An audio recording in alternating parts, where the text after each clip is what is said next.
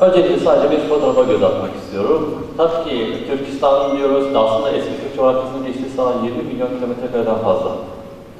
Yani bu coğrafyanın tamamı aynıdır, insanlar aynı işlerle uğraşıyor demenin imkanı yok. Ama hocamın da bahsettiği gibi büyük bir çoğunluğu konar göçer hayat sürüyor.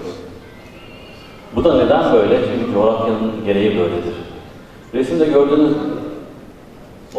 sol taraftaki bugünkü yaklaşık olarak Özbekistan sahasına alınmış Fergana Vadisi civarında Tanrı Dağları civarından bir fotoğraftır.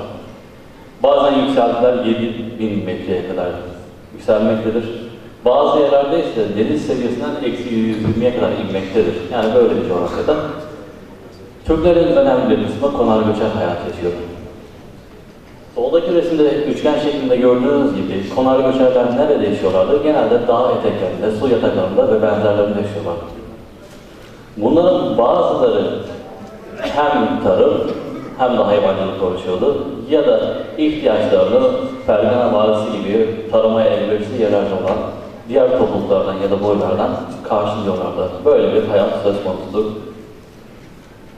Hocamın da bahsettiği üzere çeşitli kaynaklarda işte Türkler göçebedir, konar göçerdir, şöyledir, böyledir, yükselen bir sürü tanım vardır. Ama her zaman söylüyorum, bugün Batı Anadolu'da yaşayan yörüklerin hepsi sadece hayvancılıkla uğraşıyordu. Hayır, yaylaya gittiğinde bazı tarım ürünleriyle uğraşabiliyordu ya da kışlakta uğraşabiliyordu. Aşağı yukarı Orta Asya'da, Türkistan sahasında da böyleydi.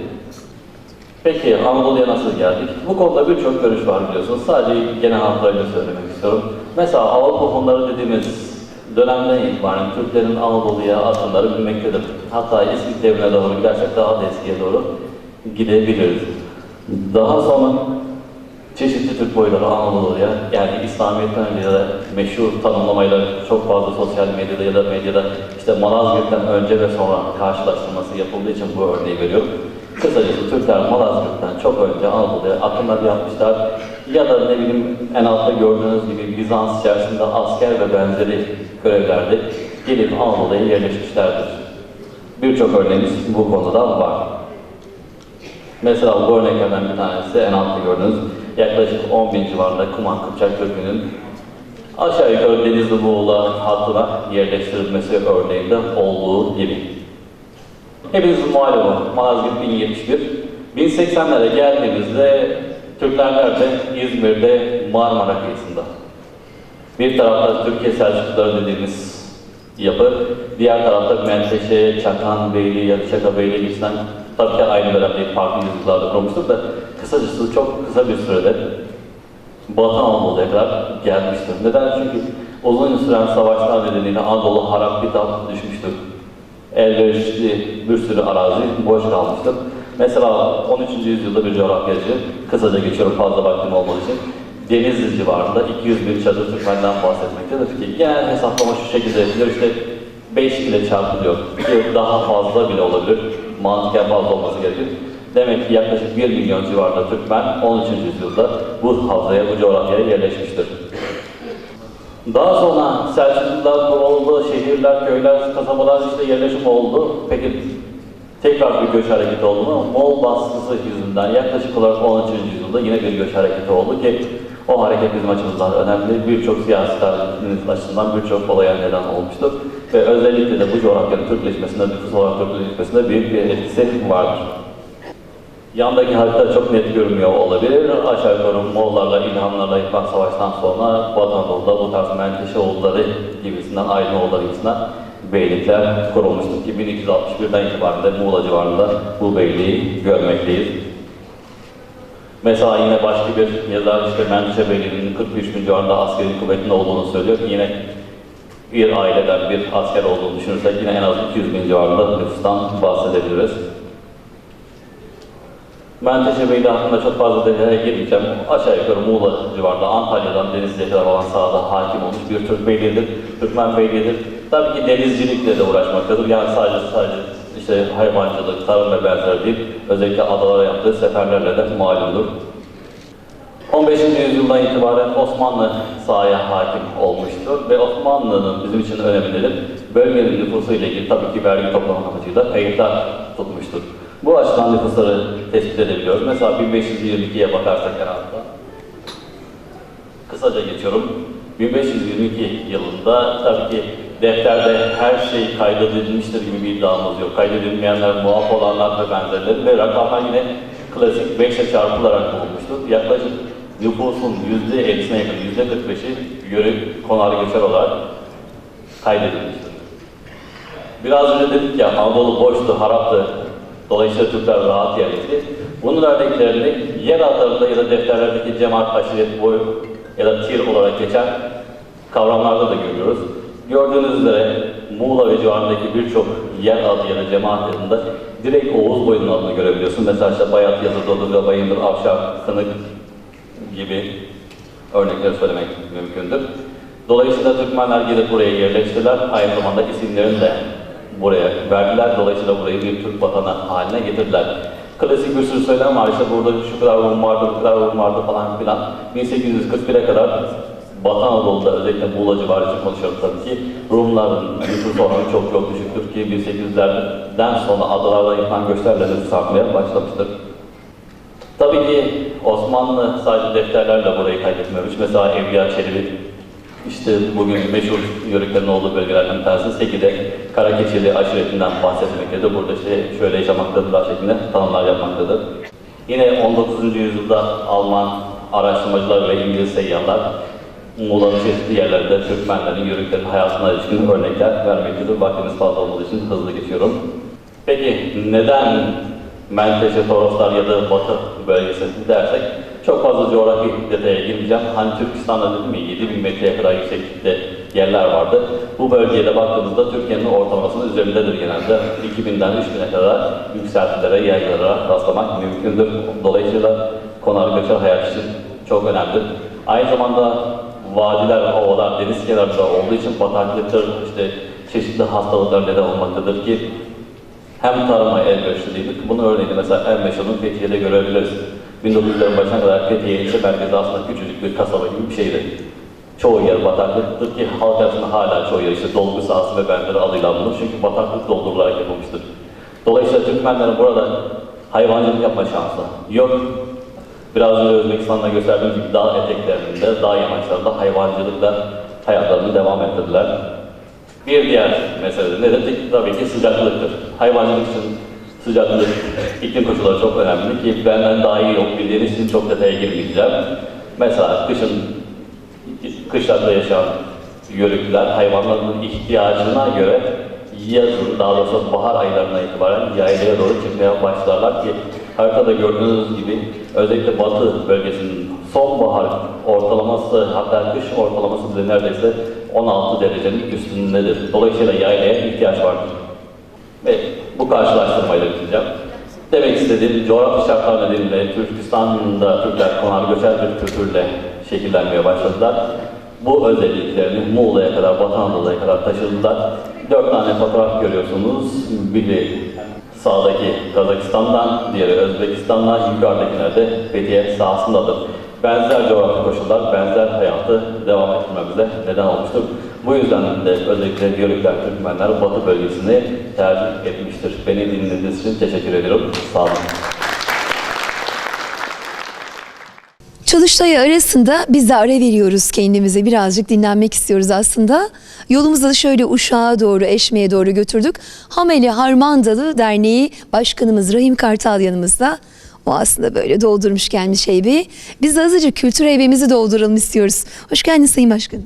Hoş bulduk. Teşekkür ederiz. Nasılsınız? İyiyiz Allah'a şükür. Sizleri gördük daha iyi olduk. Neşemiz bugün biraz şehitlerimizden kaynaklanan biraz üzüntümüz var ama genelde iyiyiz. Genel anlamda iyiyiz.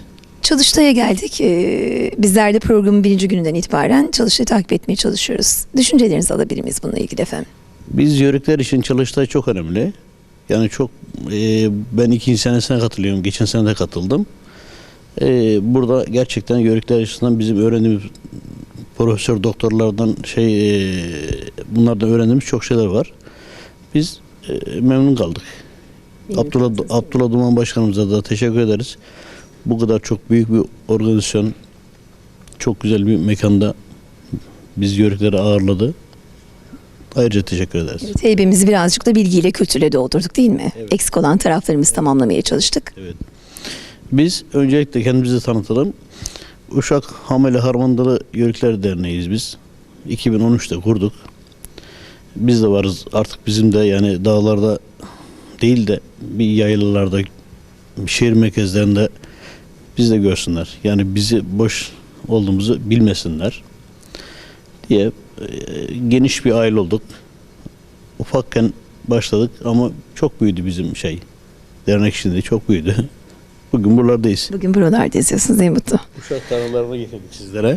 Uşak tarhanasını ben soracağım. Ben de yolculuk esnasında işte geçenlerde aldım evde, bazen eşim ne güzel acılıymış falan diye içiyoruz soğuk kış gecelerinde. Diğer tarhanalardan özelliği nedir, ayırt edin efendim? Şimdi yani bir tabir var. Herkes sakız çiğniyormuş da Ayşe kadın kadar kimse patlatamıyormuş. Bizim Yörük Ayşe bacımız kadar. Şimdi herkes bu tarhana yapar ama bu gerçekten Uşak'ta yapılır. Yani bak bu içinde 15 çeşit madde vardır bu. Kırmızı biberinden, soğanından, domatesinden, nanesinden, yoğurdundan efendim bazı yerlerde nohut, fasulye katarlar ama bizim bazı yerlerde katmazlar. Nohut falan katıyorlar. Yani katıyorlar. Artı bizim helvalarımız da Uşak'ta çok meşhurdur, dünyaca ünlüdür. Tarhana böyle. Bunu içince biz İzmirlilere tarhanayı veriyoruz da tarifini veremiyoruz. Bu sefer tarifini de getirdik. Güzel pişirsinler diyerekten. Tarifleri içine mi koydunuz? İçine koyduk. Siz tarif etseniz olmaz mı? Yani tarif edemem çünkü ben çok becerek değilim bu 3 konuda. bardak su, 2 kaşık tarhana gibi mi olacak? Galiba öyle oluyor. Şimdi tarhana tarifi beklerken hemen Özkan Çam'a da ben mikrofonu uzatmak istiyorum. Birazdan boğaz isteyeceğim sizden, çok önemli çünkü. Siz hoş geldiniz efendim. Teşekkür ederim. İsmim Özkan Çam. Hameli Harmandalı Yörükleri Dernek Başkan Yardımcısıyım. Tabii ki biz Antalya'ya davet edildik. Buradan çalıştaya benim ilk katılım, başkanımız daha önceden katılmışlar. Aynı zamanda dernek başkanımız Abdullah Bey'e çok teşekkür ederiz. Bizi böyle bir şeyde karşıladığı için. Biz Yörükler olaraktan bir Antalya'da oluruz, bir İzmir'de oluruz. Yani yurdun her bir tarafında 1071'den beri gezdiğimiz gibi hala da geziyoruz. Evet. Gönül bir kuştur, konacağı yeri bilir. İşte yörükler de hep yürürler ya, dağları, ovaları, yaylaları gezerler. Onun gibi değil mi? Başka neler söylemek istersiniz? Başka ne söyleyeyim? Aynı anlattığım gibi başkan zaten gerekeni söyledi. O zaman biz susalım, boğaz konuşsun, olur mu? Evet. Şimdi biz başkanım da dediği gibi yani biz Yörükler olarak da burada Yörükle anlaşacak değiliz. Yaşımız itibariyle bu bize yetmez. Olmaz. Değil, evet. Nereden geldiğimizde herkes biliyor. Orta Asya'dan geldik. Bunu saatlerce, günlerce anlatıyorlar. Onun için madem siz bizden boğaz istediniz, Evet. atışmalı yapalım bu işi. Tamam. O zaman şöyle Güzel bir program şöyle olsun. ikimizde de. Siz de azıcık bir dıngırdat.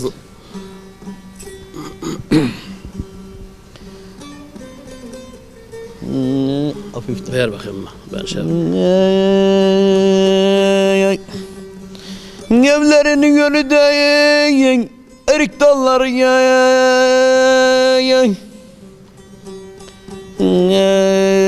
Yeri giydi de boynunu Allah yalvarır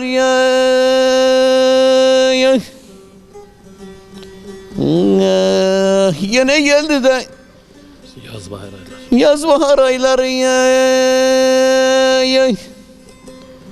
Yaz bahar ayında ölümü gelir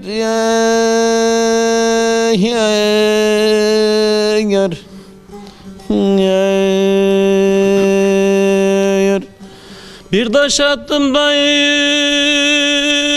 şu dağların ardına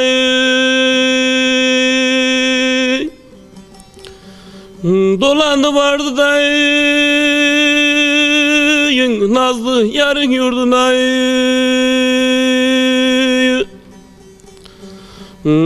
zalim ellerinde suna boynumda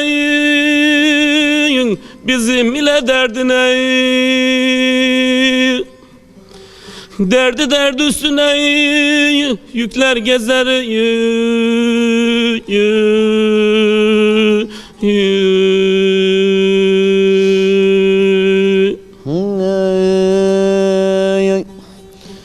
Şu dağların başına Çanlı kilise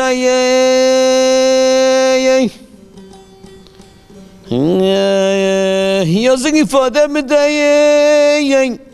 verin polise.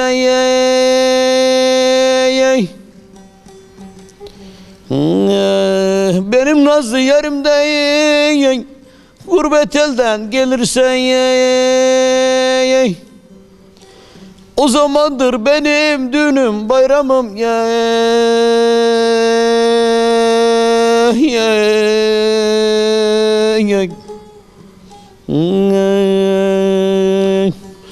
Evlerinin önündeyim erik dalları,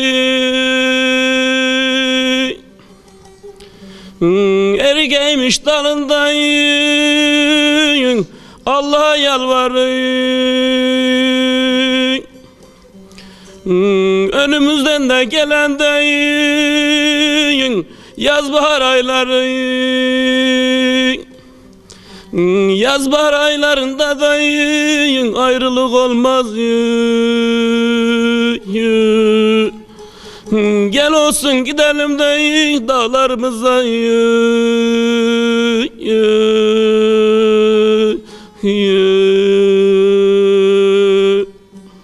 Biz yörüklerde ebe kümeci çok kullanılır.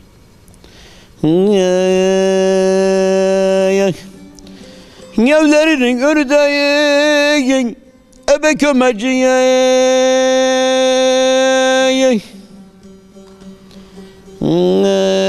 Dolana da dolanayım Abdullah abim geçtim yamacı.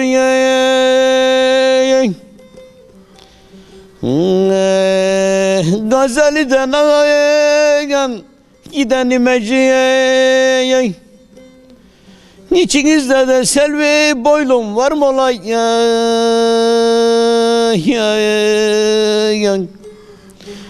İçinizde de tatlı dilim var mı olay?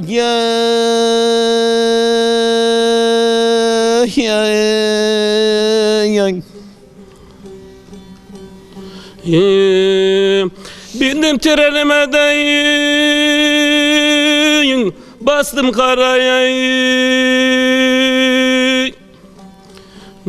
Karlı karlı da dağlardayım, girdin araya. Bulamadım da suna boynumdayım, göz göz olmuş yaraya.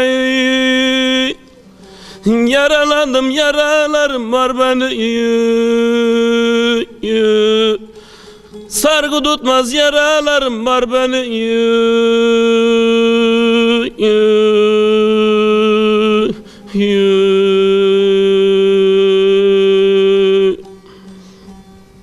Arkası bitmez bunun. Sabaha kadar söyleriz biz bunu. Ama Nasıl bir dağarcıktır bu? Nasıl bir bilgi birikimidir? Nasıl bir kültürdür hocam bu bu? bitmez. Bunun devamı var. Bizim bu aslında ağıt gibi gözükse de biz bunu askere giden askerlerin arkasına veya kına yani bir kızın Gelinlere arkasına söyleriz. söylenir. Evet. Yani bizim yörede bu uzun hava geçer. Ama tabii biraz ağıt gibidir. Bundan söyleriz. Bizim çocukluktan beri atalarımızdan gördüğümüzden bizim budur. Böyle sıra halinde biz bunları tabii yaşlı amcalardan, tabii büyüklerimizden, büyük amcalarımızdan sırayla böyle her 4 kıtada birisi geçer. Yani bu bir gurbet boğazı deriz. Sözleri önceden bilinir mi yoksa doğaçlama mı okunur? Aşıklara ayak verilir, ayağın üzerinden gidilir. Aşıkların atışması vardır. Onu gibi midir? Zaten bizim Uşak yöresi de aşıklar diyarıdır. Bunu aynı zamanda aşıklar Mutlaka bir etkileniş var değil mi efendim? Burada bir kilim dokurken bir bacımız bunu söyleyebilir. Şu an siz tamamen doğaçlama mı okudunuz? Evet. Nohut yolan bir bacımız bunu söyleyebilir. Tırpan biçen bir amcamız bunu hoyrat deriz yani. Bu böyle imeciler halinde tırpanlar biçilir. Ve ondan sonra birisi çıkar böyle kulağın eline koyar böyle söyler. Gerçek yörük kültürünü biz yaşatırız. Tabii ki şimdi biraz asimile oldu bunlar. Ne kadar güzel. Halen daha devam ediyor. Son nesiller olabiliriz yani büyük bir ihtimalle. Olmasın öğretelim çocuklarımıza. İsterseniz şöyle Uşak dedik, hoyrat dedik, ağıt dedik. Şimdi bu Uşak türküsüyle Alim Tokar'a dönelim, ne dersiniz? Evet, Alim Bey hoş geldiniz. Hoş bulduk. Nasılsınız? Teşekkür ederiz. Siz nasılsınız? Çok teşekkür ederiz. Siz ne diyeceksiniz? Ne dinleyeceğiz efendim? Olunca biz de bu Uşak türküsü söyleyelim. Lütfen buyurun.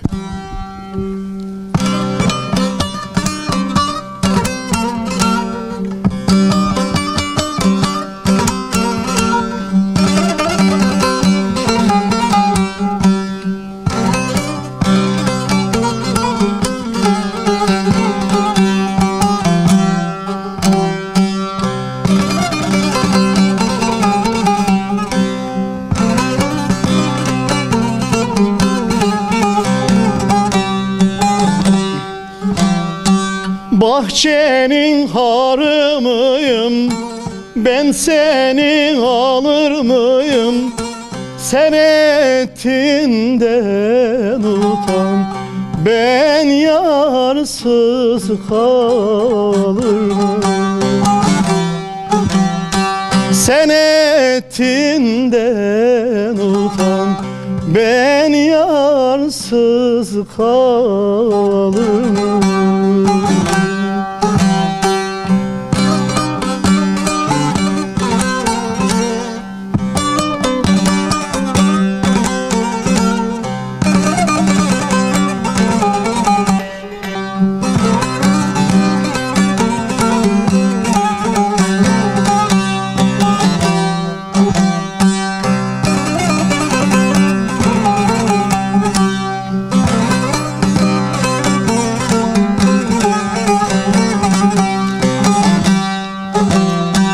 Bahçede erik dalım, dibinde buldum yarim. Senden bana yar olmaz, yüzüme gülme var. Senden bana yar olmaz, yüzüme gülme var.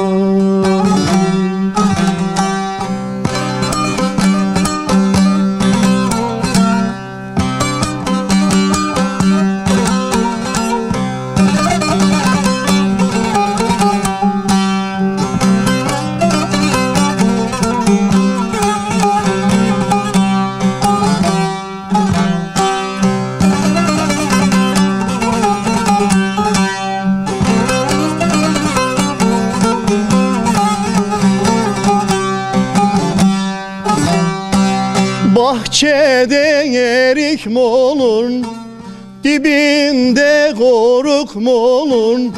Ben yarimi kaybettim, arasam ayıp mı olur? Ben yarimi kaybettim, arasam ayıp mı? Açılış oturumunda Türk Tarih Kurumu Başkanımız Profesör Doktor Tevfik Duran Hocam gayet güzel özetlediler. Aynı şeyleri tekrarlamayacağım ama birkaç cümleyle sözü değerli konuşmacılara devredeceğim. Hocam tarihin öneminden bahsetti. Oradan çok kısa birkaç şey ilave etmek isterim. Tarihin belki öneminin başında milletin hafızasını oluşturması gelir. Hafızanın güçlülüğü geçmiş için değil, geleceğin planlanması için son derece önemlidir. Bunun gereklerini günümüzde yaşanan, çevremizde yaşanan olaylarda gayet açık bir şekilde görüyoruz. Bugün 100 yıl öncesine kadar Türkmen aşiretlerinin yaşadığı topraklarda bizim askerlerimiz yabancı topraklarda operasyon yapıyor olarak konuşuluyor. Ama o topraklarda tarihi boyunca hiç yeri olmamış unsurlar bugün yerleşmiş durumdalar. Halep Türkmenleri İstanbul'un en büyük et kaynağı idi ve bugün o topraklar terör ve problemin merkezi halinde. Bu yüzden tarih çok önemli. Gelecek nesillere, çocuklarımıza geçmişin sadece bir hikaye olarak anlatılmasından ziyade bugünü hazırlayanın geçmiş, bugünün de geleceğin hazırlayıcısı olduğunu öğretmemiz herhalde en önemli vazifelerimizden olmalı. Sizlere yörükler üzerinde uzman olan, dünyanın sayılı araştırıcılarından, Japonya'dan Profesör Doktor Matsubara Masatake'nin de selamlarını getirdim. Profesör Matsubara Masatake belki bazılarınız hatırlayabilir ama 1978-79 yılında Antalya bölgesinde Honamlı yörüklerinin Coşlu yörükleri üzerine kesintisiz bir yıl onların bir aile ferdi gibi yaşayarak Coşlu yörükleri üzerinde etnografik bir çalışma yapan ve bu çalışmasını bilahare ben Japonya'ya gittiğim zaman da Japonca olarak yayınlandığını gördüğüm eserin müellifidir. Şunu da Matsubara Bey hocamdan çok iyi biliyorum ki hocamız adeta araştırma yaptığı Coşlu yörüklerinin bir ferdi gibi her yıl bu araştırma yaptığı aileyi ziyaret etmekte, onların geleneksel düğünlerine katılmakta, sünnet törenlerine katılmakta ve adeta ailenin bir parçası gibi Antalya'da yaşamaktadır. Kendileri gelemedi, biraz rahatsızlığından dolayı gelemedi. Burada kendilerine acil şifalar diliyoruz. Bu bakımdan üzerinde olan selamını da sizlere sunmak istiyorum. Bunun yanında Masatake Matsubara hocamızın talebesi olan Profesör Hikari Egawa da yağcı ve yörükleri üzerine çalışmalar yapan uzman bir hocadır Japonya'dan. Onun da üzerinde olan selamlarımı size sunuyorum. Tabii yörüklerin tarihi derken bu gerçekten çok derin ve uzun bir konu.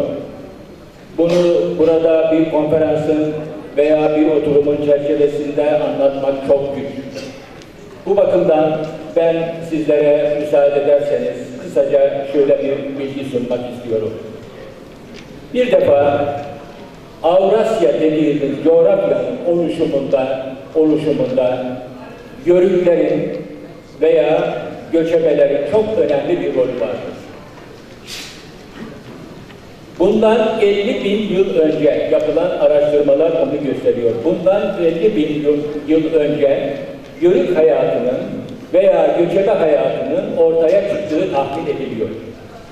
Ve bu arada özellikle insanlık tarihi üzerinde uğraşanlar, Avrasya bölgesinde insanlık tarihi üzerinde uğraşanlar şu kanaattedirler ki insanlık tarihinin yarısından fazlasını yörükler ve göçebeler teşkil ediyor. Bu bakımdan insanlık tarihini daha iyi anlayabilmemiz için, daha iyi ortaya koyabilmemiz için yörüklerin tarihini ve göçebeliğin tarihini bilmek gerekiyor.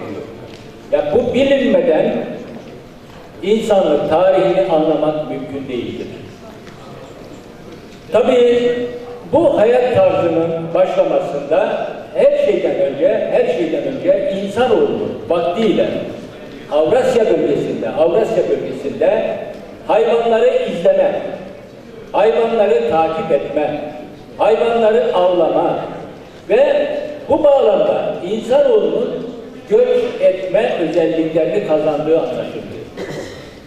Tabii buna paralel olarak hayvanların evcilleştirilmesi ve bu evcilleştirilmeye bağlı olarak mevsimden mevsime hareket etmeleri, göçebelerin ve yörüklerin dünya coğrafyasının tanınmasında ve bilinmesinde de önemli bir rol oynadığı anlaşılıyor. Yani şunu söylemek istiyorum. Duragan bir insan, oturan bir insan coğrafyayı tanıyamaz. Ancak kendisini tanıyabilir. kendi çevresini tanıyabilir. Ama yörüklük ve göçebelik, yörüklük ve göçebelik. Bu hayatı yaşayan kimse dünya coğrafyasını tanır. Dünya coğrafyasını tanır. Bu bakımdan Türklerin Çin Seddi'nden Adriyatik kıyılarına kadar uzanan önemli bir coğrafi bölgede yaşamalarında bu hayat tarzının çok önemli bir rolü vardır. Bunu öncelikle belirtmek istiyorum. Tabii insanoğlunun, göçebelerin, yörüklerin ilişkileri öncelikle tabiat ve hayvanla ilişkili olarak başlıyor. Önce tabiatı tanıyor, çevresini tanıyor, insanları tanıyor. Ve bu hayvanların evcilleştirilmeye başlamasıyla beraber bu hayat tarzını devam ettirmeye de başlıyor. Mesela en erken evcilleştirilen hayvan anlaşıldığı kadarıyla insanoğlu için de çok sadık bir hayvandır, çok sadık bir hayvandır. Köpeğin olduğu anlaşılıyor. Yani bu konudaki yapılan yorumlar şöyle, çünkü köpek daha ziyade insan artıklarını ve insanın bıraktığı kırıntıları ve arta kalan yiyecekleri yediği için insanoğluna daha yakın bir hayvan olarak telakki ediliyor ve en erken evcilleştirilen hayvan olarak bunlar görülüyor.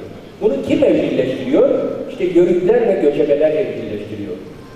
Bunun akabinde koyun ve keçi, bunun akabinde inekler, bunun yanında at ve deve. Özellikle atın evcilleştirilmesi çok kıymetli, değerli dinleyiciler. Şunu öncelikle belirtmek istiyorum. Atın evcilleştirilmesi bugün aya çıkmak kadar önemli bir şey. Neden değil? Neden? Sebebi şu. Atın evcilleştirilmesiyle bir defa hız kavramı geliyor. Yani yayaya karşı çok üstün bir hizmet anlayışı ortaya çıkıyor. Yayaya karşı üstünlük kazandırılıyor. Hız kavramı. Tabii bu hız kavramının kazandırılmasıyla birlikte coğrafya çok iyi tanınmaya başlanıyor. Çok iyi tanınmaya başlanıyor. Tabii bunun yanında göçebelerin dünya uygarlığı içinde kazandırdıkları bir diğer önemli husus şudur. Mevsimlere göre hareket etme. Mevsimlere göre hareket etme ve mevsimlerden azami derecede istifade etme. Bu çok önemli. Yani gelişi güzel bir göç değil bu edilen göç. Mevsimlere göre hareket etme ve mevsimlerin sunduğu imkanlardan daha fazla faydalanma. Bu göçebeliğin, yörüklüğün temelinde bu var. Dolayısıyla kışla, yazla, yayla, güzle gibi mevsimlerin ortaya çıkmasında yörüklüğün ve göçebeliğin çok önemli bir rolü vardır. Tabii bu arada şunu söyleyeyim. Yörüklerin kendilerince yazılmış bir tarihleri maalesef yok. Çünkü yaşadıkları hayat tarzı buna imkan vermiyor. Yörükler hakkında yazılanlar daha ziyade oturan kimselerin, yerleşik kimselerin yazdığı tarihlerdir. Dolayısıyla yörüklere bakış açısı daha ziyade yerleşiklerin bakış açısıyla yazılmıştır ve bugün de bazı değerlendirmeler bu açıdan yapılmaktadır. Yani dolayısıyla yörüklerin tarihini iyi anlayabilmemiz için o zaman ne yapmamız lazım? O zaman şunu yapmamız lazım. Yörüklerin sözlü tarihlerine gitmemiz lazım. Sözlü tarihlerine gitmemiz lazım. Daha doğrusu alan çalışmaları yapmamız lazım. Yani Matsubara Masatake Bey'in vaktiyle Coşlu yörükleri üzerinde yaptığı çalışma gibi alan çalışmaları yapmamız lazım. Bu alan çalışmaları sadece varıp ilgili yörük grubunu veya göçebe grubunu selamünaleyküm, aleykümselam nasılsın demek değil. Bir yıl boyunca bunlarla ailenin bir üyesi gibi yaşamak lazım. Bunların değerlerini tespit etmek lazım. Kültürel değerlerini tespit etmek lazım. Çünkü yörüklüğün veya göçebeliğin kültürel değerleri bir günde oluşmuş kültürel değerler değil. Asırlardan beri gelen, nesilden nesile aktarılan değerlerdir. Bu bakımdan yörükler üzerinde yapılacak alan çalışmalarının ve öncelikle de etnografik çalışmaların çok büyük bir önemi olduğunu burada ifade etmek istiyorum. Biraz önce bahsettiğim Matsubara Masatake hocamızın kitabı Japonca yazıldı ama ben bu kitabı Japonya'da ilk gördüğümde ya bu kitap neden Türkçe'ye çevrilmedi diye içim yandı. Ahlandım, bağlandım. Ve sonunda Kiyotake diye bir Japon öğrencim, etnograf bir Japon öğrencim ikna etti. Dedim bu kitabı muhakkak Türkiye'ye kazandırmalıyım dedim. Ve baştan sona kadar da okumak nasip oldu. Hocanın metodunu anlamak da bizim için çok büyük bir kazanç oldu. Ve hocamız da daha sonra bu kitabı Türkçesini, tabii Türkçeyi çok mükemmel biliyor ve Türkçesini gözden geçirdi ve bu kitabı Atatürk Kültür Merkezi'nin yayınları arasında da çıktı. Göçebeliğin Dünyası, Türk göçebelerinden Coşku Yörüklerinin etnografyası adı altında çıktı. Tabii etnografya veya etnografik bir çalışma sosyal bilimlerin bir araştırma yöntemidir.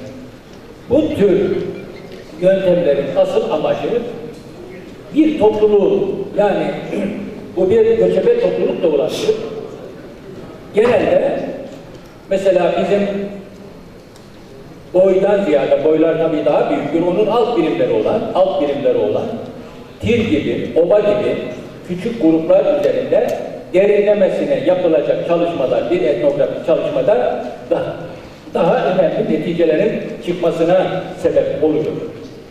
Dolayısıyla öncelikle böyle bir çalışmayı yapabilmek için, etnografik bir çalışmayı yapabilmek için önce araştırma yapacağımız topluluğu iyi seçmemiz lazım. Yani burada o hayatı geleneksel olarak bugüne kadar devam ettiren topluluğu iyi seçmemiz lazım. Yani hocamızın yapmış olduğu çalışma böyle bir çalışma. Sene 1978-79. Bir yıl kesintisiz yapıyor. Mesela Kırgızistan'da bir çalışma yapacağımız zaman mümkün olduğu kadar bozulmamış olan bir boyu veya göçebe grubu seçmemiz lazım. Onun için de mesela Kırgızistan'ın Narın vilayeti vardır. Narın bölgesi. Narın bölgesini seçmek icap ediyor. Neden derseniz, çünkü Narın çok dağlık bir yer. Hatta Kırgızların deyimiyle derler ki Narın'daki Kırgızlara Nukra Kırgızlar derler. Yani Nukra Kırgız demek taze Kırgız. Bozulmamış Kırgız. Hatta şunu da söyleyeyim, Sovyetler Birliği döneminin dahi tesir edemediği bir yerdir, bir coğrafyadır o bölge. Yani mesela öyle bir çalışma yapacaksak, bir araştırma yapacaksak, öncelikle araştırma yapacağımız, çalışma yapacağımız grubu iyi seçmemiz lazım. Mesela Kırgızistan'da böyle bir projenin içerisinde bulunduğunda, ki bu projenin içerisinde bulunan meslektaşlarımı da burada anmam lazım.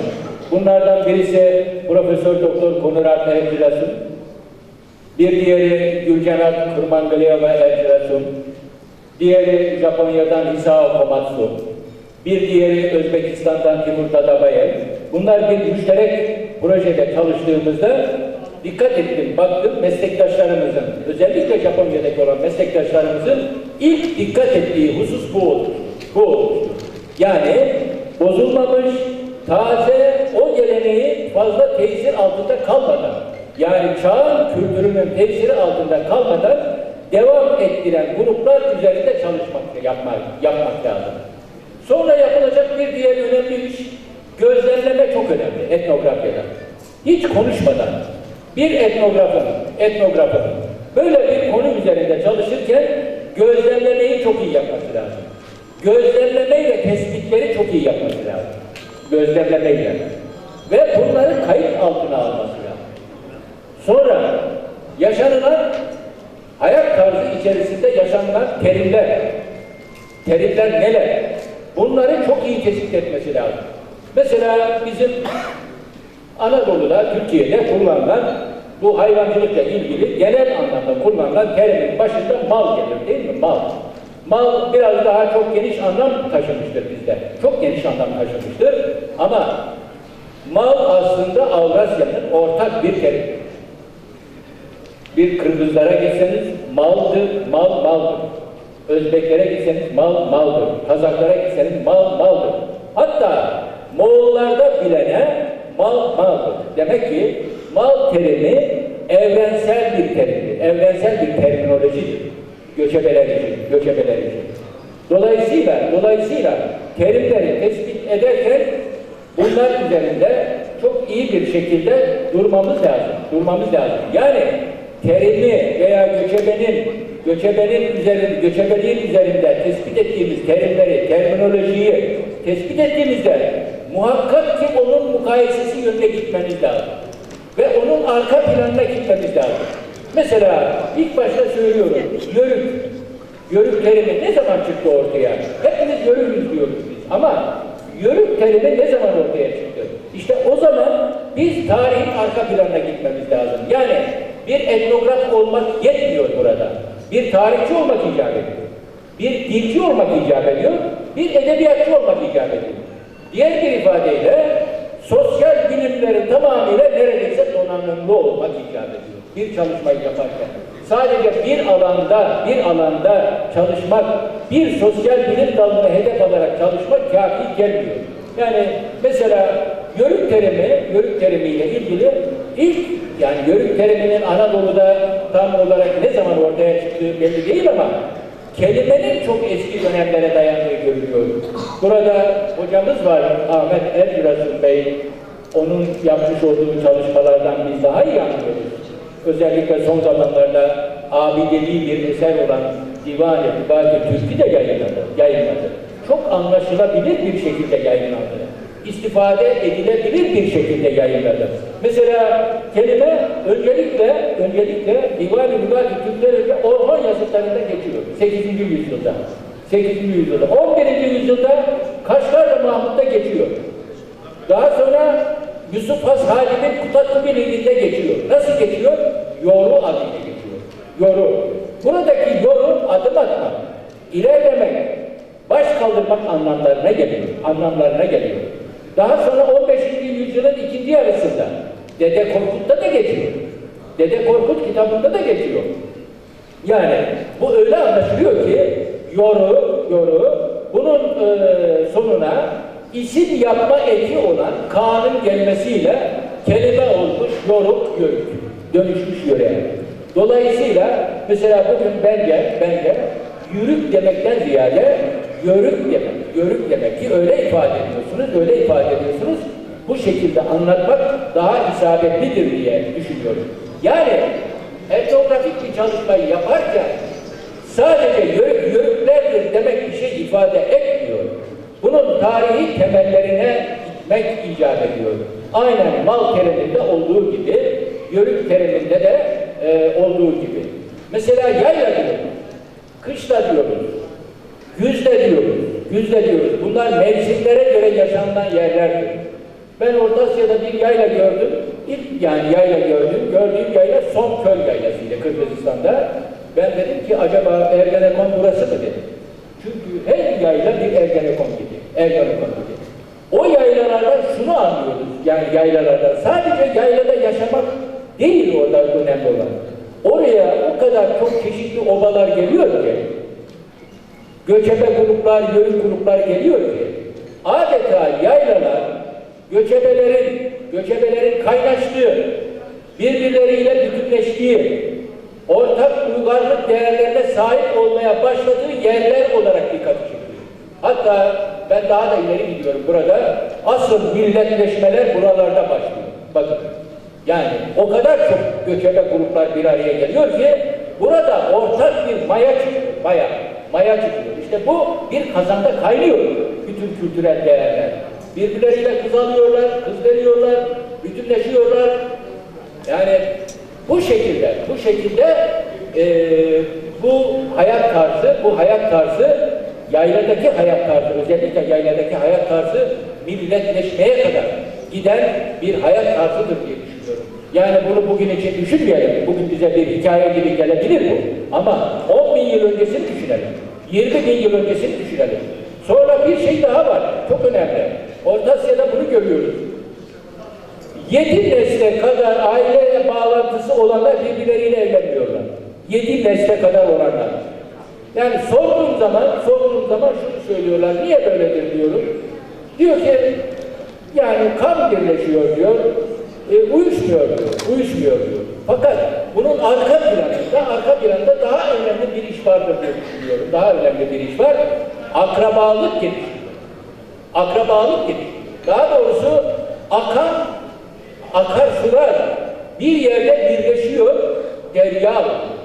derya olur. İşte devletlerin, milletlerin ortaya çıkmasında bunların çok önemli bir rolü vardır diye düşünüyorum. Özellikle bu yerleşmelerde, göçebelerde dikkat ettiğim bir diğer önemli nokta da şu. Nerede bir su başı var, orada bir yerleşme var. Bu göçebenin bir tecrübesi, birikimi. Bugün de böyle değil mi? Nerede bir su başı var, orada bir yerleşme var. Kırgızların meşhur, Türk dünyasının meşhur Manas Destanı'nda şöyle bir ifade var. Su başında ü var, ü başında bi vardır. Yani suyun başında bir ev var, bir yerleşme var. O evde de bir tane bey var.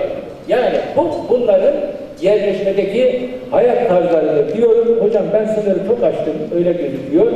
Müsaadenizle son cümlelerimi söyleyeyim. Kapatıyorum. Yani şunu demek istiyorum.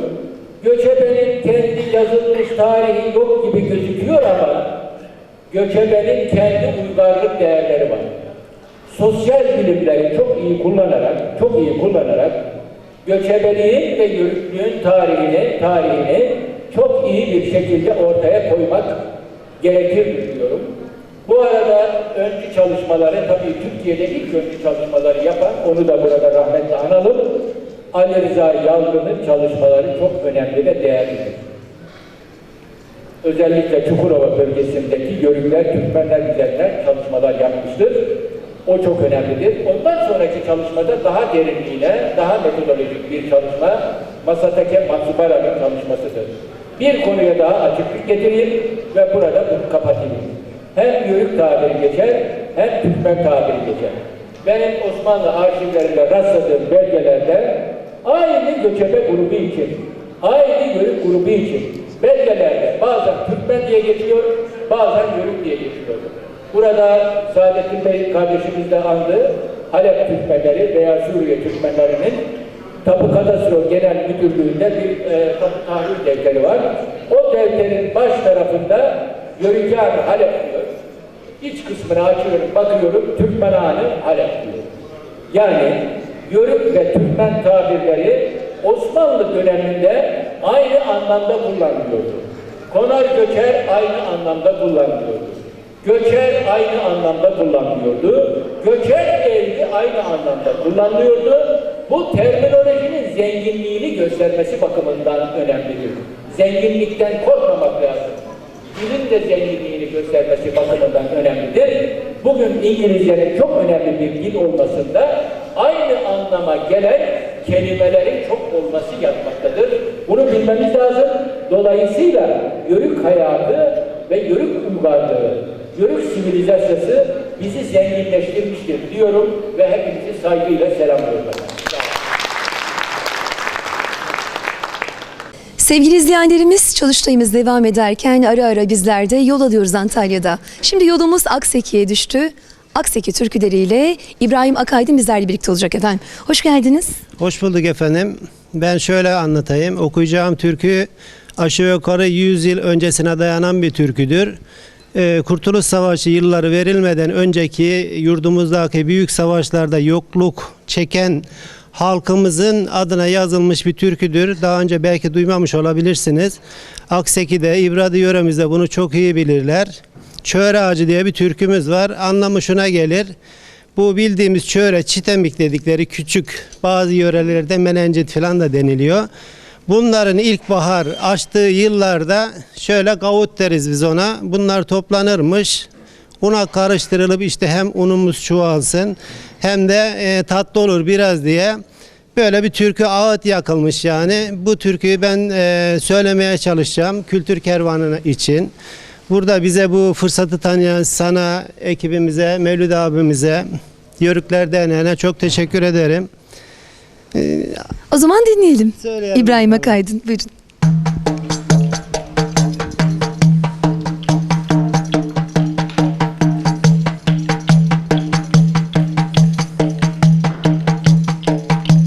Çörede ağacından anam biter mi korum vay vay.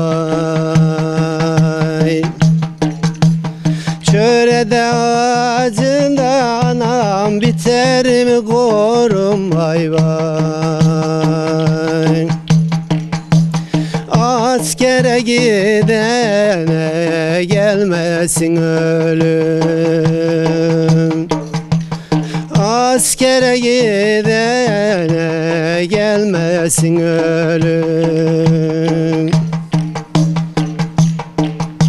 Vay bize haktan geldi anam ayrılık zulüm vay vay. Vay bize haktan geldi anam ayrılık zulüm vay vay. Gel güle güle ayrılalım ağlama. Ben yolcuyum beni yoldan eyleme.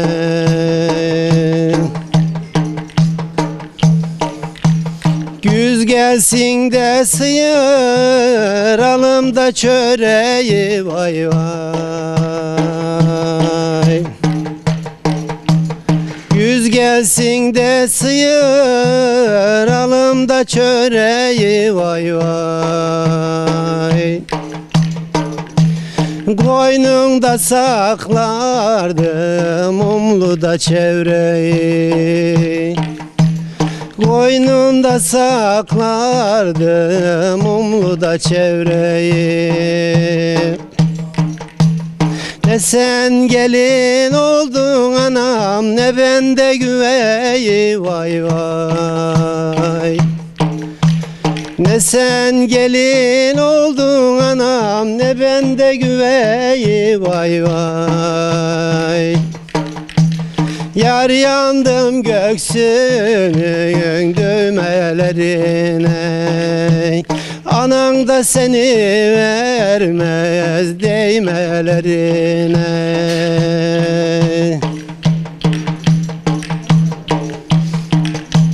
Kayalarda da olur anam geyikte de kesi vay vay. Ahyalılarda da olur anam geyikte de kesi vay vay. Esnedikçe gül kokuyor nefesi. Esnedikçe gül kokuyor nefesi. Ben ölürsem kimler olacak o yarimin nefesi vay vay. Ah ben ölürsem kimler olacak o yarimin nefesi vay vay. Dolan dolan taş dibinde de yatalım. Öyle de böyle olmayacak kolayına bakalım. Bu coğrafyanın konar göçer ailenin hala yörük olarak bu hayatı devam ettiren bir ailenin çocuğu olarak tarihte Taife-i Yörükhan'ın ana merkezi Teke coğrafyasına diğer hocalarımız yine ismini bilmediğim şu anda aramızda olan aynı zamanda Yörük Türkmen kardeşlerim, değerli dostlar, sizleri sözlerime başlamadan önce saygıyla selamlıyorum. Öncelikle şunu söylemek istiyorum. İlhan Hocam gerçekten çok önemli hususlara değindi. Ben bu işe başladığım zaman, bu alanda çalışan birkaç kişiye baktığım zaman sadece işte yörükler, iskan, isyan vesaire tarzında yazılanları okuduğum zaman, bir de yaşadığım kültürü göz önünde getirdiğim zaman bambaşka şeylerin olması gerektiğini söylemiş gibi. Bunu başarabilmiş isem ne mutlu bize. İlhan Hocam'ın alan çalışmasına, yani etnografik olarak alan çalışmasına ek olarak söylemek istediğim, zaten kendileri Hikari Aygava ile birlikte Yağcı Bedir yörüklerini de yazdılar. Şeriye sicillerini ele aldılar. Gerçekten şeriye sicillerinin sancak sancak çok iyi taranması gerektiğini, onların çok önemli etnografik malzemeler olduğunu çok iyi biliyorum. Çünkü Teke Sancağı'nın şeriye sicillerinin tamamını taradım. Burdur'un tamamını taradım. Isparta'nın tamamını taradım. Karaman'ın tamamını taradım. Konya'ya başladım. Bir 10 tane sicil taradım. Neler olduğunu orayı taradığınız zaman net bir şekilde görebiliyorsunuz. Kaynaklar boyutuyla kısaca değinmek istiyorum. Şeriye sicilleri dışında. Maliyeler müdevver defterler. Maliye varidat temettuat defterleri. Maliye varidat defterleri. Maliye cedide defterleri. Nüfus defterleri. Nüfus cedide defterleri başta olmak üzere özellikle arşivimizin çeşitli fon kodlarındaki belgeler bizi bekliyor. Bunun için en önemli hususlardan birisi Osmanlı paleografyası bilmek. Kendinize yetecek kadar biliyorsanız, biraz da okuyorsanız bir şeyler ortaya koyabilirsiniz. Yeterince yetişmiş elemanımızın olmadığını biliyoruz. Yani İlhan Hoca'nın da söylediği gibi belki 3-5-10'u geçmez. Ya da yapanlar bu işin nasıl yapılacağı konusunda tarihi temellerini dikkate almadıkları zaman bambaşka bir mecraya kaydığını her zaman görüyoruz ve yapılan yanlışları düzeltmekten inanın ki diğer tarafa asıl işimize geçemiyoruz. Bunları söyledikten sonra Teke yöresi diye bahsettiğimiz coğrafyaya geçmek istiyorum. Sosyal nizam dediğimiz zaman yani bizim yörükler olarak var olan bir düzenimizden bahsediyoruz. Öncelikle Teke yöresi neresi? Merkezinde Antalya Körfezi çevresinde kurulan Antalya, doğuda Köprüçayı, kuzeyde Isparta ve Burdur, batıda Yeşençay ile çevrili olan alan içerisinde kalır bahsettiğimiz coğrafya. Birinci Gıyasettin Keyhüsrev'in 1207 yılında Antalya hikmetinden sonra Türk hakimiyetine giren yöre, yörüklerin yerleşimine sahne olurken, Yazızade Ali'nin Tevari-i Ali Selçuk adlı eserinde o memleketin sahraları ve ilçeleri İğdir'den yörük eviyle doldu ifadesi yöredeki yörük yerleşim sürecine dair önemli bilgiler içermektedir. Fetih'ten itibaren yaylak ve kışlak alanlar ile yörükler için elverişli bir coğrafya olan yöreye yoğun bir şekilde yörük yerleşimi devam etmekle birlikte Türk toplumunun bu kesimi Yörük, Türkmen, aşiret, cemaat, tir, bölük, göçerevli, koner göçer, haymenişin, çergenişin gibi kavramlarla nitelendirilmekle birlikte biz kendimizi genel olarak baktığımız zaman Yörük ve Türkmen olarak niteleriz. Belgelerde bir başka nitelemenin kullanılmış olması çok fazla bizim nazarımızda yaşayan yani kültür içerisinde gelmiş insan olarak çok fazla önemli olmadığını söyleyebilirim. Türkistan coğrafyasından beri var olan Oguş, Uruk, Boy, Budun ve il şeklindeki Türk sosyal nizamı kısmen farklı olsa da Teke yöresinde yaşayan yörükler arasında aile, oba, oymak ve boy şeklinde devam ettirilmiştir. Osmanlı Devleti belgelerinde boy ile taife, kabile, aşiret, oymak ile cemaat, oba ile mahalle kavramları çoğu zaman birbirinin yerine kullanılırken bu sosyal hiyerarşiyi kesin çizgilerle birbirinden ayırt etmek ne yazık ki güçlü. Obaların teşkil ettiği oymak, Rumeli ve Anadolu'nun birçok yerinde yörükler arasında bilinmekte ve kullanılmaktadır. Oymak obalardan müteşekkil olmakla birlikte oba 5 veya 10 çadırdan mürekkep akrabalar topluluğundan oluştuğu gibi genellikle yaşça en büyük olan kişinin adıyla anılmaktadır.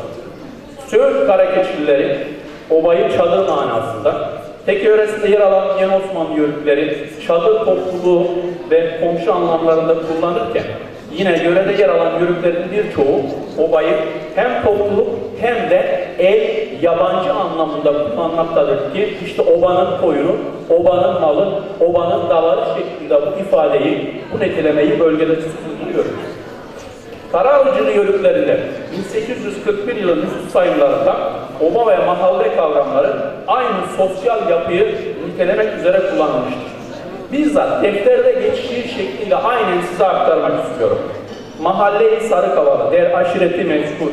Mahalle-i Ali Kahya Obası, tabi aşireti Karahacılı. Mahalle-i Kaldırıcılar Obası, tabi aşireti Karahacılı. Mahalle-i Hacı Hamzalı Obası, tabi aşireti Karahacılı. Mahalle-i Himmetoğlu Obası, tabi aşireti Karahacılı. Mahalle-i Kerim Kahya Obası, tabi der aşireti Karahacılı. Mahalle-i Solaklı, der aşireti Karahacılı şeklinde birlikte kullanılırken buradaki oba kavramı ahalinin kendi ifadeleri, mahalle kavramı ise daha çok kayıt tutan kişinin ifadesi, yani resmi tasdik ile doğrular ilgilidir. Bunların yanında Teke yöresinde hem Geviz hem de Karakoyun yörüklerinde aynı adı taşıyan Aşağı Oba Mahallesi, oba kavramının eski bir kullanım olduğuna delil iken yörükler arasındaki sosyal nizam içerisinde aşağıdan yukarıya doğru oba, oymak ve boy yapısının yörede muhafaza edildiğini açık bir şekilde göstermektedir. İdari ve mali anlamda yörükleri kontrol altında tutmak amacıyla devlet tarafından boy teşkilatları bozulmasına rağmen 19. yüzyıl içerisinde Teke yöresinde boy teşkilatlarını muhafaza eden oymaklar bulunmaktadır. Yine belgenin diliyle bu çerçevede 1829 yılında Teke Zancağı'nda kaim Yörükan aklamından Basuroğlu ve Töngüş yörükleri boy beyleri ifadesine göre bunlar boy teşkilat içerisinde idare edilmektedir. Yine 1831 ile 1845 yılı nüfus sayılarında boy beylerinin bey, boy beyi ve bir aşiret namıyla doğrudan oymağın veya herhangi bir obasının ilk sırasında kayıt olduğu görülmektedir ki Gevizli, Yeni Osmanlı, Fettahlı, Murtana, Karaağaçlı, Konamlı, Saçıkaralı, Sarıkeçili ve eski yörükler beylerinin yönetiminde boy teşkilatlarını korumaktadırlar. Böylece Teke yörüklerinin 19. yüzyılın ilk yarısında genellikle başlarında bulunan bir boy beyi tarafından idare edildikleri anlaşılmaktadır. Teke yörükler arasından 19. yüzyılın ilk yarısında var olan boy beyliği kurumu bu yüzyılın ikinci yarısında önemini yitirirken yeni düzenlemeler içerisinde boy beyinden ziyade önde gelen beylerin varlığı dikkat çekmekte ve milli yörükleriyle Saçıkaralı yörüklerinin başında bey unvanlı idareciler bulunmaktadır.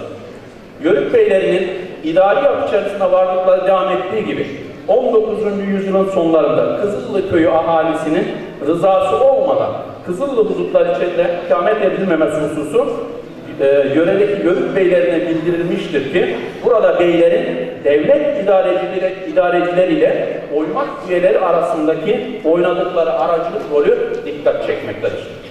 Bunların yanında Karaağaçlı yörüklerinin başında oymak ve oba bireylerinin saygı duyduğu bey unvanını taşıyan ve önde gelen kişiler bulunmaktadır.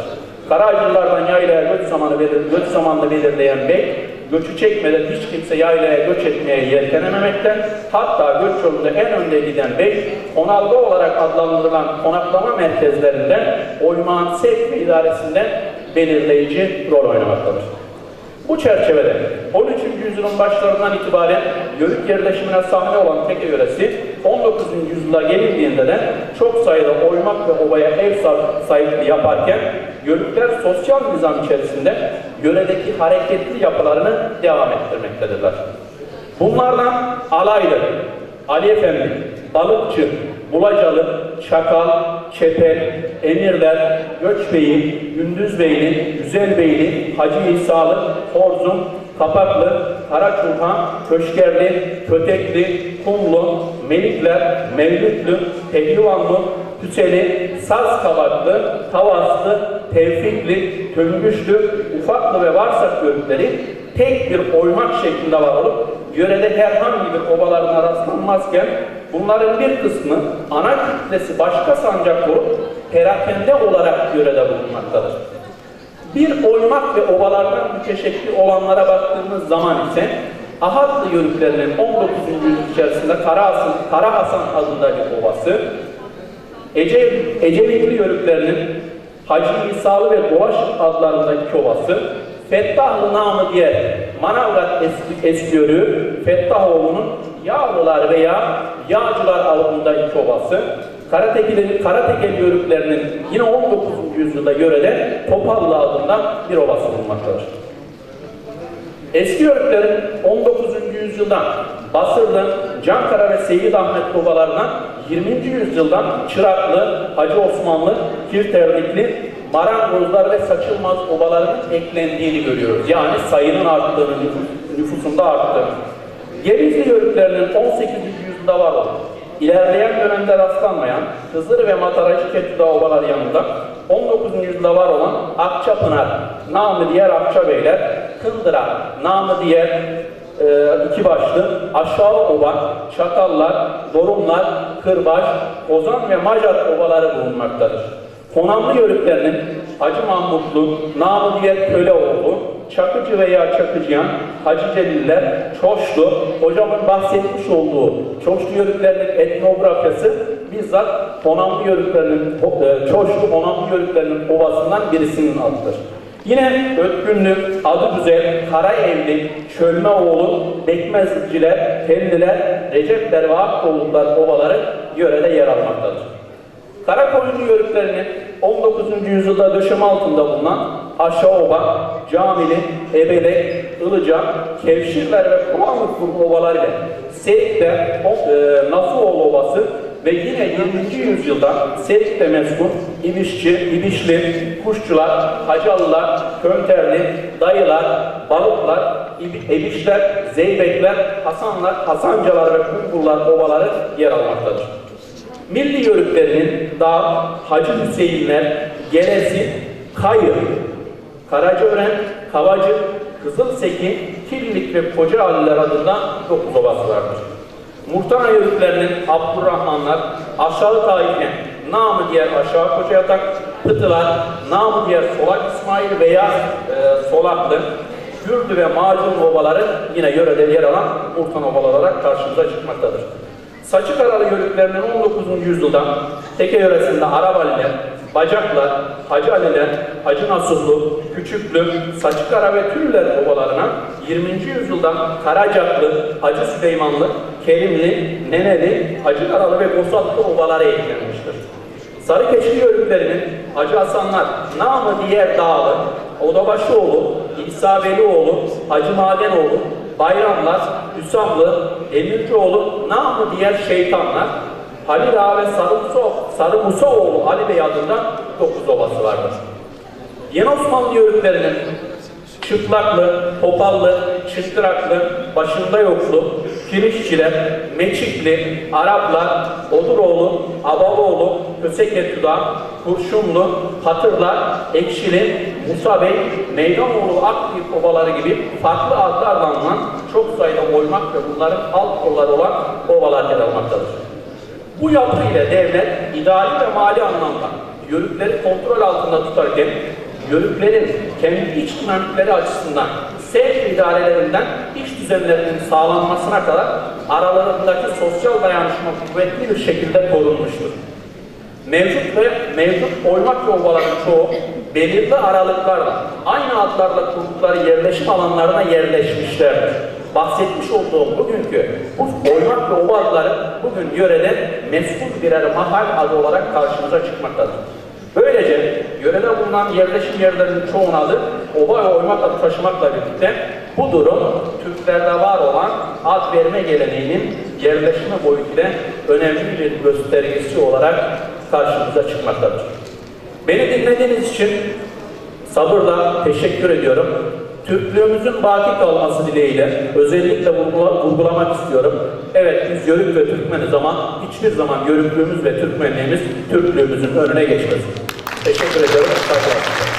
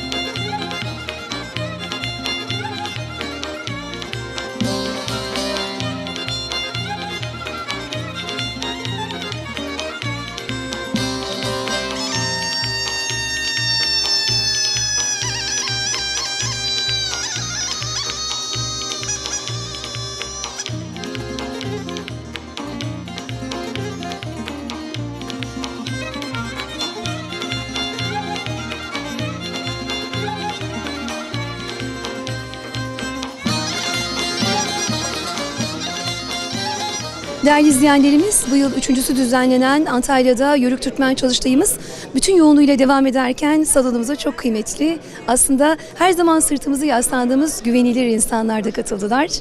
Tuğgeneral Cengiz Yıldız yanımızda. Hoş geldiniz Sayın Paşam. Teşekkür ediyorum. Öncelikle böyle bir kurultayda, Yörük Türkleri çalıştayında, kurultayında bulunmaktan, aranızda bulunmaktan, bu havayı koklamaktan memnuniyet duyduğumu ifade ederek sözlerime başlamak istiyorum. Yörüklerimiz Atatürk'ün de dediği gibi, Ulu Önder Atatürk'ün de dediği gibi, arkadaşlar gidin Toroslara bakın.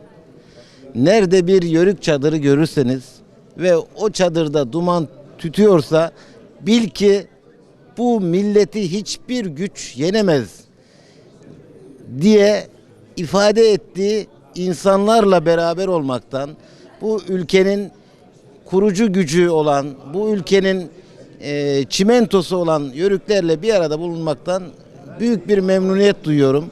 Bu havayı koklayınca kendimi, zaten biz de bir yörüğüz, biz de bir avşarız. Burada bulunmak benim için çok mutluluk verici. Antalya bölgesi, özellikle Akdeniz bölgesi yörükler açısından çok zengin bir kimyaya sahip efendim. Tek yöresi olarak da adlandırırız. Sayın Paşam, özellikle şunu sormak istiyorum. Antalya aslında yörük kültürü açısından çok zengin bir bölgeye sahip. Bir kısmı da teke yöresi olarak da adlandırabiliriz biz bunu. Yapmış olduğunuz görev sebebiyle sokağı, mahallesi, köyü hepsi kıymetli ve siz bu yörük kültürünü görüyorsunuz. Evet. Bununla ilgili neler söylemek istersiniz? Halen kültür devam ediyor mu bölgede efendim? Ben bundan önceki görev yerimde Denizli İl Jandarma Komutanıydı. Bu bölgeyi iyi biliyorum. Ege bölgesini, Akdeniz bölgesini iyi biliyorum. Gittiğimiz her bir dağın tepesinde bu kültürün devamını görmek bizi çok mutlu ediyor. Gidip bir bardak ayranlarını içiyoruz. Katmerlerinden yiyoruz. Onların sofralarına konuk oluyoruz. Benim temennim, Ulu Önder biraz önce söylediğim gibi, rica ediyorum bu çadırları kapatmayın. Bu ocakları söndürmeyin. Bu kültürü devam ettirin. Bu kültür var olduğu müddetçe Türk milleti de var olacaktır, devam edecektir. Şimdi sizin söylediğiniz Ulu Önder Gazi Mustafa Kemal Atatürk'ün sözlerini artık böyle yazılı olarak sizlere Antalya İl Beyimiz, aynı zamanda Kültür Kervanı program sponsorumuz Hamdi Sarıcan'a size bir armağanı olacak efendim. Onu da burada takdim edelim istiyorum. Şimdi paşamızın buraya kadar gelip bizim bu 3. Ulusal Yörük çalıştayımızda kendisinin de bir yörük çocuğunu olduğunu duyunca inanın o kadar mutlu oldum ki. Geçen maşadan, demirden maşa, yörükten paşa diye bir büyüğümüzün sözü vardı. İşte örneğe paşam demin bir söz söylemişti bize. Ulu Önder Atatürk'ümüz, ey beyler gidin bakın Toros Dağları'na, eğer orada bir yörük çadırı varsa, dumanı da tütüyorsa bilin ki hiçbir güç bizi yenemez sözünü Ulu Önder Atatürk'ümüzün yörük kıyafetli resmiyle halının üzerine yazdırdık. Paşama ben bunu hediye ediyorum. Bizler de size çok teşekkür ediyoruz Sayın Paşam. En güzel yerde ağırlayacağız zaten değil mi? Çok teşekkürler efendim. Sağ olun. Sağ olun, çok teşekkürler efendim. Sıra soluklanmaya çalışıyoruz değerli izleyenlerimiz. Yol alıyoruz. Nerede şimdi? Yolumuz Burdur'a düşüyor. Burdur'dan çok değerli bir sanatçımız var. Aslında Aydın'da öğretmenlik yapıyor. İsmail Çakır. Hoş geldiniz hocam. Hoş bulduk. Siz de hoş geldiniz. Nasılsınız? İyiyim, sağ olun. Sizler? Teşekkür ediyoruz. Bu yıl üçüncüsü düzenlenen Yörük Türkmen çalıştayındayız. Sizler de konuk olacaksınız. İlerleyen dakikalarda sizi sahneye uğurlayacağız. Evet, İsmail Çakır'ı biraz tanıyalım ve tanıtalım istiyoruz efendim. Ben Burdurluyum. İşimiz saz çalıp türkü söylemek. Bu işi, bu kültürü, bu kültüre hizmet etmek. Elimizden geldiği kadar, dilimizin döndüğü kadar bu işi yapmaya çalışıyoruz. Aynı zamanda öğretmenlik yapıyorum. Yani derlemeler yapıyorum. Besteler yapmaya çalışıyorum. Bu işle ilgili ne gerekiyorsa yapmaya çalışıyorum. Çalıp söyleme geleneğini sürdürüyoruz açıkçası. Yakınlarda da çok kıymetli bir derlemeniz daha yayınlanacak herhalde değil mi hocam? Evet. yakın zamanda ziyaretine de gittim. Sayın Halis Erenoğlu, Afyon Emirdağ'da. Kendisini çok iyi gördüm. Ondan derlediğim türküler var. Zaman zaman onları, kayıtlarını paylaşıyorum. Yakında bir tane daha paylaşacağım inşallah. İnşallah o kıymetli, değerli derlemeleri bizler de dinleyeceğiz. Şimdi ne dinleyeceğiz sizden efendim? Şimdi Musa Eroğlu'ndan alınan bir türkü seslendirmek istiyorum.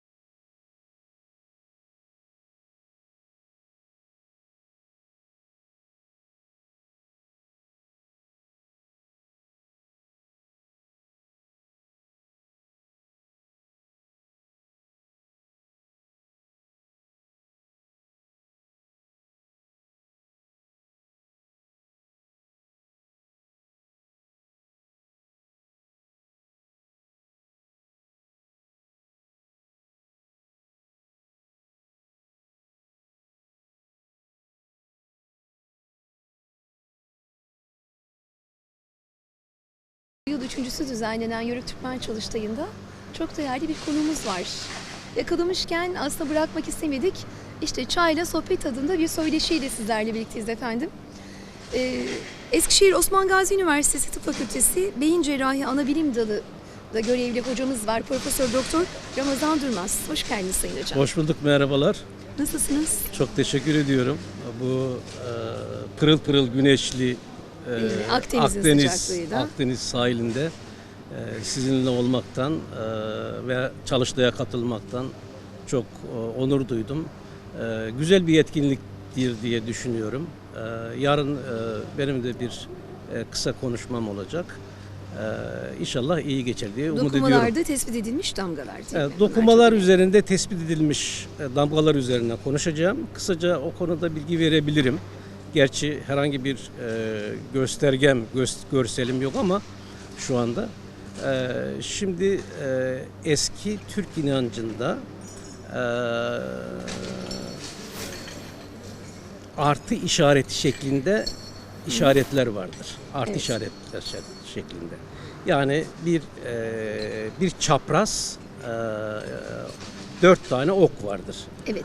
Bu 4 okun her biri bir yönü gösterir. Bir eski tabirle semayı gösterir. O doğu tarafı doğu semasını gösterir. Bu mesela göğü temsil eder. Evet. Maviyi temsil eder. Biz ona gök deriz şey olarak. Batısı beyazı temsil eder. Batı ucu beyazı temsil eder. Akdeniz'in ismi de oradan gelir. Ak'tır, beyazdır. Beyazdır değil mi? Beyazdır. Akdeniz'in ismi de oradan gelir. Mesela Mustafa Kemal Atatürk ordular ilk hedefiniz Akdeniz'dir derken Ege'yi kastetmez. Ege kelimesini kullanmaz. Akdeniz'i yani Akdeniz olarak Ege'yi görür. Onun için Akdeniz'dir. Kuzeyimiz siyahtır. Mesela karadır aslında. Evet. Siyah demeyeyim. Siyah daha sonra gelmiş bir kelime. Kara kış demektir. Bir anlamı. Bir anlamı kötü talihte olabilir. Onun için mesela Karadeniz derken kuzeydeki denizi kastederiz. Kara kış derken de yani kuzeyden gelen asıl soğukları kastederiz. Onun için biz ona kara kış deriz. Güneyimizde de güneyinde kızıl ok. Yani okun ismi güneyi gösterir ve kızıl rengi gösterir. Bunun ismi de Kızıldeniz'in ismi de oradan kalmıştır. Eski Türkçenin bu dünya literatürüne verdiği kelimelerdir. Kazandırmış olduğu kelimelerdir. Bunlardan bahsedeceğim. Evet. Bir de bu Sibirya kam davullarında veya Altay şaman davullarında ortada Ezine denen bölgede böyle zikzak çizgiler vardır. Evet, şaman kültüründe de çok görüyorsunuz zaman zaman. Zikzak şeklinde çizgiler vardır. Bu çizgiler Moğolistan'daki bir kabir taşında, Antalya yöresindeki mezarların kabir taşında, İskit kazanlarında, aynı zikzakı İskit kazanlarında aynı zikzakı görebilirsiniz. Veya Friglerin bazı çömleklerinde bu zikzak şeklindeki yapıları görebilirsiniz. Bunu araştırdım ben ama hiçbir yanıt alamadım.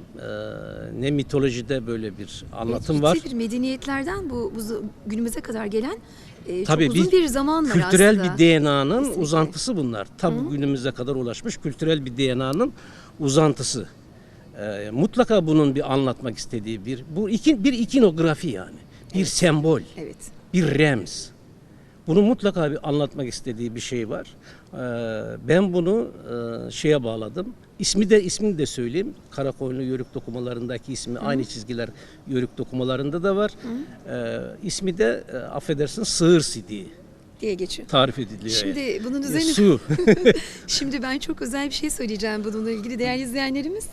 Sığır Sidiği dedi anneannem ebe diyoruz biz de işte 5 şişle çorap örerken bir nakış göstermişti bana çocukluğumda. Daha böyle yeni yetiştiğimde. İşte ebe bu nakışın adı ne kızım bu sığır sidiği diye şöyle zikzaklı bir nakış öğretmişti bana. Şimdi sözü gelmişken de bunu özellikle paylaşmak istedim. Kesinlikle aynısıdır diye umuyorum. Bu tabii ki şeyi gösteriyor. İlk bizim dini tasarrufumuz olan yaratılışı gösteriyor. Dünya nasıl yaratılıştı?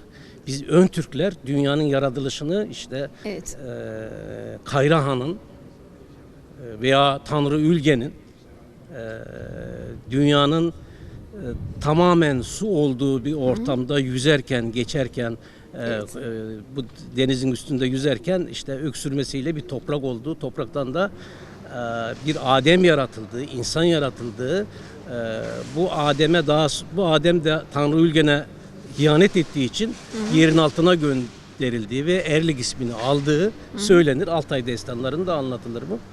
Bu temayı mesela Cengiz Aytmatov Deniz kıyısında koşan Alaköpek isminde de romanında da vardır bu. İlk girişi o romanın bu temayla girer. Dünyanın her tarafı suydu, suyla kaplıydı. İşte o sembol, o zikzak sembolü suları temsil ettiğini düşünüyorum. Onu soracaktım ben de. Yani Evet. mutlaka bir manası vardır. Tabii bunun kesinlikle diyecektim. onun bir bağlantısı, onun bir remzi olarak günümüze kadar gelmiş diye Gelmiştir. düşünüyorum. Şimdi sizin çok özel bir yönünüz de var. Bunu Çalıştay'da sevgili konuklarımıza, dernek Yarın başkanlarına evet aktaracaksınız. anlatacağım evet. Ama sizin o özel akademisyen yönünüz, beyin cerrahi uzmanı olmanızın yanı sıra bir de sizin yörük yönünüz var. Bir Evet, evet. Anamas yaylasında yaşamış olduğunuz çok derin bir kültürü var. Evet. Özellikle biraz Anamas yaylasını anlatırken bizlere kendinizin de o yolculuktan o zamandan bu yana nasıl geldiğinizde Evet. aktarırsanız çok mutlu olacağız efendim. Peki, teşekkür ederim. Ondan önce yörüğü bir tarif etmek istiyorum. Evet, yörük. Yörük Çok nedir? önemli. Yani şimdi yörük diyoruz ya yörük nedir yani? Şimdi soruyorsun ya herkes bir farklı tanım yapacaktır. Evet. Şimdi yörük aslında bir kültürün yarattığı hayvancılıkla meşgalesi hayvancılık olarak yapan insanların yarattığı bir kültürdür. Yani bir kültür dairesidir yani yörükçülük. Evet. Mesela dünyanın her yerinde hayvancılık vardır. Rusya'da vardır, Avrupa'da vardır, Amerika'da vardır, Meksika'da vardır ama yörük kültürü gibi bir kültür gelişmemiştir. Onu çok merak ediyorum. Şimdi kara çadırlarımız, kıl çadırlarımız var Türkiye'de. Evet. Türkiye'nin dört bir tarafında, doğusundan batısına, güneyine, kuzeyine kadar her yerde bunu görebilirsiniz. Evet. Çünkü yörükler tamamen dağılmışlar. Yurt dışında da görüyoruz hayvancılığı. Hiç oralarda hocam tabii ki araştırmalarınız olmuştur. İşte çadırlar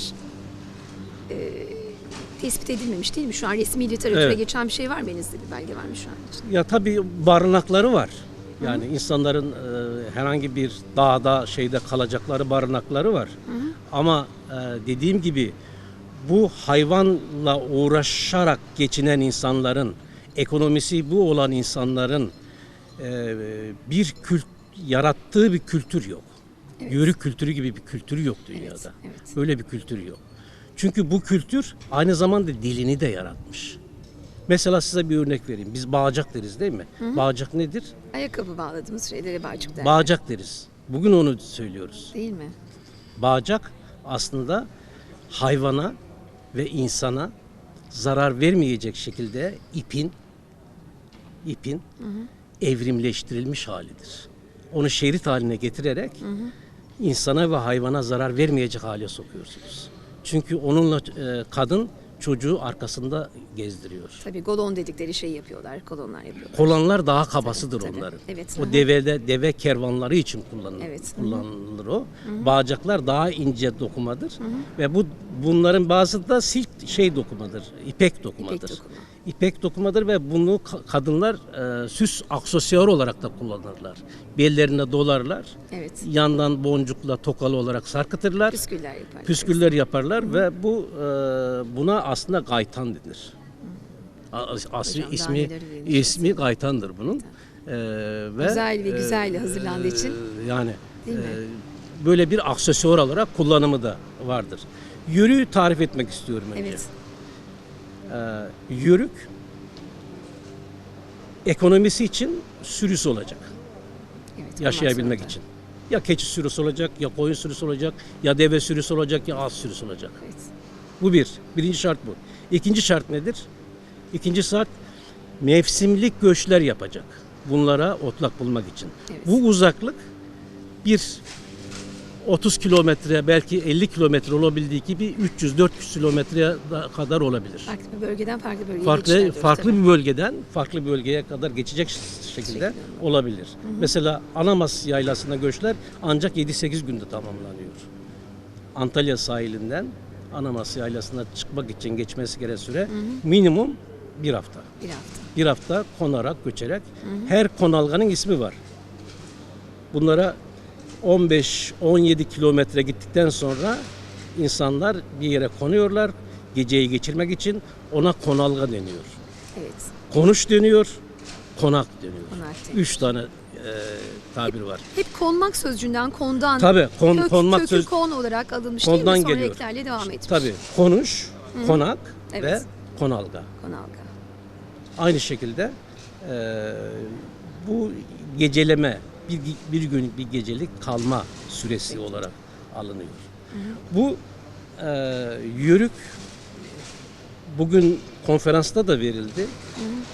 Uygurların 8. yüzyılda Uygurların 2. döneminde 8. yüzyılın 2. döneminde göçüp konan göçerlerden bahsediliyor. O tarihten beri bu devam ediyor. Mesela Orta Asya'da Arap gezgincileri var. Onların bıraktığı eserler var. Mesela birisi anlatıyor ki ben İrtiş bölgesinde konup göçen bir yörük obası gördüm diyor. Bunlar diyor Mangışlak tarafına göçüyorlardı diyor. Onlar o zaman daha sıcak olan çöllere iniyorlar kışın. Yazın da yüksek işte Sayan Dağları'nın, Tanrı Dağları'nın eteklerine gidiyorlar. O şekilde bir yaşam tarzı. Daha sonra işte İran coğrafyasına geliyorlar. İran coğrafyasına gelince ne oluyor? Çok şey değişiyor. Bizim yurtlarımız aslında çadırlarımız iskelet sisteminden oluşur. Yani iskelet sistemi üzerine keçe örtülmesiyle dediğimiz keçe çadır dediğimiz çadırlarımız vardır. Kıl çadırlardan bahsediyoruz O çadır değil mi? tabii. Onlara biz topak çadır deriz. Topak çadır. Topak çadır. Ama İran coğrafyasında geldiğimiz zaman biz kırk çadırlar kullanıyorlar. Bu da ayrı bir kültür. Yani buradan mı gitmedir hocam o kültür? Değil. Onların eskiden beri var olan bir şey. Onların var olan. Onların var olan kıldan dokunmuş çadırları vardır. İşte yörükçülükte şu elzemdir. Yük hafif olacak, çok olmayacak. Evet. Çünkü bunu ancak develerle taşıyorsun. Tabii. Kamyonla taşımıyorsun yani. Yiyeceğiniz, Tırla içeceğiniz, taşımıyorsun. yatacağınız değil mi? Hepsi bunlar çok önemli. Tabii tırla taşımıyorsun yani. Tabii ki. Bütün Ve deveniz eşyanı. çok olacak. Tabii. Yoksa bir iki tane deveyle mi Yani sen bir taşıyacaksınız? yurdun ahşap sistemi ne kadardır Tabii biliyor ki, musun tabii ki, yani? tabii ki. Çok büyük birkaç deveyi işgal eder o. Tabii. Onun için daha pratik, yani pratik olmak zorunda. Yaşam tarzı bunu gerektiriyor. Evet. Ve bunun için kara çadırları almışız ama biz bugün bizim kara çadırlarımız hiçbir zaman bir Arap'ın kara çadırına benzemez. 8 tane bağ vardır. Biz onu kendimize göre modifiye etmişizdir. Evet. Modifiye etmişiz ve artık kara kıl çadırları kullanmaya başladık. İran coğrafyasından milattan demiyorum ya, nereden çıktı? 14. 15. yüzyıldan itibaren kullanmaya başladık ama hala kullanmayan yörük grupları da var. Yani Var değil mi? günümüze kadar ulaşan, hala kullanmayan, bu kara kıl çadırlar kullanmayan, hala eski tipte topak çadırları kullanan yörük obaları var. Evet, kıl çadırların zaten çok büyük bir özelliği var. Evet. Kışın soğuğu, yazında sıcağı geçirmiyorlar. Sık dokumadır. Evet, aynen çadırlar. öyle. Ben şimdi Anamasya ailesini ve birazcık da yörüklüğü anlattınız bizlere ama siz Anamasya ailesini bunu birebir yaşadınız. O günden bugüne kadar hayatımızda çok şey değişti aslında. Hem teknolojik açıdan da değişti, yaşam şartları. Ama şu günlerde hep baktığımızda kime sorarsak soralım hep bir geçmişe özlem var. Ve o geçmişteki o nostaljiye, yaylalara bir özlem var. Daha doğal bir yaşamı arzulayan insanlarımız var. Sizin çocukluğunuz Anamasya ailesine nasıl geçti hocam? Ben bunu çok merak ediyorum. Yaşadınız mı bunları birebir? Tabii ben kervanlarla yaylaya gittiğimi hatırlıyorum. Ne kadar güzel. Yani mesela bir konalgaya konarsın, sabah olur, seher uykusu çok tatlıdır. Hele çocuklar için kıyılmaz, anlatılamaz değil. yani. Bir el gelir, yorganı üzerinizden alır, siz doğayla baş başa kalırsınız. Evet. Kalkmak zorundasınız. Mecburen kalkmak zorundasınız. Belki işte köpekle beraber çoban sürü gidecektir, yayla evi vesaire bir sürü işi vardır değil mi? Şimdi Annenin hepsinin. bu sistemde bir dizaynı var. Değil mi? Yani Herkesin de bir görevi vardır değil mi hocam? kesinlikle. Yani şimdi sürü hiçbir zaman kervanla gitmez. Sürü akşamdan gider. Gece Akşamdan otlayarak gider. Varılacak konalgaya kadar otlayarak gider. Sabah gelir. Sabahleyin de kervan oraya Evet gelir. şu an Köylerde de aynen bu şekilde. Bizim köyümüzde de. Evet. Akşam saat 7 oldu mu köy meydanına fazla inemeyiz bizler de halen halihazırda. Çünkü çoban köpekleri vardır. Akşam sürü gider. Sabah işte sabah ezanıyla 6-7 gibi tekrar köye giriş yapar. Dolayısıyla şunu da gözlemleyebiliyoruz. Yerleşik düzende kalanlarla özellikle konar göçerler arasında da bu sürü bağında ortak nokta var. Evet. Aynı evet, şekilde. Evet, evet. Onun dışında neler yapardınız hocam? Göreviniz neydi orada aslında sizin Ya Anuman biz Sergisi'nde? çocuktuk tabii. Tabii o dedim ya bu bir kültür yani bir yayla kültürü yaratılmış. Evet. Yani yayla demek sadece dağda kalınmak demek değil yani. Değil mi? Değil. Evet. Orada toylar oluyor, düğünler oluyor, şölenler oluyor, güreş şölenleri oluyor. Kazanana eski Türkçeyle ödül veriliyor yani. Ödül veriliyor. Ödül nedir mesela? Belki bir koyundur, belki 2 koyundur. Ödül o. Bunlar büyük ödüller aslında. Tabii, onlar için büyük ödüller yani. Yani böyle bir kültürel ortamı var. Yani yörük aslında sadece Karakoyunlu yörüklerine sınırlandırmak istemiyorum. Yörük aslında her şeyini kendi üreterek, kendi kendine yetebilen bir toplumdur. Bu da çok önemli. Kesinlikle ayakta kalabilen bir toplumdur. Yani yörüklük öyle bir şey getirmiştir ki kendi dilini yaratmıştır. Yani kendi şeyini yaratmıştır. Kendi şeyini yaratmıştır. Kendi terminolojisini yaratmıştır. Biraz önce söylediğimiz çok önemli. Bağcak, kolan. Yani ipin evrileştirilmiş hali. Siz şeyi düşünün bir de yani.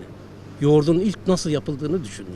Sütün ilk nasıl peynir haline dönüştüğünü yapın. Sütün içerisinden kaymağını alacak, tereyağı yapacak, kalanını yoğurt mayalayacak.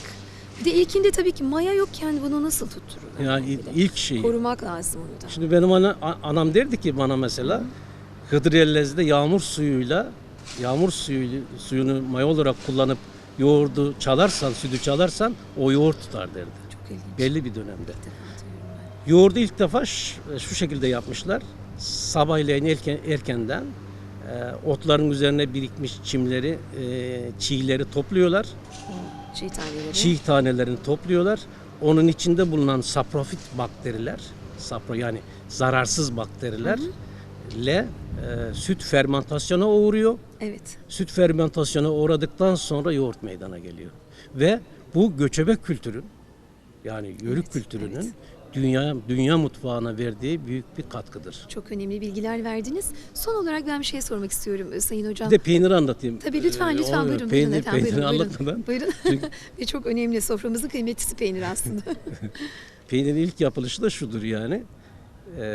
Yeni doğmuş koyun kuzusu. Evet. Biz ona emlik deriz. Evet. Yani süt kuzu diyorlar ya, süt kuzu. Yörük şeyler içinde, kültür içinde her hayvanların doğum yapmasına kadar her hayvanın gebe durumu farklı anlatılır. Evet. Botlatıcı dediğin zaman bil ki devenin gebe olduğunu anlarsın. Evet. Nokta vuruşu atar. Anlatabildim mi? Yani bu şekilde hayvanların olgunluklarına göre de isimler alır. Yaşına göre, olgunluklarına göre. Mesela devede mesela ne vardır? Köşek vardır. Devenin ilk yavrusu köşektir. Ondan sonra doğrum gelir. 2-3 yaşına geldiği zaman aşama. Ondan sonra daylak, kirinci böyle gider. Evet. Atlarda da işte tay, kısrak falan diye gider. Aynı şekilde. İşte bu şeyi de peyniri de şu şekilde yapmışlar. Emliğin halk ona kursak diyor. Aslında işkembesinde belli bir bölümü veya sicim diyor. Sicim şu ince bağırsağın kurutulmuş hali. Evet. Ot yememiş olacak emlik kuzu. Ot yememiş olacak. Ondan bu sicimi veya şeyi alıyorlar. O kısmı alıyor. İşkembenin o kısmını alıyorlar. Onu süde may olarak kullanıyorlar ve peynir tutuyor. Hocam öyle özel bir bilgi ki Ve bu da dünyaya, göçebe kültürün dünyaya verdiği, Şimdi bakın bunun için mutfağına verdiği okumuşluk, katkı. yazmışlık değil. Nasıl bir öngörüdür bu? Hayat tecrübe, şartları tecrübe. nasıl yetiştirmiştir, insanları nasıl harmanlamıştır bu kültürün içerisinde? Gerçekten çok önemli. Son olarak toparlamak istiyorum. Sayın Hocam, Anamas ailesinden kaç yaşında ayrıldınız? 11 yaşında ayrıldım. Yani tam yerleştik yani. Bu yerleşik düzene Yerleşik düzene geçtik geçtiniz, Antalya bölgesinde. Ondan sonra ama ilişkimi hiçbir zaman insanlarla kesmedim. Devamlı gidip geldim, sohbet ettim, görüştüm. Kültürü unutmadınız ki halen devam ediyorsunuz. Evet, Karakoyunlu yörükleri üzerine etnografya çalışması yaptım. Ayrıca onların dilini inceledim. Bak sana bir şey anlatayım. Küçüklüğümde liseye giderken köylü çocukları derdi mesela, susadım derdi. Susadım. Ya ben diyordum ki susuradım diyordum. Bu nereden geliyor? Niye ben onlardan farklı söylüyorum bunu? Onlar susadım diyor, ben susuradım diyorum. Bu doktora çalışmasında bunu öğrendim. Mesela o susurama, sura eki, Orhun Türkçesinden kalan Karakoyunlarda korunmuş bir ek. Hala o Orhun Türkçesini konuşuyor. Halen devam ediyor değil mi? Halen onu kullanıyor yani. Çok Ve önemli. şu da önemli, bu yörük yaşamı zor bir yaşam. Gerçekten zor yaşam. Çok soru sırtlanmışlar zaten hocam. Yani bunu bugünkü modern insanın yapması biraz hayal gibi Bıraksak geliyor. yaylada 5 gün kalabilirler mi acaba bu şartlar altında insanlar? O ayrı. Yani siz her zaman güzün ve yazın göçeceksiniz. Her gün evi toparlayacaksınız ve develere saracaksınız. Bu her gün devam ediyor bu yalnız. Ya, değil mi? Oraya varınca her şey güllük gülistanlık, orada her şey güllük değil, gülistanlık değil. Değil. Yani o hayvanların bakımı, sağılması, peynir yapılması, diğer işlerin yapılması, giysinin yıkanması. Yani şunu söylemeye çalışıyorum. Yörük bu kültür öyle bir insan tipi yaratmıştır ki ciman şumuldur bu insan tipi. Evet. Yani bu insanı siz esir edemezsiniz. Özgürdür yani. Olmaz da zaten. Mümkünatı yok. Yani mutlaka bir yolunu bulur, başını kaldırır. Evet. Onun için zaten Selçuklu döneminde ve Osmanlı döneminde hep baş kaldırılmıştır bu Türkmenler ve hep saray çevresinden dışlanmıştır. Onun için zaten böyle biraz da cahil kalmıştır. Aslında o cehaletin içerisindeki cevherleri de siz bize anlattınız. İşte peynir dediniz. O da ayrı bir şey gerçekten. Tabii, kesinlikle. Hemen bir iki cümleyle kapatacağız programı Sayın Hocam.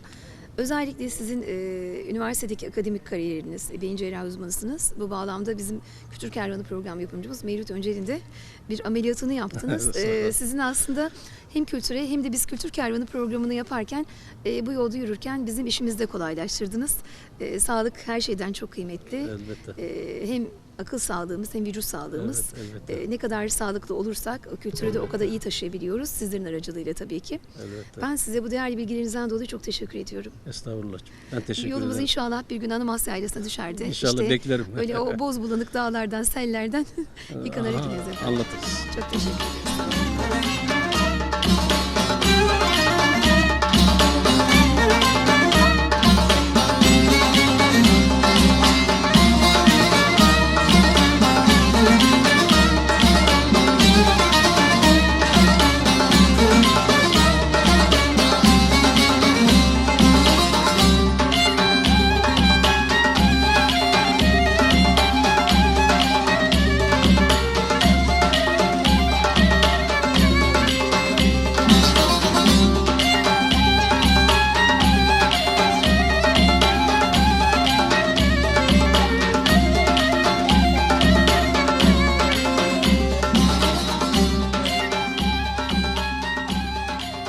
Şimdi oturum başkanları biraz uzun konuştular. Ben o kadar uzun konuşmayayım.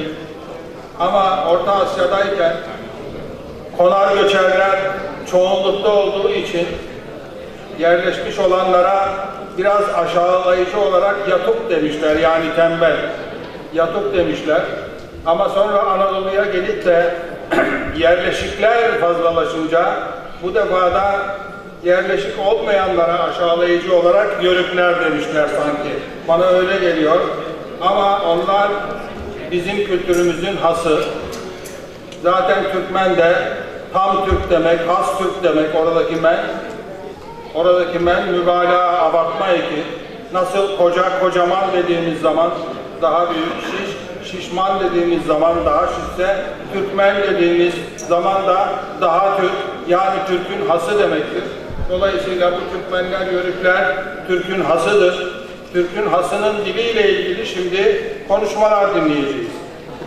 Tarih boyunca farklı coğrafyalarda pek çok devlet kuran Türklerin ilk yurtlarındaki kimi yer adlarını yerleştikleri bölgelere de verdikleri bilinmektedir.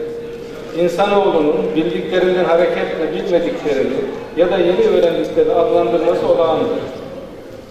Türk coğrafyasındaki Derbent, Akdağ, Karadağ, Göksu, Aksu gibi yer adlarının benzer şekilleri Türk coğrafyasının birçok yerinde görülmektedir. Biz bugün en eski metinlerde izini sürebildiğimiz adlardan bugüne uzanarak Antalya'nın Gündoğmuş ilçesindeki Iğdırgediği, Karayolu ve Demirkapı yer adları üzerinde duracağız. Iğdırgediği, Gündoğmuş yayla yolu üzerinde bir boğazın adıdır. Biz bunu Aksamanlı olarak size bir şeyler söyleyeceğiz. Iğdırgediğinde ıtmak fiili köktür.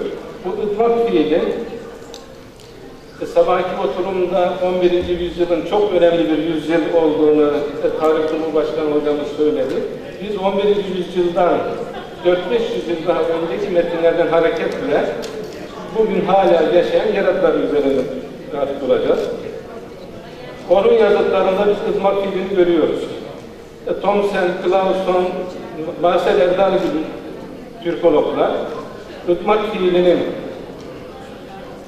olduğunu ve bu fiili Kölk'in yazıtının da, Bilge Kağan yazıtında, Tonyukuk yazıtında, Altunyarık'ta, Anonim Kur'an tefsirinde, Kitab-ı İzdirak'ta, yani birçok tarihi metinlerde ımak, onun türevi ıtmak şeklinde buradaki değerli pekiştirme eki, bizim bugün todmak, toymak, top isminde gördüğümüz D ekinin olduğunu söyleyip ve bu fiilin göndermek, terk etmek, bırakmak anlamında bir ımak fiilinden geldiğini görüyoruz.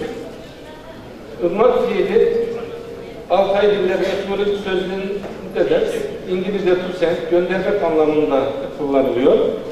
Kelime Göktürk, Uygur, Karahanlı, tarihi Türk lehçelerinde olduğu gibi bugünkü Kırgız, Karaçay, Malkar, Tuva, Hakas, Çuvaş, Yakutça gibi Türk lehçelerinde de hala varlığını sürdürüyor.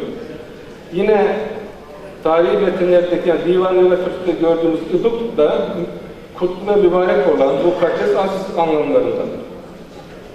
Şimdi süreyle ilgili sıkıntı olduğu için birçok yer atlamak zorundayız. Bunu Orhun yazıtları üzerindeki yapılan çalışmalarda, Divan Yukarı Türk'te, Kutatçı Birlik'te, Kıpçak Türkçesi yadigarlarının Gülistan tercümesinde, Çağatayca'da birçok eserde görüyoruz. Doğan Aksan, Türkçenin Söz Varlığı adlı eserinde lehçe ve ağızlarda eski öğelerin yaşayışların sürdürülmesi adlı bölümünde şöyle diyor.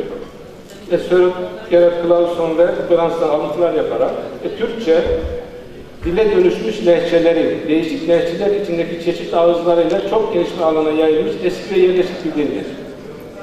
Kimi bilginler, Gaben, Clauson, Grants gibi genel Türkçenin söz varlığının büyük bir bölümünün bugüne değin yaşaya geldiğini belirtir. Bu arada ünlü İngiliz Türkoloğu Clauson, Türkçedeki sözcüklerin yer altına gizlenmek ve yüzyıllar sonra konuşulan modern dillerde yazım metinlerinde kullanılmak gibi bir adetleri olduğunu belirtiyor. Grant ise eskimiş ve çok seyrek geçen sözlerden şaşılacak kadar büyük bir bölümünün bugünkü bölgesel sözlüklerde özellikle Anadolu ağızlarının söz varlığını içeren derleme sözlüğünden karşımıza çıktığına dikkati çekiyor. Rus Türkoloğu Şerbak Türk dillerinin karşılaştırmalı şekil bilgisi üzerine denemeler adlı eserinin ön sözünde de bu konuya temas ediyor. 20. yüzyılın başlarında Melioranski'den aldığı bir alıntıyı veriyor. Artık defalarca yapılan incelemelerin gösterdiği gibi çağdaş lehçeler nispeten yeni yazılı yadigarlardan bize ulaşmayan daha eski şekilleri ve kelimeleri sıkça korumaktadır. Bunlar böylece daha eski yadigarları anlamak ve bir dereceye kadar dil bilimi çözümlemeleri yapmak için kıymet ve yerini hiçbir şeyin tutamayacağı malzemeler olmaktadır diyor.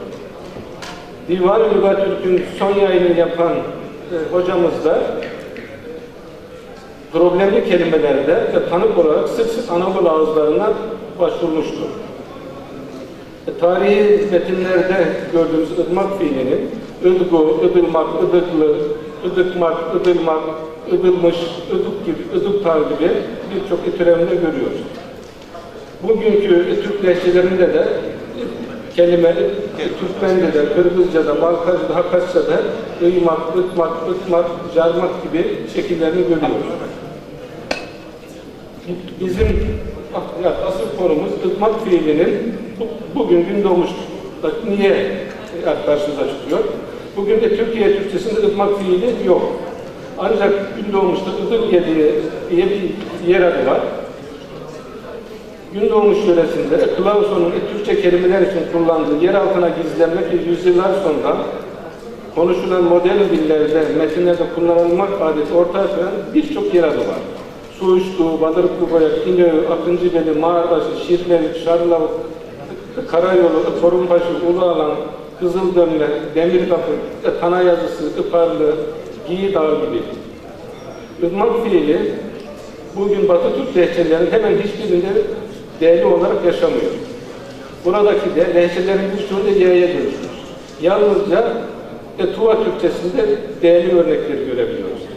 Peki eski Türkçe'de yer alan birisinin bugün Türkiye Türkçesi ağızlarında varlığını nasıl sürdürüyor? Bugün gündoğmuş ağzında Iğdır diye ayrı bir kelime yoktur. Iğdır örneklerine veririz. Diğer yer adları gibi Türk coğrafyasının başka bir yerinde buna benzer yer adı bulunduğu için isim tamlaması şeklinde kalıplaşmış olarak varlığını bugüne kadar sürdürmüş olmalıdır. Alanya'nın Selçuklular tarafından fethi 1220 yıllardır. Bugün hala Alanya yörükleri gündoğmuş yaylalarını kullanıyorsa bunun tarihi çok eskilere dayanmaktadır. Yani bu yörede 1200'lü yıllardan beri birçok yörük boyu yaşamaktadır. Aklımıza gelen ilk çözümleme bu yer adının çok eskilerden kalıplaşmış olarak kalmasıdır.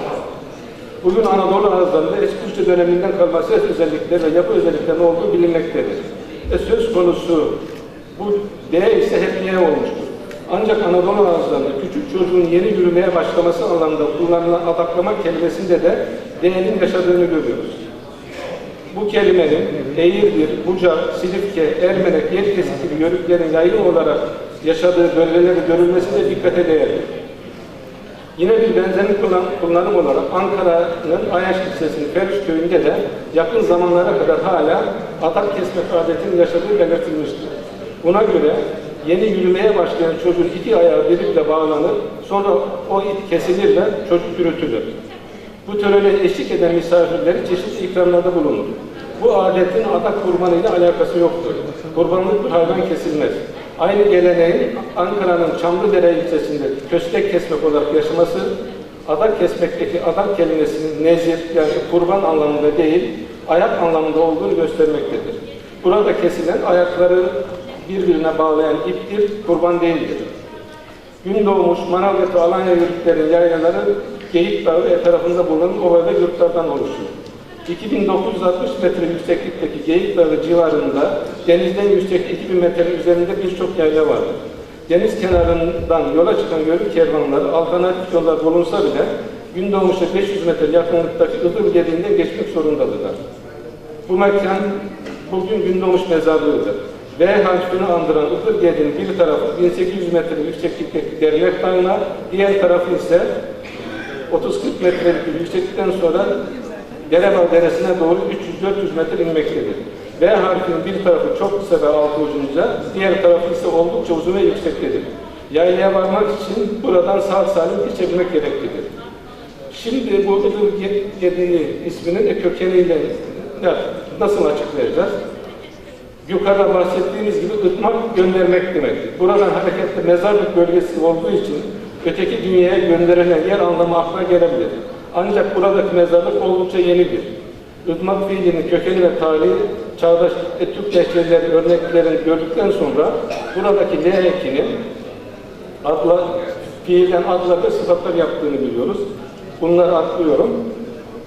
Marcel Erdal adlı ünlü bir Türkolog bu L ekiyle ilgili önemli örnekler veriyor. Bu ek yalnız bazı kelimelerde isim oluşturduğunu söylüyor. Geçit, boğaz, vadi anlamlarına gelen kısır ve yağma, çapul, sefer, yolculuk anlamlarına gelen ıdır kelimelerin örnek veriyor. Idır kelimesiyle ilgili yana ıdır boltu, eski Uygur metninde geçen cümle, yine yağma oldu cümlesini verir. Bunlar haricinde adım, tükel, ötül, osal, amıl, artıl, eğil, monkur, ınal, kızıl, yaşıl, yaval, yeval örneklerini de veriyor. Zeynep Korkmaz hocamız da Marcel Erdal'ı kaynak göstererek bunları söylüyor. Yine ıdır için yağma, talan, sefer anlamını tekrarlıyor. Biz Gündoğmuş'ta yer alan ıdır gediğinin sefer, yolculuk, soygun anlamındaki ıdır kelimesinden geldiğini düşünüyoruz. Yörenin tarihi dikkate alındığında soygun, sefer, yolculuk anlamlarının ıdır gediğiyle daha çok örtüştüğü görülmektedir. Gerçekten de Anadolu'da haydutlarla ilgili birçok yere vardır. Harami Deresi, Köroğlu Beli gibi.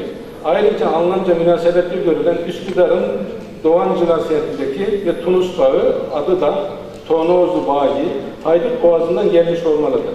Tarihi verilerden hareketle Gündoğmuş ağzında eski Türkçenin izlerinden biri olarak niteleyebileceğimiz Iğdırgedi coğrafi isminin köken hakkında bizim görüşlerimiz bu şekildedir. Biz bu teklifimizle eski Türkçe değerinin Anadolu ağızlarındaki varlığı için adak ve adaklamak gibi kelimelerin yanında bir başka örneğiyle ortaya koymuş oluyoruz. İkinci kelimemiz karayolu. Karayolu da Gündoğmuş'ta yine yayla yolu üzerinde bir mekan adı. Yolu bilenler bilir, Akıncıbeli üzerinden yaylalara doğru giderken yol üçe ayrılır. Sağdan gidilirse Köprülü'ye, ortadan gidilirse Pembelik köyüne, soldan gidilirse Çaşır Yaylası'na gidilen yola girilmiş olur. Pembelik köyü üzerinden de yaylalara ulaşılabilir. Burada Dargıt Boğazı'nın adı Demirkapı'dır. Biz yolumuza sağdan devam ediyoruz. Mağarbaşı, Şirken, Şarlarlık'tan sonra Doğrucabaşı. Yani yukarı gele Sandıra'ya ulaşıyoruz. Burada Karaoğlu'da unutmamamız lazım. Pembelik üzerinden gidince bir de Doğruca gibi aşağı gele Sandıra. Antalya bir turizm bölgesi. Yer adları bizim kendi tapumuz. Ama yer adlarının biz Latincesini veya başka birden olduğunu canlandırırken istesek de bu yerin adını ortadan kaldıramıyoruz. Biz Türkçeleştirmişiz. Doğrucabaşı, yani Alexander Gelesandıra'nın adını Doğrucabaşı yapmışız. Yukarıda olan, aşağıda olan ise Doğruca gibi. Yani biz bir yer adlarını verirken kendi tapumuzu da göstermiş oluyoruz. Turuca Ovası'ndan yukarılara doğru yolumuza devam ediyoruz. Soldan yola devam edersek Susanbeli üzerinden Bozkır yoluna çıkıyoruz. Biz sağdan devam ettiğimizde yolumuzun adı Karayolu'dur. Karayolu'nun karşısında dağın adı da Yaylaçay'la ünlü Karaçal Dağı'dır. Kara, en koyu ve siyah, ak ve beyaz karşıtı rengin adıdır. Sözlüklerimizde anlamları arasında esmer, mecazen, kötü, uğursuz, sıkıntı gibi anlamlar da verilir. Karayolu için ise yerleşim merkezlerini birbirine karadan bağlayan yol açıklaması vardır. Sözlüklerimizde de ana çizgide bu anlamlar verildiği için isim ve sıfat tanımlarının geniş şekillerden örnekler gösterilir. Kara ağa, kara ağızlı, kara bele, kara er, kara gül, kara toprak, kara yol. Biz yine arz zamanlı olarak bakıyoruz. Orhun Beyli taşlarında kara kelimesi, kara, karabodun, karagan, karakamak bozun, karaköy, karakum, karatürkiş, yer adı, renk adı, halk kitlesi, boyadı olarak canlı bir şekilde kullanılmaktadır. Eski Türk anıtlarında da kara kelimesinin geçtiği yerlerde Karakum, Gobi'nin güney bölümlerinde bir çöl, Karasenir, Keçik, Güney Sibirya'da bir dağ geçidi, Karakısır, Selanik civarında bir dağ geçidi. Hocam asıl bir şey var, oraya hızla geçmemiz lazım. Divan-ı Lügat-ı Türk'te karanın renk anlamlarının yanı sıra karanlık anlamda verilir. Kara tünük yapısı var. Arapçaya Müslim olarak çevriliyor. Arapça renk adını olarak ise esfettir. Buradaki karanın karşılığı karanlık, tehlikeli bir yol adı manasında veriyor. Bu dağın da güneş öğleye doğru doğuyor. Öğleden sonra hep olmadan, ikindi olmadan battığı için karayolu denmemizin sebebi tehlikeli, zor bir yer. Hocam bir anımı anlatmak zorundayım. Ben 30 Haziran, 1 Temmuz, 2 Temmuz 3 gün o karayolu inşaatında çalıştım. Deniz Baykal buradan ona da acil şifalar diliyorum. Enerji Bakanı. Onun verdiği dinamitlerle yol yapılıyordu. 3 gün biz o karıları kestik, toprağa indik. 4. gün toprakta çalışmaya başladık. Yani o derece zor olan bir mekan. Karayolun demir kapıyı demese bunun çok önemli. Demir kapı Orhun yazıtlarında geçiyor. Buraları geçiyorum. Bilge Kağan'da, Költiğin'de, Tonyukuk anıtlarında demir kapı var. Dede Korkut kitabı bizim önemli yadigarlarımızdan. O da demir kapı Derbendi olarak 4 ayrı hikayede geçiyor. Derbend, dar geçit boğaz demek. Demir kapıya Araplar Babul Hadid, Farslar Derbend, Deri Ahen, Derbend Ahen olarak adlandırmalar veriyorlar. Bu sınır karakolu gibi bir mekan adı. Eski Türk coğrafyasından Anadolu'ya uzanan demir kapı ile ilgili D915 Trabzon Bayburt yolu üzerinde bir demir kapı var. Bu yol 2015 yılında internet sitesi kullanıcı tarafından dünyanın en tehlikeli yolu sayılıyor. Görüldüğü gibi demir kapı daha bir geçidin adı. Gündoğmuş'ta karayolundan düzlüğe çıkmak için de bir koca demir kapı var, bir kece demir kapı var. Buradaki demir kapı demirden kapı değil, geçilmesi zor ve dar geçit anlamındadır. Burayı geçince ki bu demir kapı Kafkaslar'da var, Tuna'da var, Semerkant'ta ki hemen aceleyle atladım. Orhun yazıtlarında demir kapı seferi var. Semerkant civarında. Oradaki yer adını biz kaç bin kilometre sonra Anadolu'da muhafaza ediyorsak bu demir kapı adını vermemiz bizim buranın sahibi olduğumuzun gibidir. Yine bu yolda yukarılara doğru devam ettiğimiz vakit Kızıloluk'tan su içeceğiz, Yiğir Dağı'nı göreceğiz. Yolumuz bir türlü bitmeyecek ama süremiz bitti. Ben biraz süreyi aşkın için sizler affına sığınıyorum. Teşekkür ederim. Yakup arkadaşımız akademik bir tebliğ hazırladı. Pek çok akademik terimler kullandı. Ama işin özü şu, işte Gündoğmuş civarında 3 adet yer adı var. Iğdılgeli, Karayolu, Demirkapı.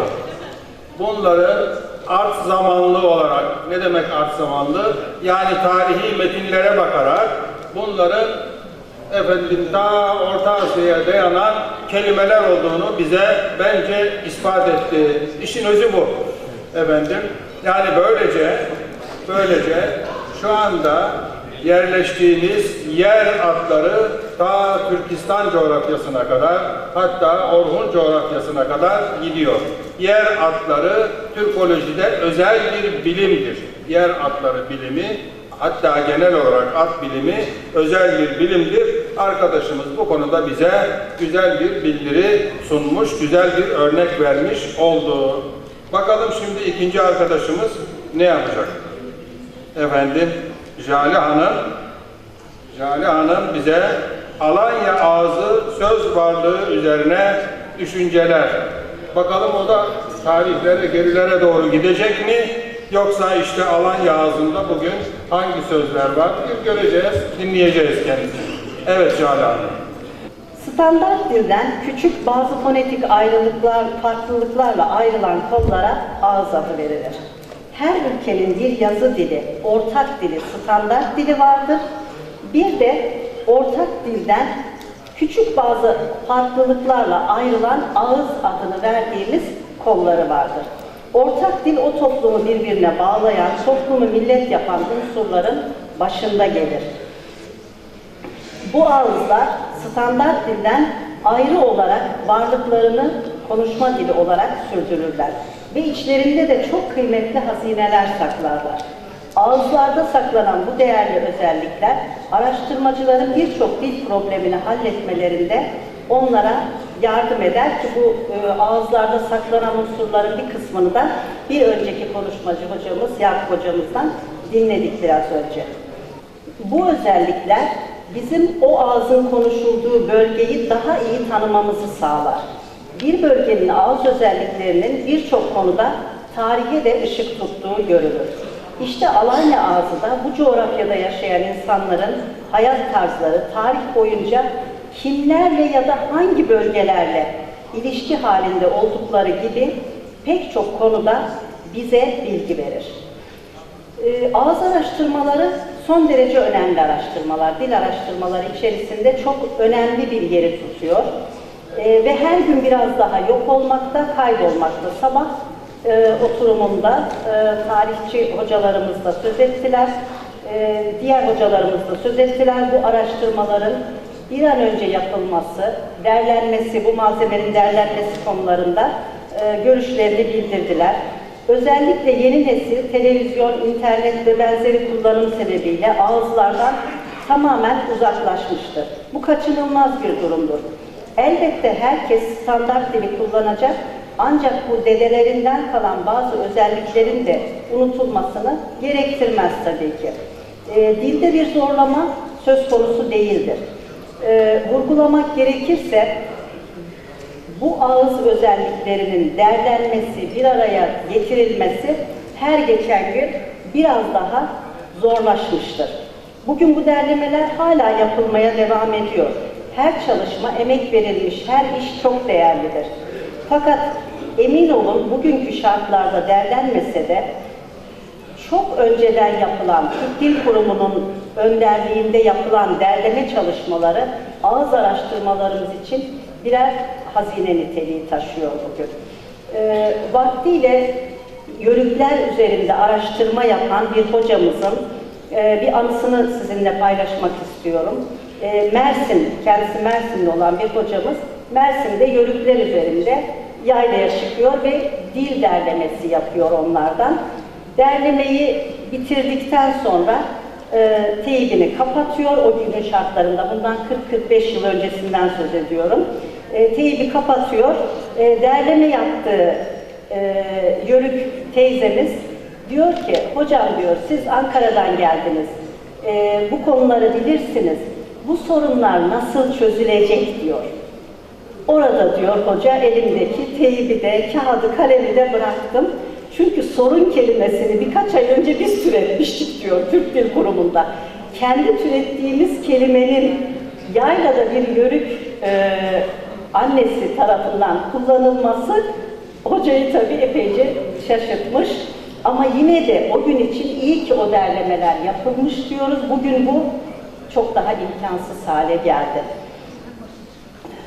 Bu işler zor işler ama neresinden tutulup ne kadar erken yapılırsa o kadar da faydalı olacak çalışmalar. Birkaç ay önce Antalya Kemer'de bir toplantıdaydım. Kalabalık bir gruptuk. Bir ara arkamdan bir hanımdan bir cümle duydum. Gayri ihtiyari arkaya döndüm ve siz Alanyalı mısınız dedim. Hayır, Kıbrıslıyım dedi. Benim bu soruyu sormama sebep olan neydi diye düşündüm. Bu soruyu sormama sebep olan şey hanımın kullandığı cümledeki vurgularıydı. Bir iki kelimesi ve vurgularıydı. Daha sonra araştırmalarımda gördüm ki bugün bilemiyorum Türkiye'nin hemen her yerinden gelen yörük dostlarımız var. Acaba Kıbrıs'tan gelen de var mı? Hocamız hariç Kıbrıs'tan gelen de var mı bilemiyorum. Ama hanım Kıbrıs'ta olduğunu söyledi. Bu ortaklığın sebebi neydi? Bunun üzerinde bugün durmak istiyorum. Birçok konuda toplumlar ilişki halinde olduğu gibi diller de ilişki halindedir. Ve birbirlerinden kelime alışverişinde bulunurlar. İşte Kıbrıs ağzıyla Alanya ağzı arasındaki bu ortaklığa sebep olan neydi? Çok birkaç kelimeyle de örnek vererek bugün bunun üzerinde kısaca durmak istiyorum. Kıbrıs Osmanlılar tarafından 1 Ağustos 1571'de fethedilmiştir. Bu tarihten sonra Kıbrıs'a değişik tarihlerde Anadolu'dan göçler olmuştur. Sosyal bilimler ile ilgili araştırmalarda şöyle bir durum vardır. Tarihi belge varsa zaten geçmişle ilgili konular açıktır. Tarihi belge yoksa dil verileri birçok konuda tarihe ışık tutar. İşte Alanya ve Kıbrıs konusuna baktığımızda hem tarihi bir belgenin elimizde olması hem de dil verileri Alanya ve Kıbrıs Ağzı arasındaki ilişkiyi açıklamada bize yardımcı olmaktadır. Kıbrıs'a Türklerin yerleşmeleri farklı zamanlardaki göç ve sürgünlerle olmuştur. Kıbrıs Adası'nın fethinden 1 yıl sonra yazılan bir hüküm adanın iskan ve kolonizasyon metodu olarak sürgünler konusunda bize aydınlatıcı bilgiler vermektedir. 1572'de çıkan sürgün emriyle Kıbrıs'a gönderilen gruplardan sonra ikinci katman olarak farklı zamanlarda adaya sürülen Yörükler adanın bugünkü demografik yapısının oluşmasında önemli rol oynamışlardır. Kıbrıs'a sürülen Yörük grupları şunlardır: Şamlu, Karahacılı, Eski Yörük, Kiseoğlu, Şeyhlü, Senetlü, Batralı, Çıplaklı, Gedikli, Toslaklı, Cirit, Saçıkara, Dirimlü, Kaçarhali. İşte bu iki bölge arasında ortak olan kelimelerden birkaçını sayacağım. Tabii ben ilgili konum Alanya ve Antalya civarı olduğu için sadece oradan alınan örnekleri vereceğim ama eminim ki salondaki Yörüklerin birçoğu evet bu bizim bölgede de kullanılıyor diyecek bu kelimeleri söylediğim zaman. An, tarla sınırı. Bugün Kıbrıs'ta da aynı anlamda kullanılıyor. Antalya ve civarında da tarla sınırı anlamıyla an kullanılıyor. Andız, selvi, bugün Antalya civarında da Kıbrıs'ta da kullanılan bir diğer kelimemiz. Aydın, aydınmak, darılmak, gücenmek Kıbrıs'ta kullanılan, yine Antalya civarında biraz anlam kaymasıyla Antalya civarında nankörlük etmek anlamında tespit edilmiş derlemelerde. Azgan, diken anlamıyla aynı şekilde hem Antalya'da hem Kıbrıs'ta kullanılıyor. Bayda Kıbrıs'ta çelme anlamıyla kullanılıyor. Fakat Antalya'da düğüm, kement, o da birbirine benzer şekilde atılıyor.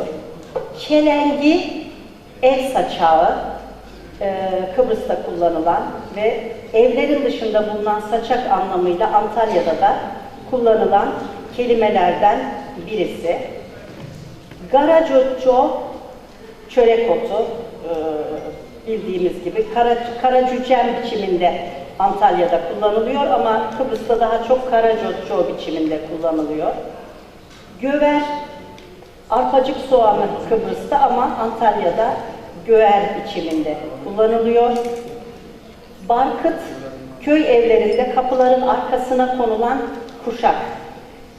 Bizim burada ise arkıt biçiminde daha çok çadır üstüne çatı yerini tutmak üzere konulan ağaç için kullanılıyor. Kirkinci, biraz önce sergide çok güzel Yörüklerin yaylaya çıkarken kullandıkları develeri gördük, fotoğraflarını gördük.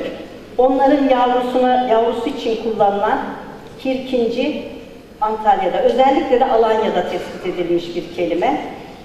Kıbrıs'ta da yaşıyor.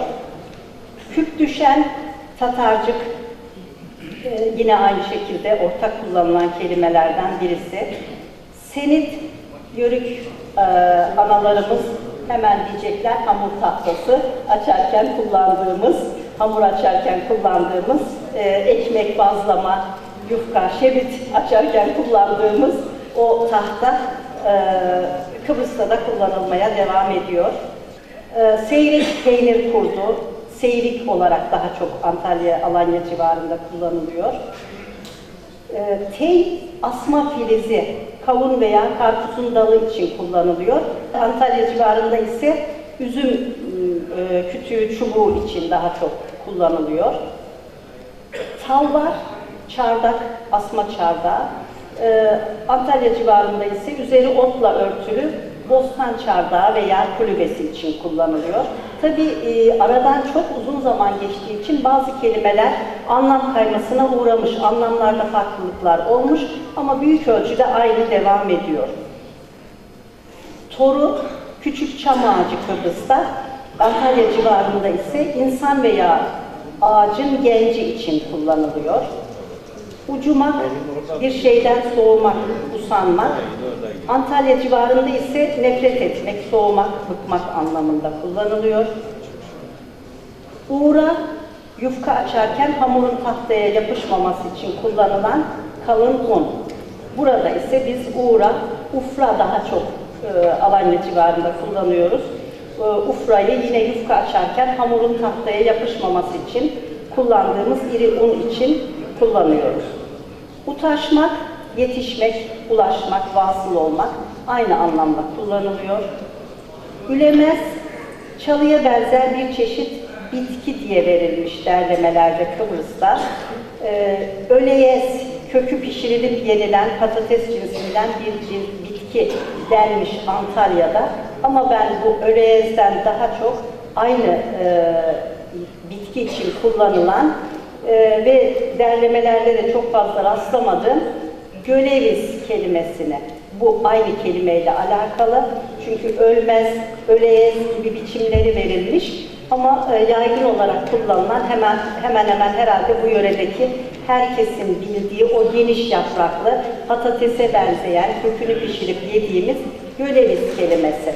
Bugün Kıbrıs'ta da biraz farklı ses değişmesiyle kullanıldığını görüyoruz. Bu kelimeler sadece bu şekilde ortak kullanılan kelimelerin bir kısmı. Bunlar daha çoğaltılabilir. Süremizi çok fazla aşmamak ve ucumamak için de diyeyim. Bunu kısa kesiyorum örnekleri. Kıbrıs ağzında bulunan bu kelimeler Alanya ağzının Kıbrıs ağzına belki bir üst tabaka etkisi olarak verdiği bazı unsurların kalıntılarından başka bir şey değildir. Kıbrıs'a Alanya'dan gönderilen yörükler, bölgeye daha önce yerleştirilmiş olan Türklerle kaynaşmakla kalmamış, dilleri de birbirleriyle etkileşimde bulunmuştur. Bugün Kıbrıs ağzında karşımıza çıkan Alanya ağzı ile ortak olan kelimeler, kısaca özetlemeye çalıştığımız bu siyasi ve diyalektolojik olayların bir sonucudur. Beni sabırla dinlediğiniz için teşekkür ederim. Saygılar. Teşekkür ederiz. Efendim, benim baba memleketim Kıbrıs. Bende isyancı bir ruh var. Niçin acaba böyle bir ruh var diye düşünüp duruyordum. Meğer sürgün torunuymuşuz. Burada isyan edip. Evet, bunu şimdi anladım. Efendim, buralardan en fazla işte Mersin filan, o taraflardan sürgün gitmişiz. Tarihi kayıtlar da bunu gösteriyor.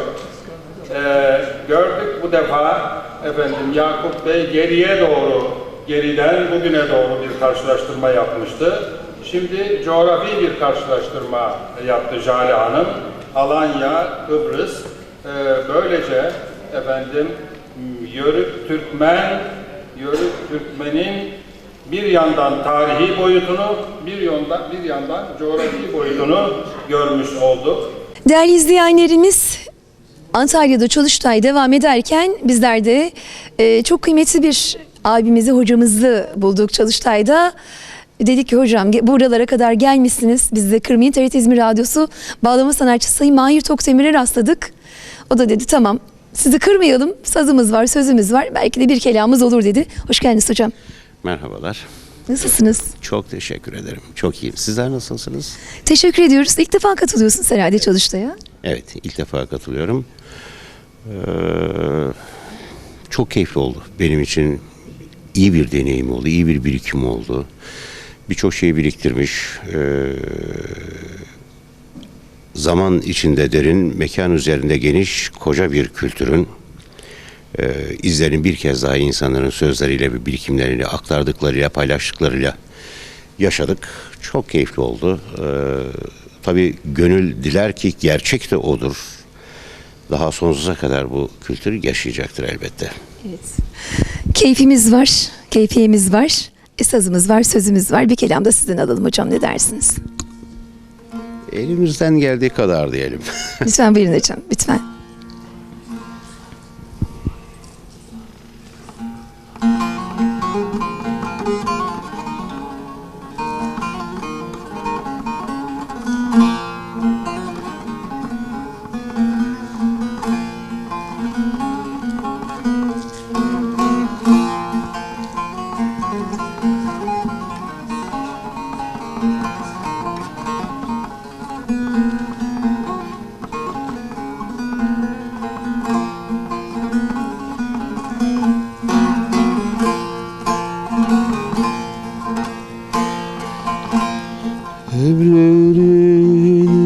Evlerinin önü kavak, sular damlar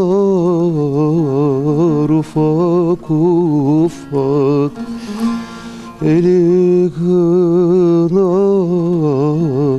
telli duvak.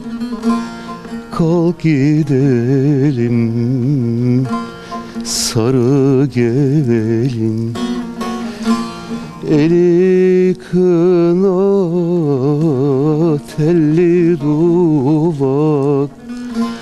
Kalk gidelim sarı gelin, sarı gelin, sarı gelin. Gel ömrümün varı gelin, uğrun uğrun bakma öyle, yüreğimi yakma gelin.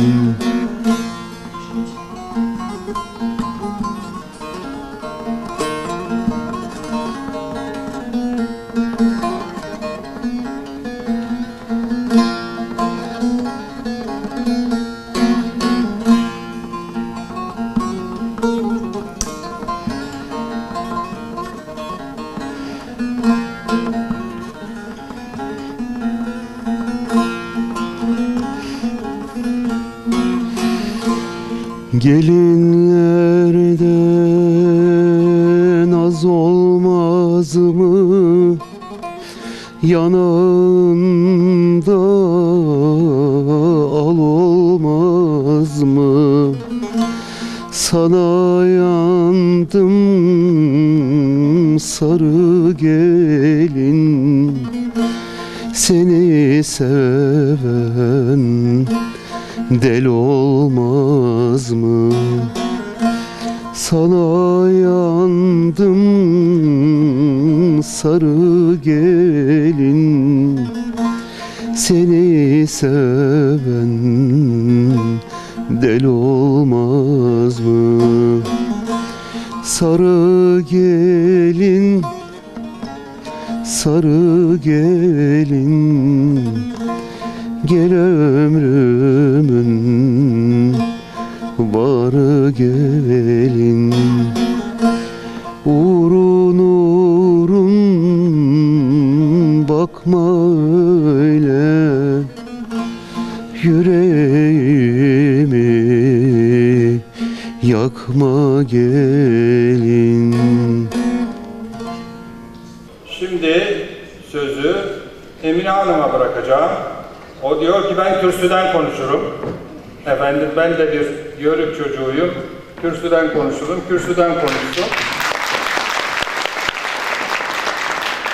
O bize bu sefer Korkuteli, Elmalı ilçelerinin ağızları üzerinde bir bildiri sunacak.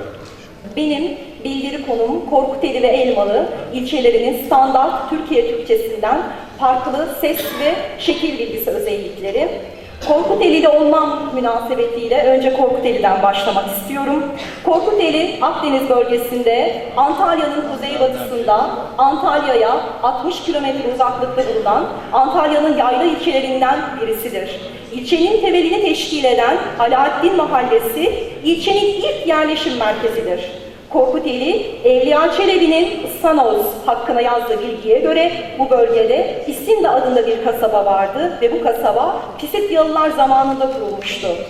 İlçe bugünkü adını 2. Bayezid'in şehzadelerinden Antalya Sancakbeyi Şehzade Korkut'a izafeten verilmiştir.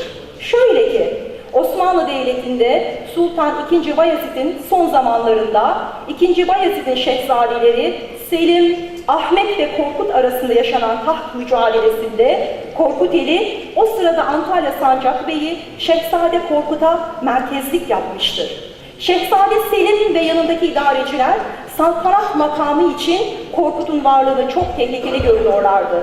Bu bakımdan Osmanlı kaynaklarında Korkut'un Selim'in yolladığı uydurma saltanata davet mektuplarına kanıp bunlara olumlu cevaplar vermesi yüzünden ortadan kaldırıldığı şeklindeki bilgiler meşru zeminlere çekme gayretinin bir yansıması olmalıdır.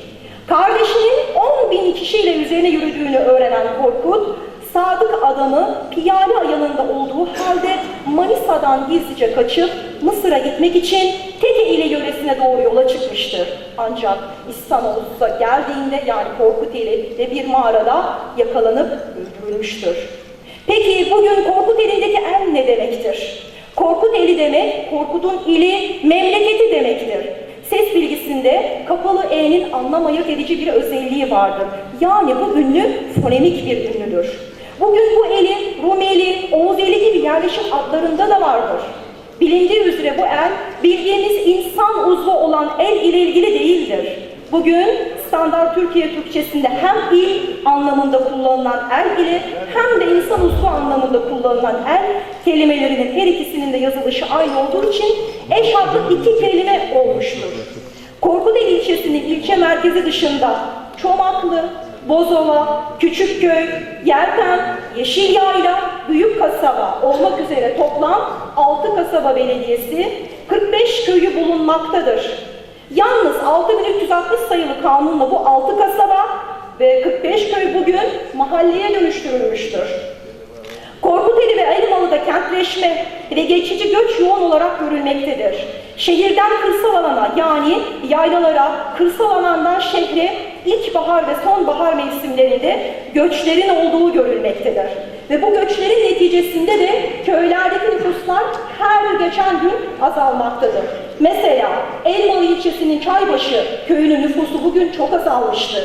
Yine Korkuteli ilçesine bağlı Yeşilyayla iki köyün Yavuz ve Belenköy'ün birleşmesinden meydana gelmiştir.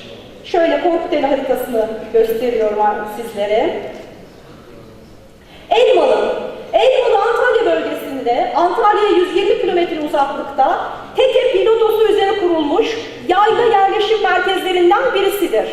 Antik çağda Likya olarak anılan bölge içerisindedir. Doğusunda Antalya, batısında Muğla, kuzeyinde Burdur ve Isparta ile çevrilmiştir. Antalya'nın eski yerleşim yerlerinden biri olan Elmalı, uzun ve zengin tarihi boyunca birçok medeniyete tanıklık etmiştir. Yörenin tarihi M.Ö. 5. ve 4. yüzyıllar yaşamış olan Likyalılar ile başlamıştır.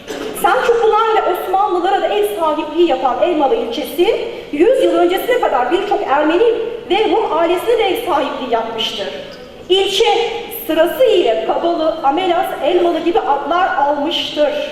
19. yüzyılda bölgeyi gezen seyyahlardan birisi Elmalı kentinin yapısı ve konumu açıkça Türk işidir demiştir.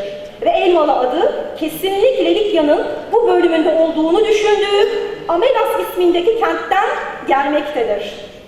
Araştırmacılara göre 17. yüzyılda Elmalı'yı ziyaret eden Evliya Çelebi'nin burada 40 çeşit elmanın bulunduğunu belirtmesi üzerine Elmalı adının bu topraklarda yetişen elma ağaçlarından kaynaklanmış olabileceğini düşündürtmüştür. Ancak Evliya Çelebi'nin seyahatnamesinde bu ilçe adı şöyle geçmektedir.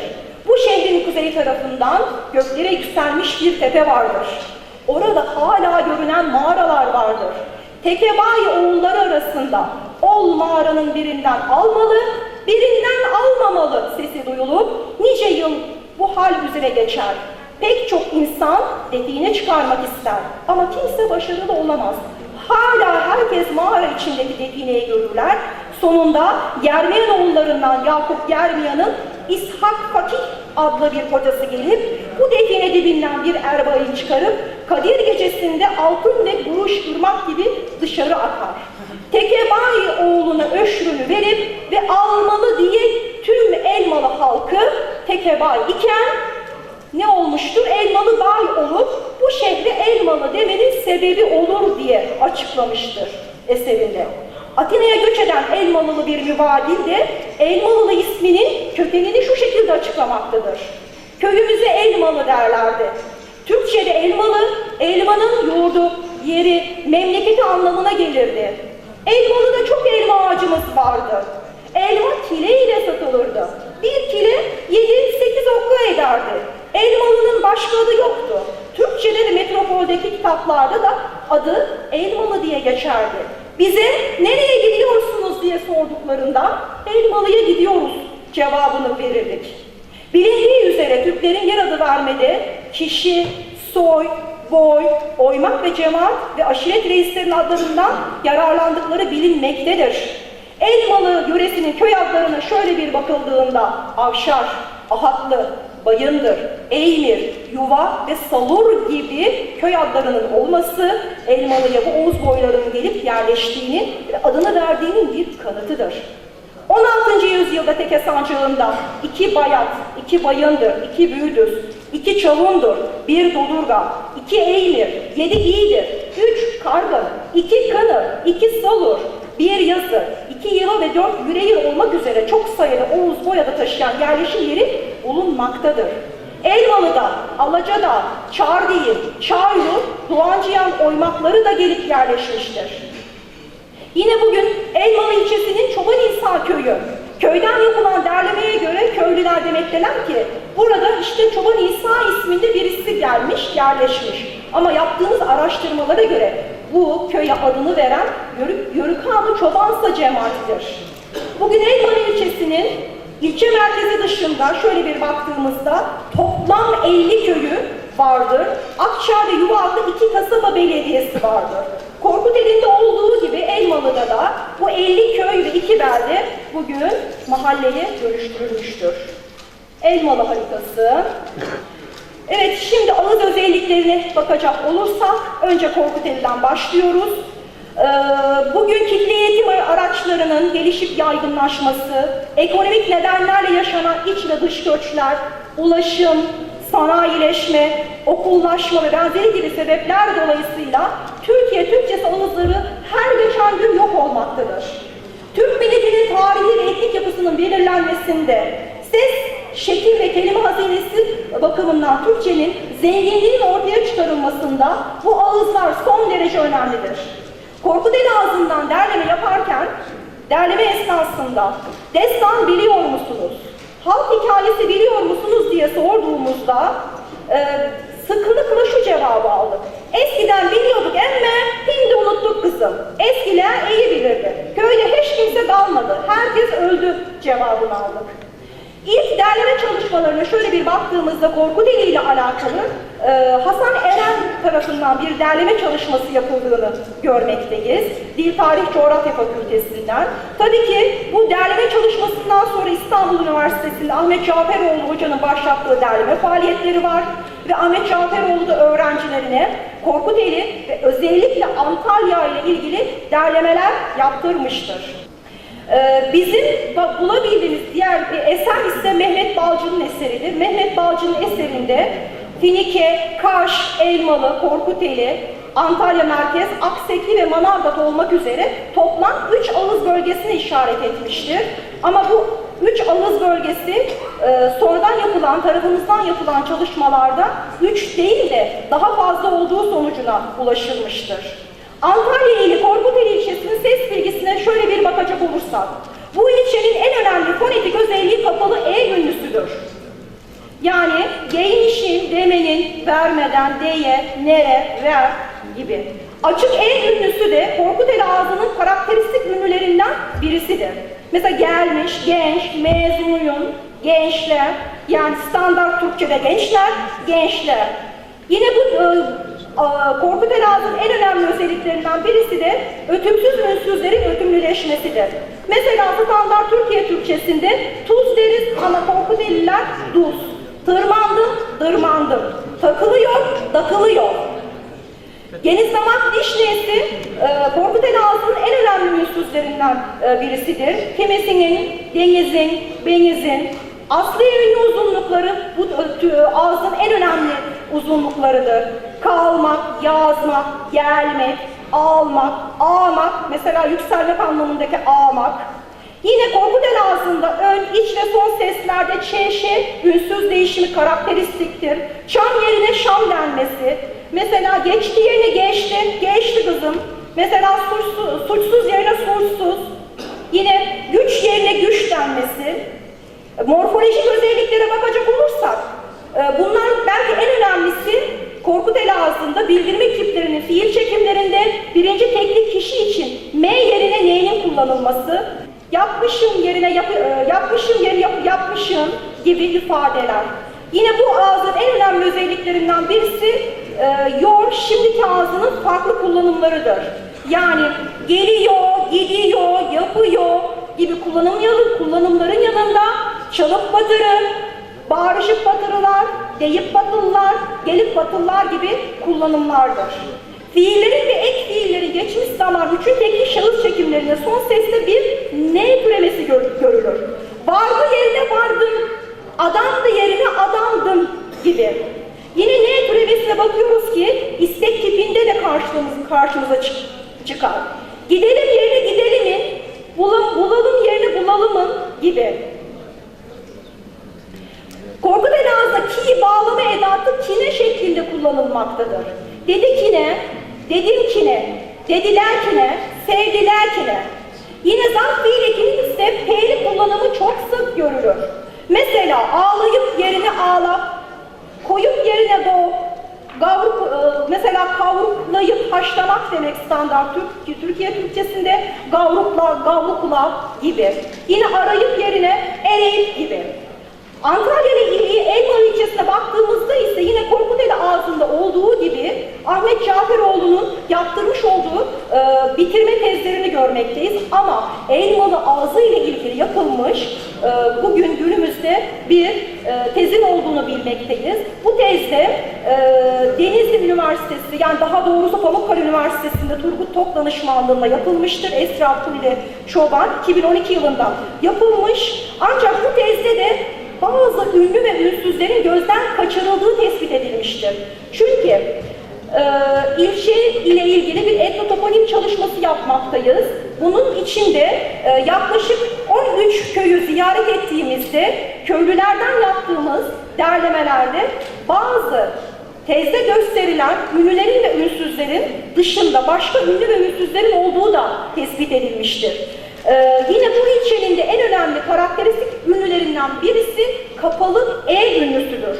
Esra Kulle Çoban master tezinde açık E ünlüsünü vermemiştir. Ancak Çukurelma, Dereköy, Karaköy, Özdemir ve Zümrütova'dan yaptığımız derlemelerde açık E sesi vardır ve hatta karakteristiktir. Yine bölge ağzının, daha doğrusu Elmalı ağzını Korkuteli ağzından ayıran en önemli husus özellikle zamirlerin ilk hecelerinde geniş yuvarlak ünlülerin dar yuvarlak ünlüye dönüşmesidir. Bu daralmalar Korkuteli ağzında var ama çok az vardır. Mesela onların yerine unların, onlar yerine unlar, onlardan yerine unladan diyor Elmalılar. Yine Esra Kulle Çoban tezinde asli vokal uzunlukları olmadığını belirtiyor ama Çukurelma, Dereköy, Özdemir ve Yalnızdan ile Yılmazlı köylerinden yapılan derlemelerde ise vardır. Genizdamak dişnesi Korkuteli ağzında olduğu gibi burada da vardır. Yani hem Korkuteliler hem Elmalılar deniz yerine deniz, deniz yerine beniz muhakkak bu şekilde söylerler. İkinci vokal uzunlukları karakteristiktir. Yani hem Elmalı hem de Korkuteli ağzı için geliyor yerine geliyor gibi ya da geliya gibi kullanımlar söz konusudur. Morfolojik özelliklere baktığımızda ise şemhe ses değişimi olduğunu görmekteyiz ara ara. Bunlardan birisi mesela şu aşağılara yerine bu aşağılara, şuraya mı gittik yerine hora mı gittik gibi. Yine M ve N kullanımlarının farklı kullanımlarını görüyoruz. Duyacağım yerine duyacağım, edeceğim yerine edeceğim gibi kullanımları var. Elmalı ağzının Korkuteli ağzından ayıran en önemli unsurlardan birisi bu grupta geliyordan ziyade geliya, gidiya, yapıya gibi kullanımlardır. Korkuteli ağzında böyle bir kullanım yoktur. Dolayısıyla her iki ilçeye de farklı yörük ve türkmen oymakları yerleşmiştir diye düşünmekteyim. Ama tabii ki henüz Elmalı ağzında derleme faaliyetleri bitmedi. O yüzden kesin bir şey de söylemek istemiyorum. Yine bu ağızda kullanılan farklı bir şimdiki zaman yapısı da vardır. Mesela getip duru, geçip duruz, yatıp duru, çıkıp duru, dövüp duru, öpüp duru gibi. Kentsel fiil ekiline baktığımızda kalınlık incelik uyumuna uyduğu gibi aynı zamanda k'lı k'li, kanalı keneli kullanımları vardır. Mesela okur kana, yapar kana, gelir kene gibi. Ki'ye aitlik ekimi kalınlık incelik uyumuna uymaktadır. Korkuteli ağzında olduğu gibi söyleyip yerine söyle, yapıp yerine söyleyip durur yerine söyleyip duru gibi ifadeler vardır. Evet, çok sıkıldınız, affedersiniz, sonuca geldim. Sonuç, Antalya ili Korkuteli ve Elmalı ilçelerinin köy adlarına göze çarpan en önemli özelliğin bölgedeki diğer adların tamamına yakının Türkçe kelimelerden oluşması ve birkaç kelime hariç neredeyse Anadolu'nun eski medeniyetlerine, kültürlerine ait hiçbir yer adının bulunmamasıdır. Bu durumun temel nedeni Oğuzların kitleler halinde Anadolu'ya geldiklerinde iskan oldukları bölgeye kendi isimlerini vermeleridir. Yukarıda da belirtildiği gibi Antalya ile Elmalı ilçesi ağızları üzerine tekrar bir derleme yapmak gerekmektedir. Çünkü gözden kaçırılan önemli sesler ve şekiller, morfolojik özellikler vardı. Şu an için toplam 13 köyden derleme yaptık. Şöyle bir baktığımızda iki yayla ilçede benzer ve farklılaşan özellikler şöyledir. Her iki ilçede de asli vokal uzunlukları karakteristiktir. Her iki ilçede de ant ünlülerde ikinci heceden itibaren incelmeler vardır.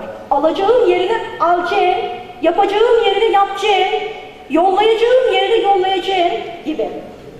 Her iki ilçede de KH sızcılaşması çok az görülür ki bu daha çok doğu bölgesinde ağız özellikleridir. Her iki ilçede de K, ken ve kanza fiil ekine baktığımızda K, K, kana, keneli yapıların olduğunu görmekteyiz. Her iki ilçede de geniş damak diş nesi karakteristiktir. Her iki ilçe ağzında da kapalı E sesi, açık E ünlüleri kesinlikle karakteristiktir. Yine biraz önce söylediğim gibi M yerine diş n'sinin kullanılması karakteristiktir. Korkuteli ağzının karakteristik özelliklerinden biri de kelime başındaki H ünsüzün türemesidir. Ama derleme yaptığımız 13 köy içerisinde 12 köyde bu türemenin olduğunu gördük. O da Küçük Söyle köyündendir.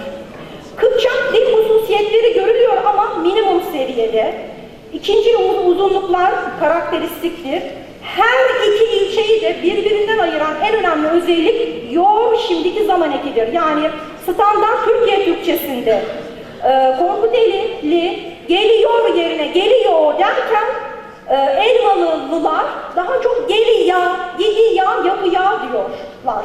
Bir de Elmalı ağzındaki zamirlerde daralmalar vardır. Mesela Korkuteliler o derken ama derken Elmalılar ise u. Yani Korkuteliler onlar derken Elmalılar bunlar diyorlar. Bu ağız bölgeleridir. Yor şimdiki zaman ve şimdi zaman zarfı. Bilindiği üzere daha çok Korkuteli ağzında şimdi yerine hindi derler.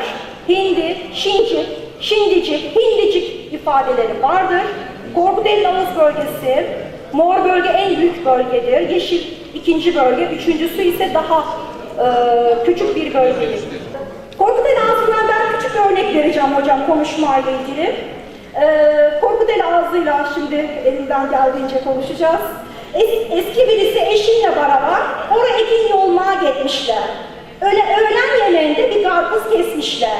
Karpuzu bir güzelce yemişler. Arkadaş bunun çekirdeğini dikelim, yeni sene geldiğinde yetişir, burada keseriz demişler. Ertesi sene varmışlar, karpuz büyümüş, ulan garı bir karpuz ektik de bitmiş mi bak gel diyorum. Garı varıp bir bakıyor, ooo arkadaş bu karpuz diyorum, karpuza benzer bir şey değil diyor. Bıçağla ellerine gelecek bir şey ne olacak? Deveye saralım getirelim. Deveye sarmışlar, götürmüşler, bir bakmışlar büyük bir karpuz. Adam Kuleştep'ten macağı kurduğunda adam macağınla kendi kayboluyor. Karpuzun içinde bir adam gezip dururmuş. Arkadaş sen ne arıyorsun? Arkadaş karpuzu kesem derken macağınla kendini kaybettim diyor. Ulan arkadaş diyor, ben 7 kat az evvel kaybettim, bulamadım. Sen bir nacağını bulacaksın diyor. Bu Korkuteli ağzından bir örnek. Elvan ağzından bir örnek. Adım Ganimet Kılınç, 42 doğumluyum. Farklı değil, aynı gına yaptık, öyle düğünümüz oldu. Çocuğum, bir oğlum bir kızım var. Yemeklerimiz aynı olabilir. Onlar en çok börek yaparlar. Saç böreği, ilen böreği, içinde hindi sade hamuru yoğuruyoruz. Neler canım isterse ama peynirli, amma soğanlı, kıymalı, kaç çeşit yiyebiliyorsan lahanalı börek yaparız. Hangını canım isterse onu yaparız, yeriz. Hamuru yoğurduk güzelce, beze açıyoruz, yağlayacağız, ufak yağlayacağız, beze yapacağız, yağlayacağız, yazacağız. 9 tane tepsinin bir altına unu yazacağız, bütün bir koyacağız, yağlayacağız. Tekrar ortasına içine ne koyacaksan koyacağız. 9 tane daha yapacağız, üstüne koyacağız, yağlayacağız, pişiriyoruz. Sofrada yiyeceğiz, yanında bir yoğurt ya ayran işte. Hele soğanlıysa sirke katarız, yeriz. Ekşi koyar, yeriz. Makarna yaparız çok, meşhurdur. Çok Egeliler hamur işlerinde. Kuru fasulye pişiririz, et yemeği pişiririz, dolma yaparız. Bu da elma ağzından örnek. Emine Hanım'ın soyadı Atmaca. Ama atmadı hocam, gerçek söyledi. Hocam atmadı, gerçekten söyledi. Hayır, kuş adamı. Kuş olan Atmaca şeyi söylüyor. Efendim. O da bize birbirine yakın iki ilçenin konuşmalarını, ağzını güzel örneklerle anlattı. Bu da bizim dil çalışmalarında ayrı bir bilim dalı, ağız çalışmaları. İşte Batılılar gibi söylersek diyalektoloji diyoruz buna. Ağız çalışmaları. Efendim, yani birbirine yakın bu kadar kasaba. Tabii pek çok benzer yerleri var ama gördüğünüz gibi farklı yönleri de bulunmakta. Ama en dikkat çekici hususlardan birisi bu Oğuzlar boy oymak her tarafı doldurmuşlar canım. Türkiye'nin her tarafını, bu tarafları da Antalya, Muğla, Denizli, Mersin her tarafını boy oymak doldurmuşuz. Sonra da birileri diyor ki bunları Türklerden biz alırız filan. Evet.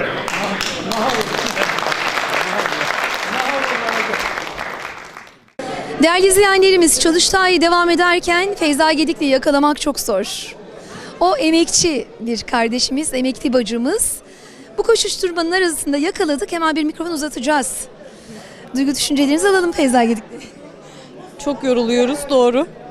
Yakalamanız da zor olmuş. Ama sonucu güzel olsun inşallah. Elimizden gelenin en fazlasını yapmaya çalışıyoruz. Bu bir dava, onu sürdürmeye çalışıyoruz elimizden geldiği kadar. İnşallah başarırız. Katılım çok fazla bu yıl, öyle görüyorum. Beklediğimizin çok üstünde bir katılım oldu. Biz 320 civarında bir dernek bekliyorduk ama geçmişiz. Geçmeye de devam ediyoruz, gelmeye devam ediyorlar çünkü. İnşallah birliğimiz daim olsun. Birlikte hareket edebilmemize bir vesile olsun bu Çalıştay. Amacımız o. Bu kadar diyorsunuz. Sen koşturmaya devam et o zaman Feyza Gedikli. Bakalım. Devam edeyim. Şimdi karşımızda da bizi çeken çok değerli bir dernek yönetiminden bir arkadaşımız var. Hemen şöyle geçelim. Merhaba, nasılsınız? Teşekkür ederim. Hoş geldiniz öncelikle. Emekçisiniz, siz tanıyalım. Evet, ben Akil Duman. Yörükler Derneği'nin sosyal medya işlerini takip ediyorum. Aşağı yukarı 10 yıldır Yörükler Derneği'nin gerek sosyal medyada, gerek ulusal medyada her tarafta reklamını yapıyoruz. Çalışmalarımız hakkında insanları bilgilendiriyoruz. Gayet de güzel gidiyor çalışmamız. Gayet güzel gidiyor. Siz de böyle bizleri çekerken yakaladık. Biz de çekiyoruz ya. Arada siz de çekiyorsunuz bizleri. Allah çektirmesin. Sağ olun, teşekkür ederiz. Biz teşekkür ediyoruz. Yörükler Derneği olarak gerçekten bu çalıştayda sizlerin de çok emeği geçti. Ben de kendim de bu işleri yaptığım için bu işlerin yorgunluğunu biliyorum. Ama sonuç olarak çok güzel bir kare tamamladık. Hepinizden Allah razı olsun. Biz teşekkür ediyoruz. Sağ olun.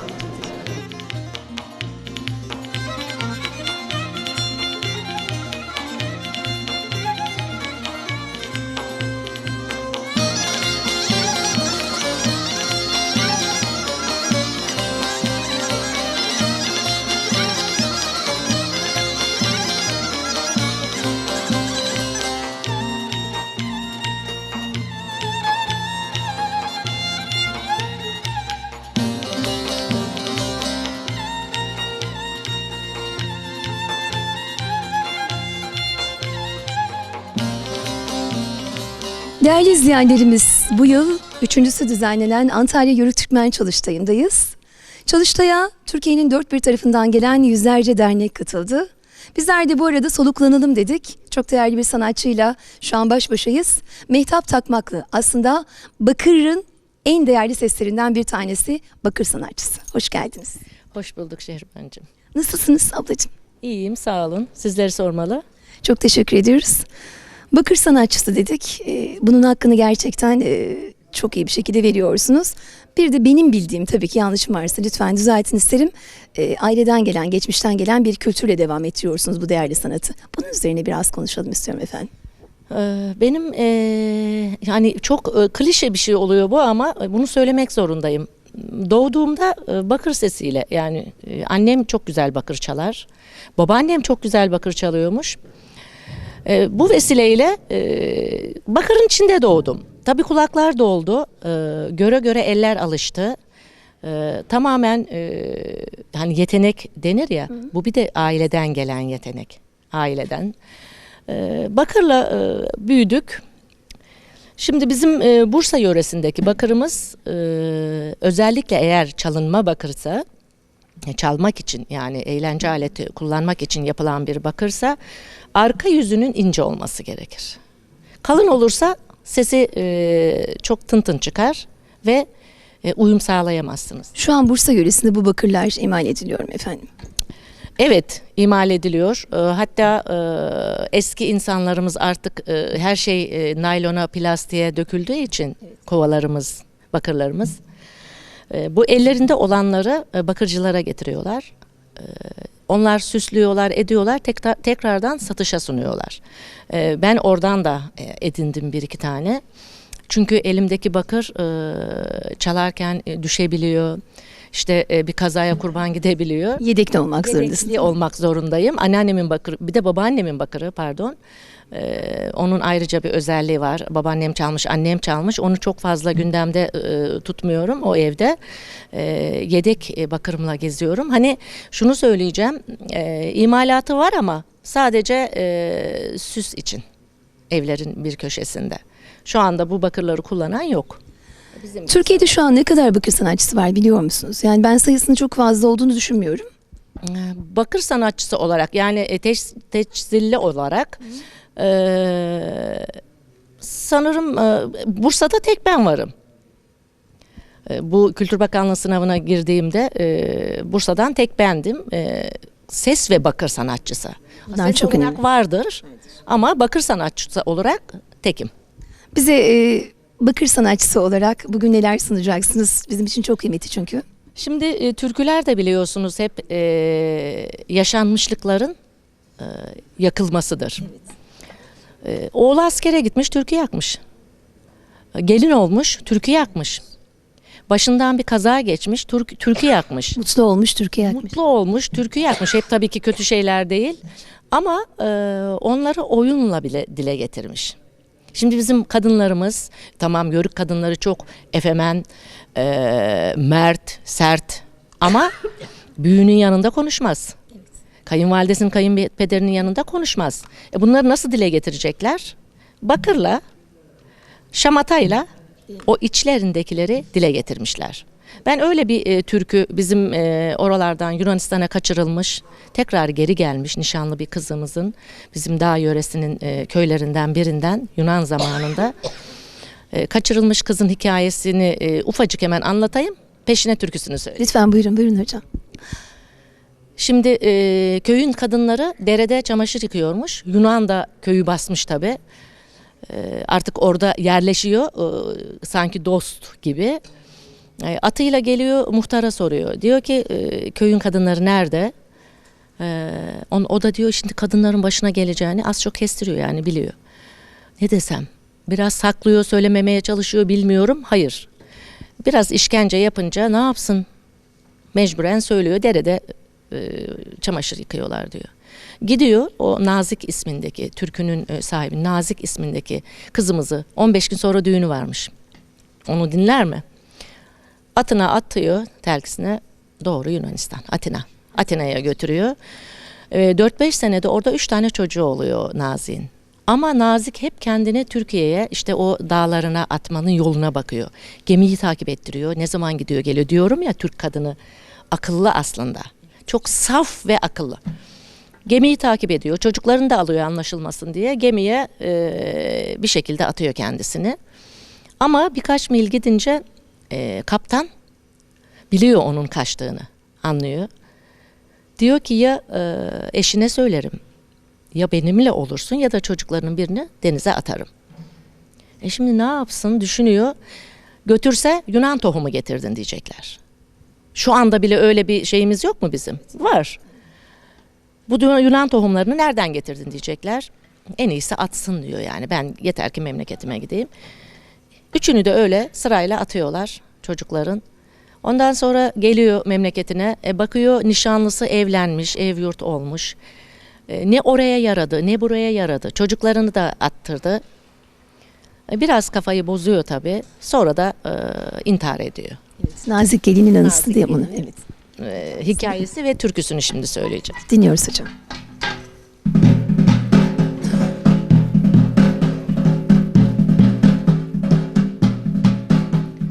Tarlam tezek değil mi? Adım nazik değil mi? Adım nazik değil mi? Ben Yunan'da durursam bana da yazık değil mi? Bana da yazık değil mi? Oy nazik nazik nazik, gül sinelerin pegezik.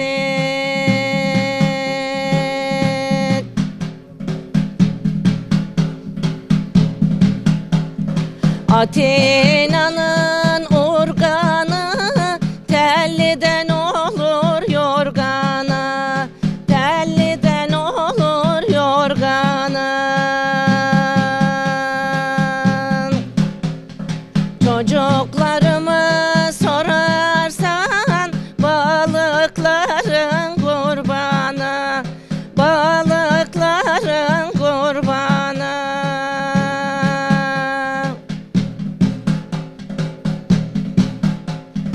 Atina'nın üzümü, dinlemedin sözümü, dinlemedin sözümü. Çocuklarımı atarken yumuda verdim gözümü, yumuda verdim gözümü.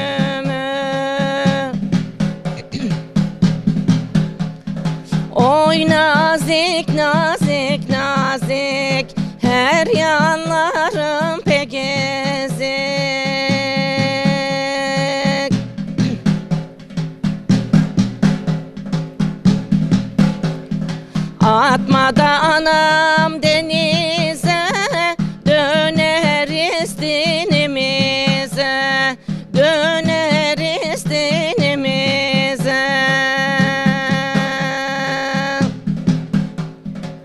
Dönmezsek dinimize, gideriz Türk teyzemize, gideriz Türk teyzemize. Asıl bir vatan özlemidir değil mi? Evet. Yarinden olmuş, hele evinden olmuş, çoluğundan çocuğundan. Yani o çocukları memleketine getiremezdi zaten. Hiç kimse kabul etmezdi. Tabii bu gavur tohumlarını öyle de deniyordu. Bu Yunan tohumlarını niye getirdin diye. Ve eşi de hep işkence yapıyormuş. Her yanları bere içinde, çürük içindeymiş. Devamlı gideceğim diyor evine, bir oturaklanamıyor. Onun için de devamlı da eziyet görmüş eşinden de. İşte değerli izleyenlerimiz, bazen çok hareketli türküler dinleriz ama o türkülerin içerisinde geçen sözcükler içimizi acıtır. Deriz ki bu kadar acı sözcüklerle nasıl oynanır, işte böyle. Şimdi bir tane daha dinleyelim istiyoruz sizden Sayın Mehtap Takmaklı. Ne söyleyeceksiniz efendim? Şimdi bir Bursa türküsü var. Onu söyleyelim. Bursa'nın yolları diye.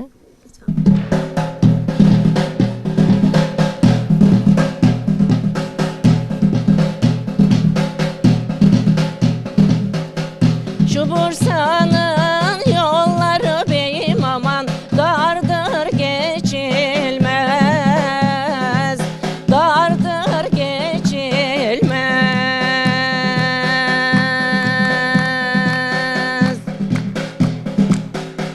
Suları soğuktur beyim aman bir tas içilmez, bir tas içilmez.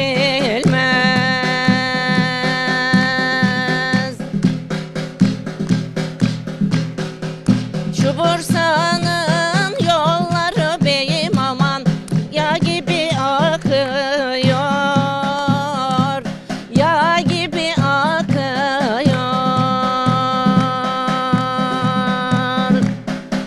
Benim yarim beni pek seviyor, dönüp dönüp bakıyor, dönüp dönüp bakıyor.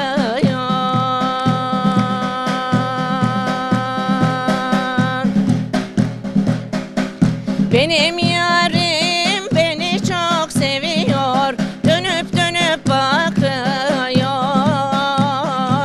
dönüp dönüp bakıyor.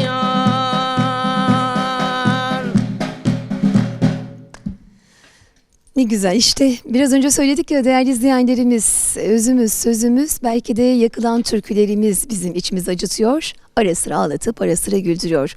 Bizler Mehtap Takmaklı'ya çok teşekkür ediyoruz ama bu kültür adına da sizlerden bir iki cümle daha istiyoruz. Şimdi son yıllarda hani az önceki programlarda da hep söylendi. Yörüğüm demeye utanırken şimdi herkes yörük oldu.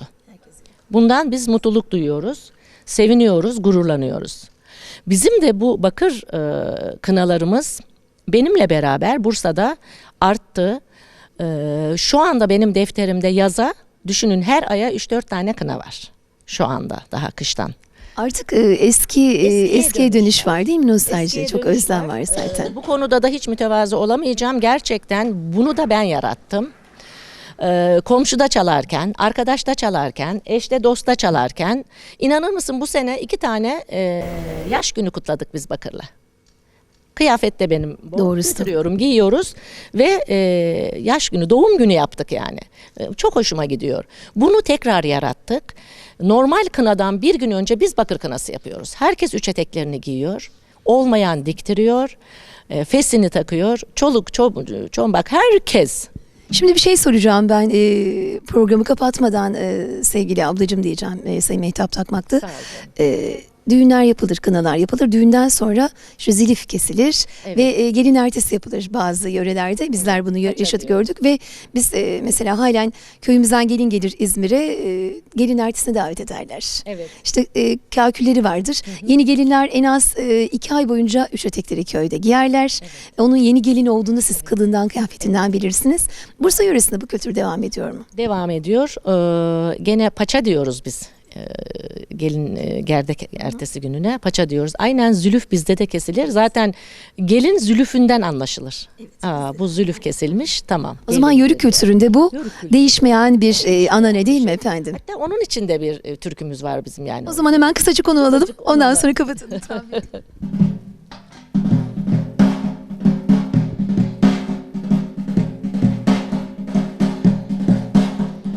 Hamamın kubbesi kireçten olur, hamamın kubbesi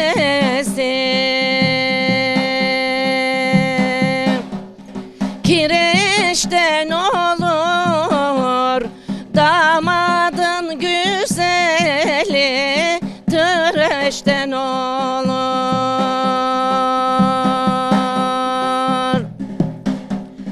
Gelinin güzeli zülüften olur. Ağlama ayanam ağlama, ben yine gelirim.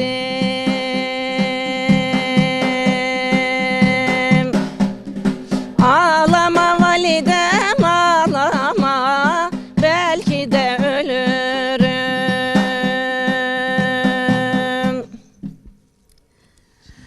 Ağlama anam ağlama belki gelirim. Ağlama anam ağlama belki giderim. Bizler gideceğiz değerli izleyenlerimiz. Programımızın yavaş yavaş sonuna geliyoruz. Mehtap Takmaklı'ya çok teşekkür ediyoruz. Bizler ayırdığı bu değerli dakikalar için. Bakırınız hiç eksik olmasın. Yedeğinizle gezin hep. İnşallah, inşallah, amin. Ben sizlere çok teşekkür ederim. Kültür kervanı olarak hiçbir zaman bizi unutmuyorsunuz. Gördüğünüz yerde bizi de programınıza kattığınız için biz teşekkür ederiz. Şimdi Mehtap ablacığım gelirken programa çıkmadan önce Bursa'nın bürümcüğü diyorlar. Bizim bölgemizde de bunu tirşe derler. Değerli izleyenlerimiz hediye getirmiş. Bunu onurlu ve gururla yörük kültürü adına Kültür Kervanı'nda ben de taşımaya devam edeceğim. Teşekkür ediyoruz. Sağ olun. Çok Biz teşekkür ederiz. Sağ olun hepinize. İşte türküler bir gün gelin ağıtıyla anlatırlar. Bir günde sözcükleri ne kadar ağır olsa da işte bizleri oynatırlar. Gönlümüze eğlerler kısacası. Bizler Mehtap Takmaklı'ya çok teşekkür ediyoruz. O anneanneden, babaanneden, dededen, ebeden derler ya, bu kültürü en iyi şekilde taşımaya çalışıyor. Oğlu Osmancan Takmaklı da bu yolda en iyi adımlarla ilerliyor. Onun yolu açık olsun. Bakır sanatçılarımızın da gönlü var olsun efendim. Teşekkürler. Şimdi efendim böyle Alanya, Korkuteli filan buralarda dolaşıp durduk. Elmalı dolaşıp durduk. Ama şimdi İsmail arkadaşımız 9 Eylül Üniversitesi'nden geldi ama onun esas memleketi Diyarbakır. Bakalım bu Diyarbakır'da da yörükler var mıymış? Yörükler var mıymış? Onları da ya Türkmenler var mıymış? Onları da bir göreceğiz. İsmail Sökmen arkadaşımızdan bunu dinleyeceğiz. Evet buyurun. Sabahki oturumlarda hocalarımız konar göçerliğin Türkmenleri ayakta tuttuğunu belirttiler. İşte o konar göçerliğin 700 yıl ayakta tuttuğu bir topluluktan bahsedeceğim şimdi. Batı Anadolu'da değil, ilk konuşmalardaki gibi Orta Asya, Atayurdu'nda değil, ikisinin ortasına gideceğiz. Yani Doğu bölgesine gideceğiz. Azerbaycan ve Irak'ta bağlantılı olarak. Bunun yanıtına geçmeden önce, yani bu ayakta kalmayı nasıl başardılar? Bunun yanıtına geçmeden önce kısaca bir ağzı tanıyalım. İsmi Türkmen ağzıdır. Bu Diyarbakır'ın en güneyindeki 2 ilçeden birisi, hatta en güneyi denebilir.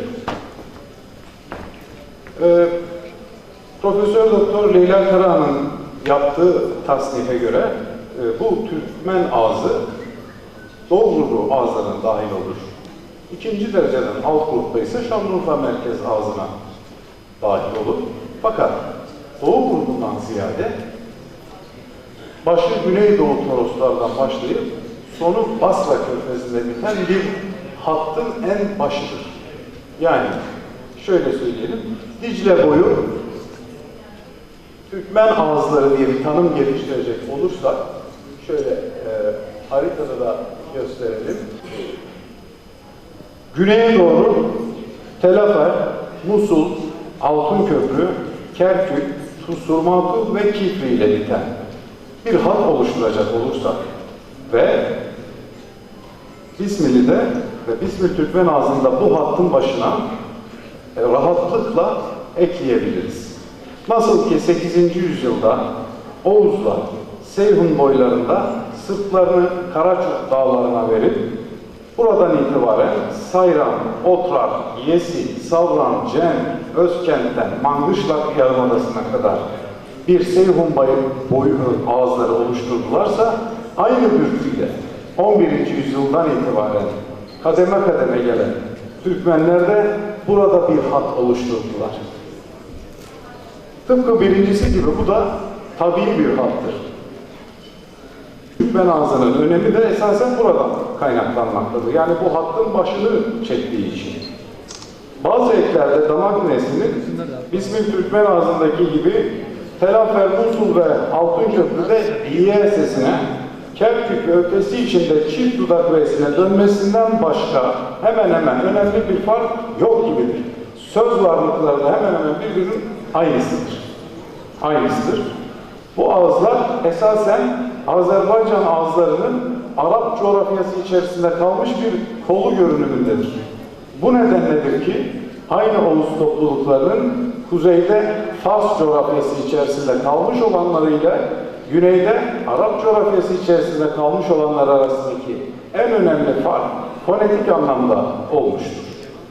Yani Arap diline mahsus gırtlak patlayıcısı ayın, nefesli he, çift dudak V'sinin vurgulu söylenişi vesaire iki Oğuz topluluğu arasında Arap coğrafyası içerisinde kalmış olmaktan kaynaklanan bir küçük ama temel fark oluşturmuştur. Peki, burası birinci bölüm.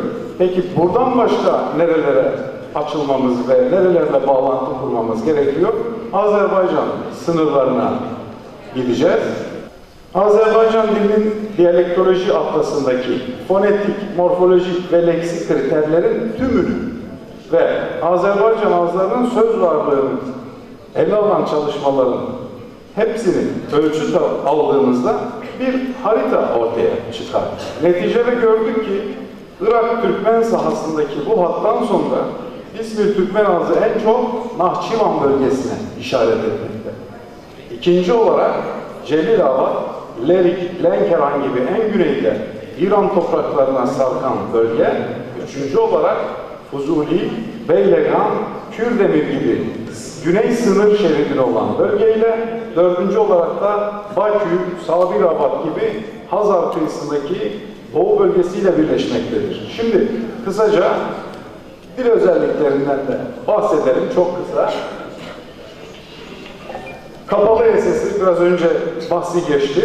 Kapalı sesi Türkçe kelimelerin ilk hecesine sistematik olarak gelir tarihi Türk lehçelerinde ve açık E ile veya normal süreli E ile farkı bariz duyulur.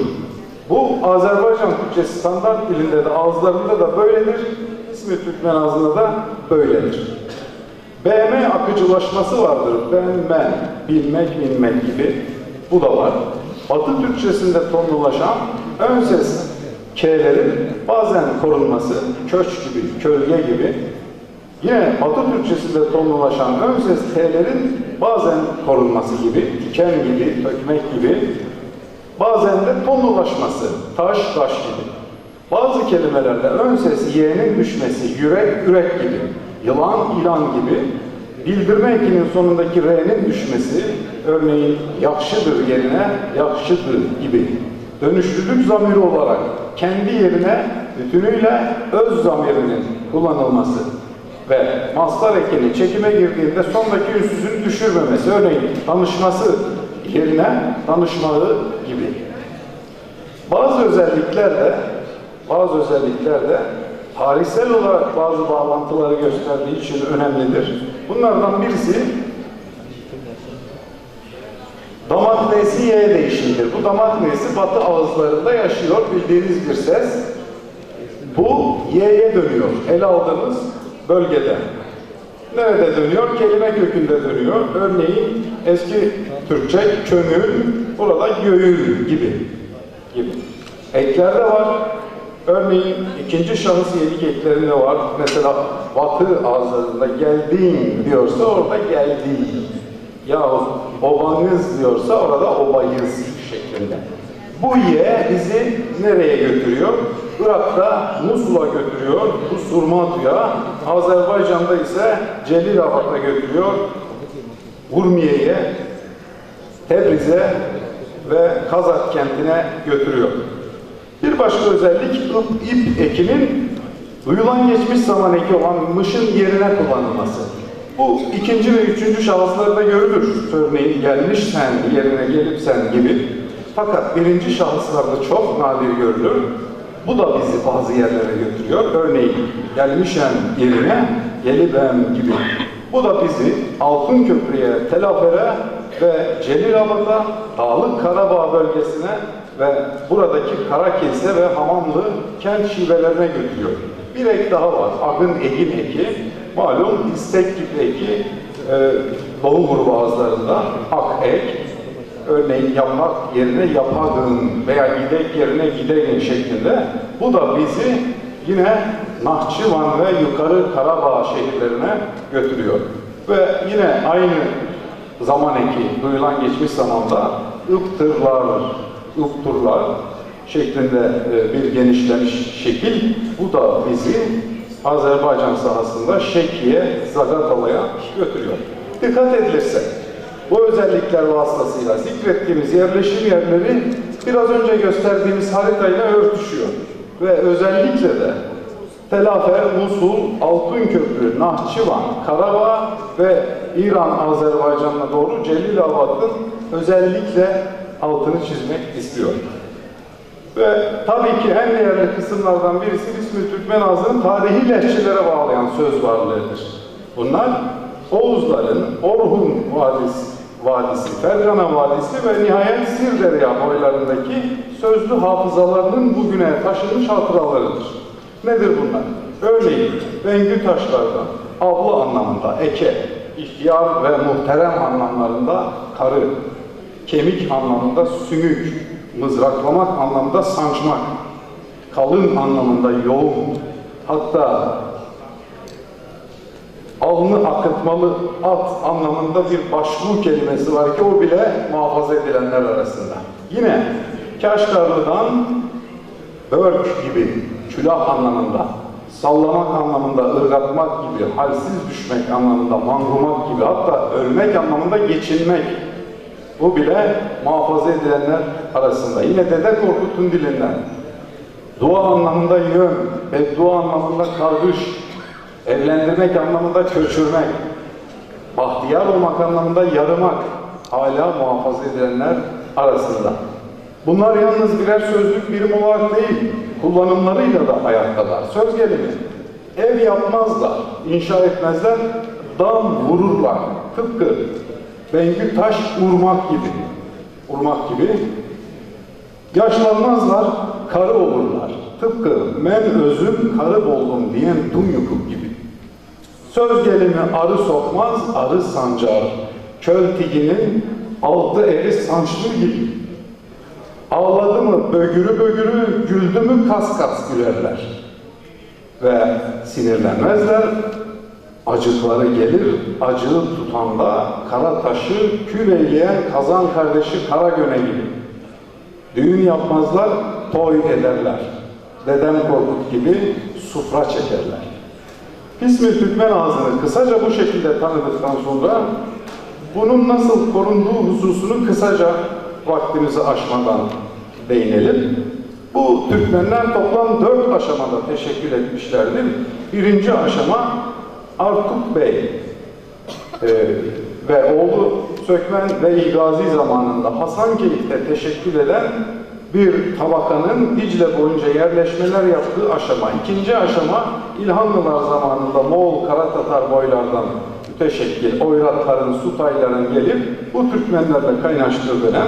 Üçüncü dönem Akkoyunlu ve Safevi devletlerinin esas unsurunu oluşturan Bayındır boyuna mensup Bektaş Obası'ndan bir grup önderliğinde Karkın, Bayat, Avşar, Çepni gibi başta olmak üzere birçok Oğuz boyu mensubunun yerleştiği aşamadır. 4. ve son aşama ise Karayülük Osman Bey'in Diyarbakır'a hakimiyetinden sonra Busullu Oymağı'ndan Bektaş Obası'nın merkezli olduğu kalabalık bir grubun gelerek yöredeki Türkmen gücünü zirveye ulaştırdığı dönemdir.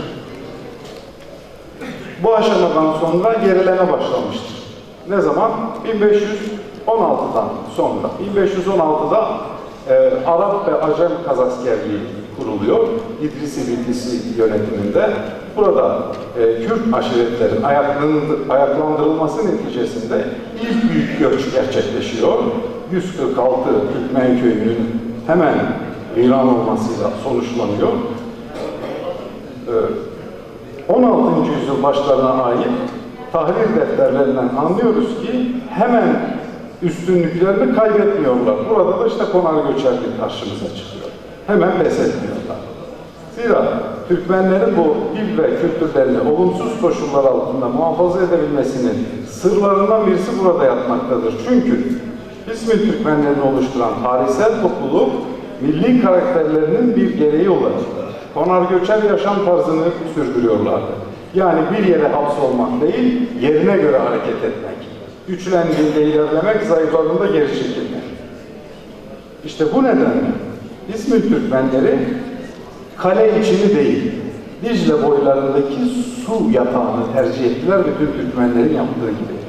Şayet kale içini tercih etselerdi 1515'ten sonra bu Türk aşiretlerinin ayaklandırılmasıyla kale teslim alındığı anda varlık sona erecek. Fakat onlar Silvan ve Mardin platoları ve ikisi arasındaki Bismil Ovası'nı yaylak ve kışlak benimsediler. Bununla bağlantılı olarak bir hususu daha dile getirmek gerekirse, ata yurtlarında durum böyle değildi. Kuzeyde Peçenekler vardı. Kuzeyde Peçenekler, doğuda Kıpçaklar, Karluklar vesaire, yani yine kendi dillerini konuşan topluluklar, kendi soydaşları, ama 11. yüzyıldan sonra geldikleri yurt böyle değil. Kim vardı kale içinde? Mervanilerden kalma Araplar vardı vesaire. Diğer gayrimüslim unsurlar da olabilir. Bizans hakimiyeti daha önceki, Mervanilerden önceki. Dolayısıyla daha ilk geldiklerinde bir refleks oluşturdular. Kendi kültürlerini koruma adına. Ayrıca Atayurdu'nda birleştirici bir yazı dili vardı, Karahanlı Türkçesi. Merkezi otorite vardı, Karahanlı Devleti. Ama geldikleri yerden ne birleştirici yazı dili var, ne bir merkezi otorite var, ta ki Akkoyunlulara kadar. Bu ilk reflekstir. İkincisi, İzmir Türkmenlerini oluşturan tarihsel topluluğun coğrafi tercihi de bu başarıyı elde etmelerinde etkili olmuştur. Bu topluluk, Güneydoğu Torosların dağlık bölgelerini değil, Yukarı Dicle Havzası'nı tercih ettiler. Yani dağ eteği ve su yine karşımıza çıktı. Ve bu yeni yurtlarını çok benimsediler. Çünkü bu bölge ata yurtları Seyhun boylarının sanki tarihi El Cezire'deki bir kopyasıydı. Yani her iki haritaya baktığımızda bunu rahatlıkla görebiliyoruz. Ne kadar birbirlerine benzediklerini. Peki hangi açıdan benziyorlardı? Birincisi karasal iklim. İkincisi düzlük ve sulaklık. Yani düz arazi ve sulak arazi. Üçüncüsü plato ve vadilerin bir arada bulunup yaylak ve kışlak imkanı vermesi. Dördüncüsü ata yurtlarında en çok meşgul oldukları tarım çeşidi olan tahıl tarımını burada da gerçekleştirebilecek toprak tipi ve klimatolojik özelliklerin mevcudiyeti. Beşincisi ise ata yurtları Seyhun'da iktisadi hayatlarının önemli bir parçası olan sal taşımacılığına hem Seyhun'un hem Dicle'nin müsait olması.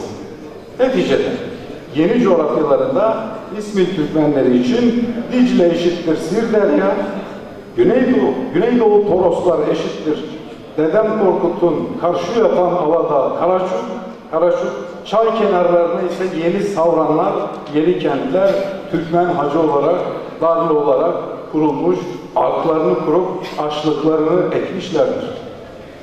Bundan başka bu başarıyı sağlayan bir diğer etken, gelişen olumsuz koşullara karşı kapalı toplum yapısı geliştirmektir.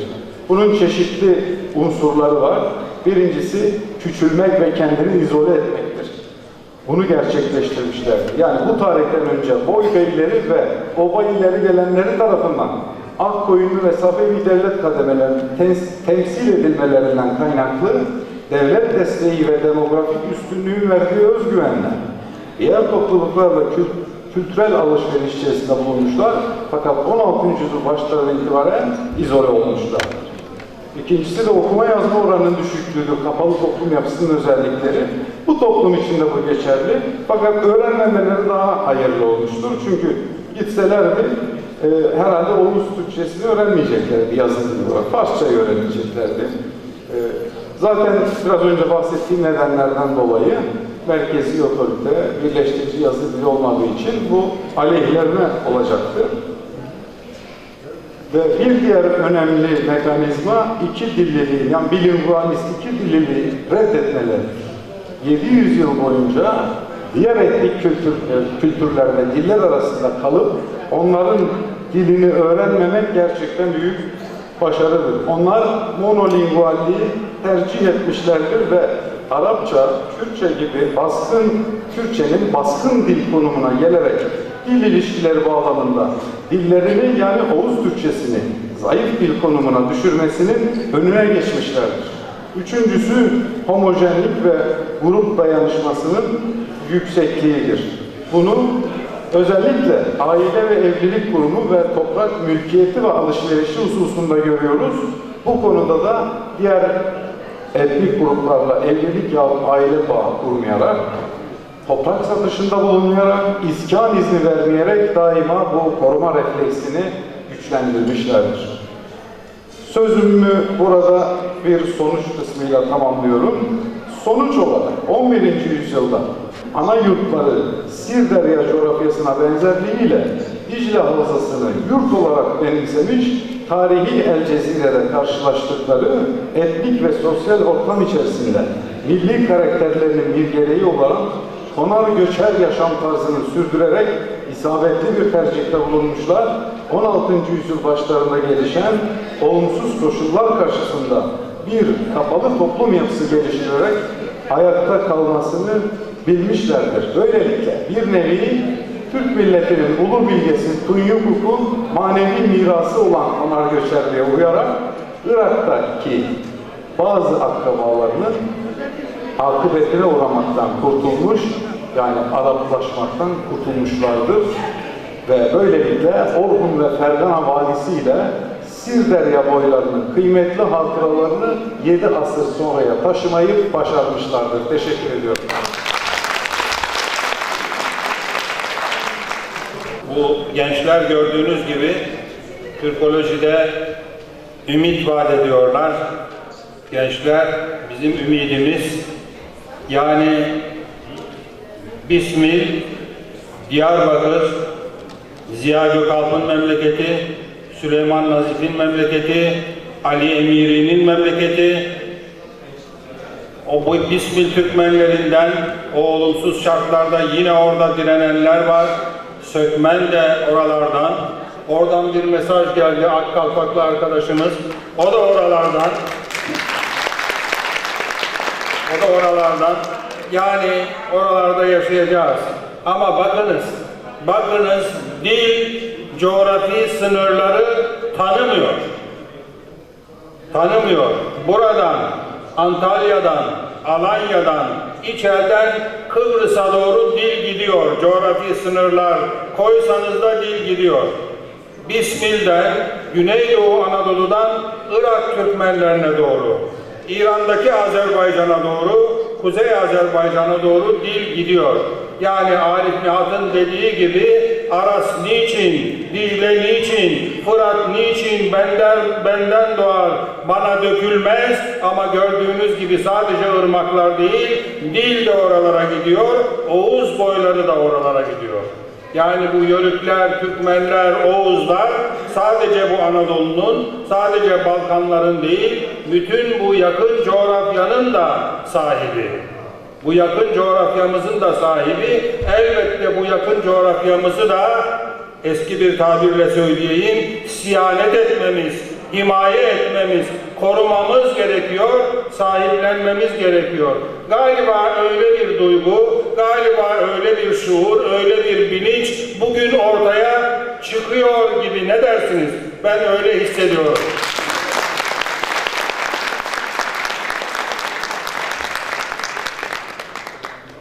Evet, sonuç olarak Yörüklük, Türkmenlik, Oğuzluk bu Türk'ün en hası ve kendini gösteriyor, göstermeye de devam edecek. Ötüköy'de otursan, öyle diyor. Arkadaşımız ta onun anıtlarına kadar gitti. Konyukuk'a kadar gitti. Ötüköy'de otursan, oralardan her tarafa kervan göndersen, senin devletin orada ebediyen duracak. Biz de buradan dışarıya doğru ticaretimizi yaparak ama buraya sahiplenerek ebediyen burada, tıpkı Bilge Kağan'ın söylediği gibi ebediyen devlet kurmaya devam edeceğiz. İlelebet payidar olacak aynı şey. Yani Orhun abidelerinde söylenen ebedi devlet kurup oturacaksın. Osmanlılarda söylenen devleti ebed müddet, ebedi süreli devlet ve Mustafa Kemal'in ağzından ifade edilen ilelebet payidar kalacaktır. Aynı anlayış 1300 yıldan beri devam eden bu anlayış bundan sonra yok olabilir mi? Olamaz diyorum ve bu oturumu kapatıyorum.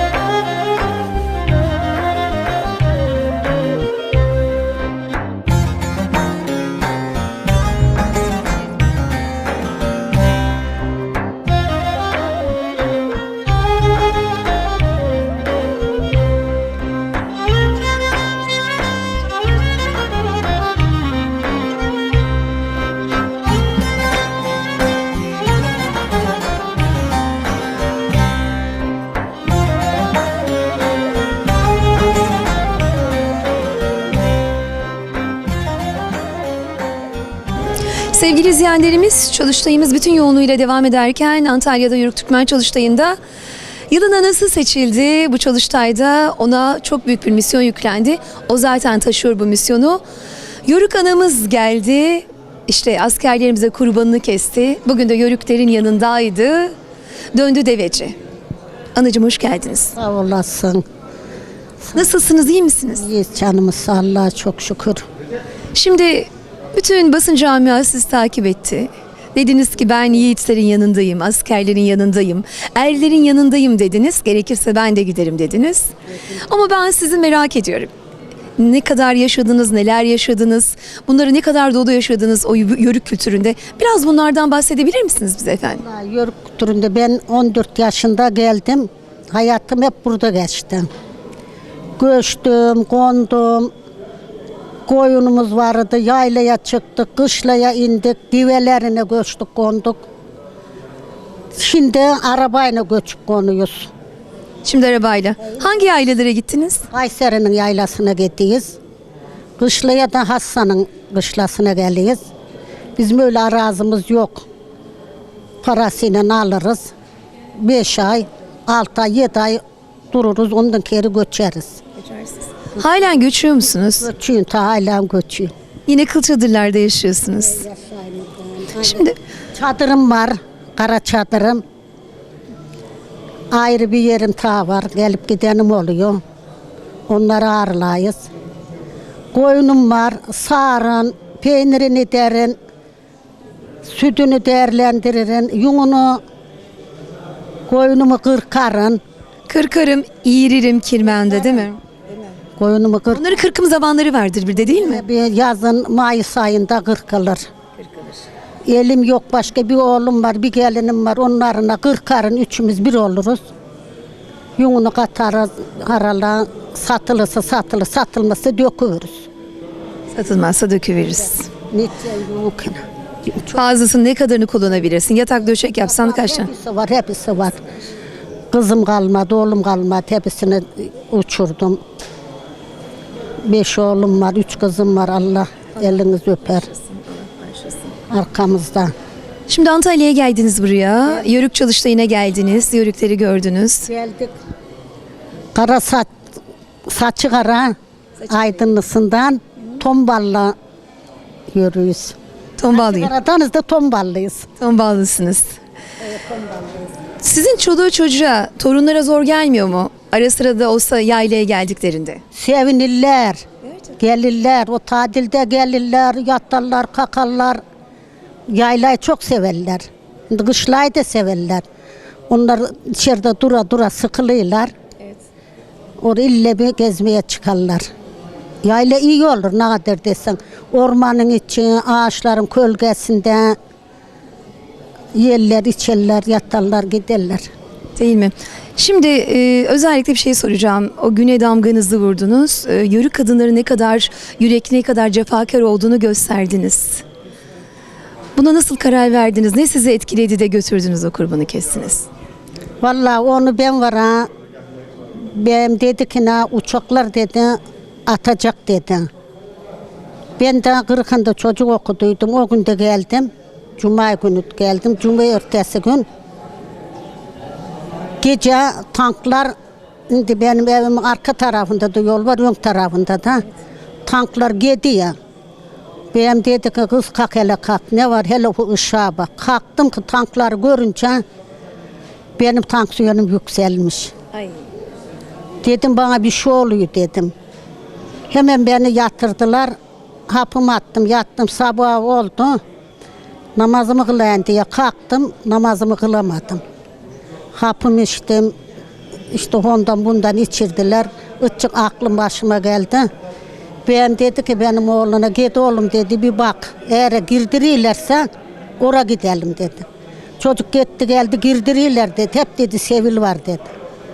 Dedim ben de gideceğim dedim. Gel buradan bir de koyun atalım. Bunu da keselim askerlerimize dedim. Varınca dedim onlarla uğurlarız onları. Onlara ben onu dedim kurban keseyim dedim. Vardık arabadan indim ki bir şöyle baktım bir de öyle baktım. Hep benim askerlerim, kuzularım, yavrularım size dedim elimi böyle bastım. Allah dedim ayağınıza taş dokunmasın, başınıza iş gelmesin. İnşallah dedim geri dönersiniz. Size dedim çit kurban keseceğim dedim. Bunların tuttum annelerine birer kan çaldım. Malı da yüzdüm. Doğru arkana dediler biz gideceğiz. Telefon geldi biz gideceğiz. Oturdum elimi bağladım böyle ağladım. Ben bunlara kestim dedim. Ben bunu elimine pişirip yedireceğim. Yediremedim. Tuttum poşetledim. Çocuğumun eline verdim. Götür bunu karaoğla ver orada pişirsinler yesinler dedim. Bay bay ederek ağrayarak uğurladım onları da. Belki bay bay ederek uğurladıklarınız şehitte düşmüş olabilir içinde değil mi? Geldim yatamadım. Tübe yatamadım.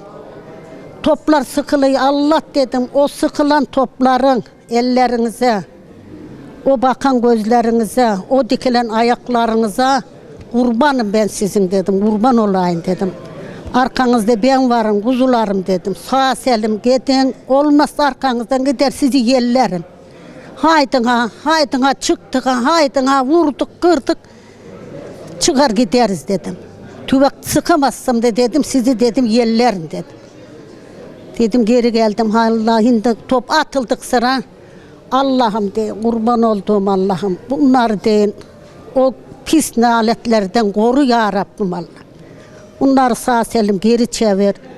Ben böyle sağ kana, elim kolum tutarkana bunlara çit kurban kesen aralarında buradan da öyle uğurlayayım diyeyim. Başka ne diyeyim kızım? Başka ne diyeyim? Gel şimdi şöyle. Aslında bizim diyeceğimiz çok sözü döndü ana döndü teyzemiz söylemiş. O askerleri yeğlerim dedi. Onların ardında aslında koca dağ olmuş, yürek olmuş. Ana olmuş, ata olmuş, ciğer parçası olmuş. Biz bütün askerlerimize böyle sağlıklı bir şekilde evlerine dönmeyi nasip ediyoruz. İnşallah. Yörük analarımız var olsun. Bizler zaten bu yolda varız. Analarına da selam saldım. Bacılarım, teyzelerim, halalarım, oğlunuzdan hiç kaygı çekmeyin. Oğlunuz benim yanımda. Kurban olurum. Benim dualarımı alıyorlar, telefonlarıyla konuşuyor. Bir Kızıl Elma değiller. Onun anasıyla konuştum. Bir ağlay kadın, bir ağlay nasıl? Ay. Benim oğlum senin oğlun diye. Oğlumun amaneti senin diye. Ben de inşallah benim dedim. Çocuğum da konuştum. Selam salmış. Halal etsin ana hakkını dermiş. Ay. Ben de ne yaptım da halal edeceğim. Ya. Binden bine de halal olsun dedim. Ya. Onların birleri bin olsun, yörük teyzelerimiz çok olsun, hep o yaylalarda var olsunlar. Elinizi öpeyim ben sizi. Döndü anamızın yakın bir köyünden çok değerli bir dernek başkanımız da ziyarete gelmişler. Çalıştay arasında hemen yakalamışken röportaj esnasında onu da çağırdık. Hoş geldiniz efendim. Sağ olun. Biz Osmaniye Toprakkale Yörükler Dernek Başkanı Kemal Karalar. Tabi burada ebemin Saçıkara aşiretinden olması nedeniyle ebemizin bizim için, yörükler için bir gurur kaynağı. Bugün bir Osmaniye'nin Rahime Hatun'u, Kara Fatmaları, işte bu da bizim döndü anamız, yörüklerin döndü anası, kahramanı, askerlerimize, Mehmetçiklerimize verdiği, yani o ilk kurbanı kesmek, yani bizim yörüklerde alnına vurmak büyük bir şeydir. Yani anamız hepimizin gurur kaynağıdır, Türkiye'nin onurudur, gururudur ve yılın annesi olarak da burada seçildi. Bu Çağıştay'ı düzenleyenlere de Allah razı olsun diyorum. Her zaman için ne mutlu Türk'üm diyene diyorum. Çok teşekkür ediyorum size Sağ olun, de. çok teşekkür ederiz. Size de bir mikrofon uzatalım efendim, hoş geldiniz. Ben Osmaniye Kadirli'den Veligani, İl Genel Meclis üyesiyim. Yörük Türkmen Derneği Başkanıyım Kadirli'nin. Yörük ana bizim anamız. Yörük ananın kurban kesmesi bizi onurlandırdı, gururlandırdı. En azından Türkiye'yi ayağa kaldırdı. Türkiye'deki dernekler olsun, sivil toplum örgütlerinin hepsi sınıra parça parça akın için Yörük ananın elini öpmeye gidiyorlar. Ne mutlu Türk'üm diyene, biz her zaman Türk'üz, yörüğüz, dik duracağız, dik duracağız. Böyle bir bütün Türkmenleri bir araya toplamak kolay bir iş değil. Bunu yapan arkadaşlarıma, sponsorluğunu yapan Akdeniz Üniversitesi, Murat Paşa Belediyesi ve Akdeniz Üniversitesi'nin Yörük ve Türkmenler Araştırma Merkezi'ne çok teşekkür ederim. Özellikle bu kolay bir iş olmadığı için Fatih Bey'e çok teşekkür ediyorum. İyi hatırlıyorum ki 50'li yıllarda ben Antalya ortaokulda okurken orta eğitim sisteminde benimle herkes dalga geçerdi. Yörük, yörük, bu da yörük. Gitsin de. Çok böyle bizi aşağıladıklarını hatırlıyorum. Ve kendimizi yörük olduğumuzu, Türkmen olduğumuzu söyleyemediğimiz günleri hatırlıyorum. Çünkü ben gerçekten yörüklük hayatının içerisinden geldim. Yaşadım. O kadar yaşadım ki zaman geldi, davar götürdü. Zaman geldi, yaylaya götürdü. Zaman geldi, o yaylada büyüdü. Zaman geldi, akarsuyu olmayan belki 3000 metrelik rakımı olan yaylalarda kaldı. O yaylalarda suyu ama baltayla karı kesip yedirip taşa koyup taşların suyuyla koyduktan sonra akan su ile hayatını devam ettiren yörüklerin arasında kaldı. Öyle büyüdü. Nasıl bir hayat, keşke efendim bence o konuda böyle bir bildiri hazırlasaydım ama aceleye geldi. Efendim bizim Fatih hemen alelacele beni buraya davet ettiler. Çok çok teşekkür ediyorum. Yörüklük geleneği bambaşka bir şeydi. Bu devletin kuruluşunda daha Gövürüklerden başlayın. Karahanlılar, Selçuklular, Osmanlı ve Türkmenlerin devletlerinin kuruluşu ve Cumhuriyet'in kuruluşu esnasında Türkmenlerin önemli rolleri oldu ve bunlar bu görevi harfiyen yaptılar. Ama Yörüklerin malum olduğu üzere ekonomik bakımından bir tarım ekonomisine bir de hayvan ekonomisine dayalı olduklarını biliyoruz. Ben konuyu uzatmayacağım çünkü yavaş yavaş oralara doğru giderken 92'li yıllarda Türk Cumhuriyetleri açıldığı zamanlarda Türk Cumhuriyetlerine gittik. O esnada tabii en fazla Türkmenistan'a 7-8 seferi olmuştu. Orada gördüm. Yani kilometrelerce uzaktaki Türkmenlerle efendim hatta Kazaklarla olan kültürel bağımlılık hiçbir surette ayrı olmadıklarını gördüm. Aradan asırlar geçmiş olmasına rağmen isimler aynı, dağlar aynı, ovalar aynı. Benim Göktepe yaylam Türkmenistan'da var. Benim efendim Bozdağ'ın yaylam Türkmenistan'da da var. Benim efendim Alıdürler'de yaylam Türkmenistan'da da var. Yani her yönüyle Türkmenistan'daki bütün dağlar, ovalar, ırmaklar, dereler hepsi aynı isim taşıyor. Ben daha fazla konuyu uzatmayayım. Hemen konuşmacı arkadaşlarıma köyü bırakacağım. Ve burada 4 değerli arkadaşımız, hocamın hocası evvela, efendim, ikimiz aynı kuşağın insanları, Ahmet Bey ve Sahip Bey ve bendeniz buradaydılar. Bunlar ilk göz ağrımız. O bakımdan çok mutluyuz yanımızda beraber. Şimdi ilk sözü hocaların hocası, onun müdahili, sevgili kardeşim, efendim, Profesör Doktor Zahir Sakaoğlu'na vereceğim.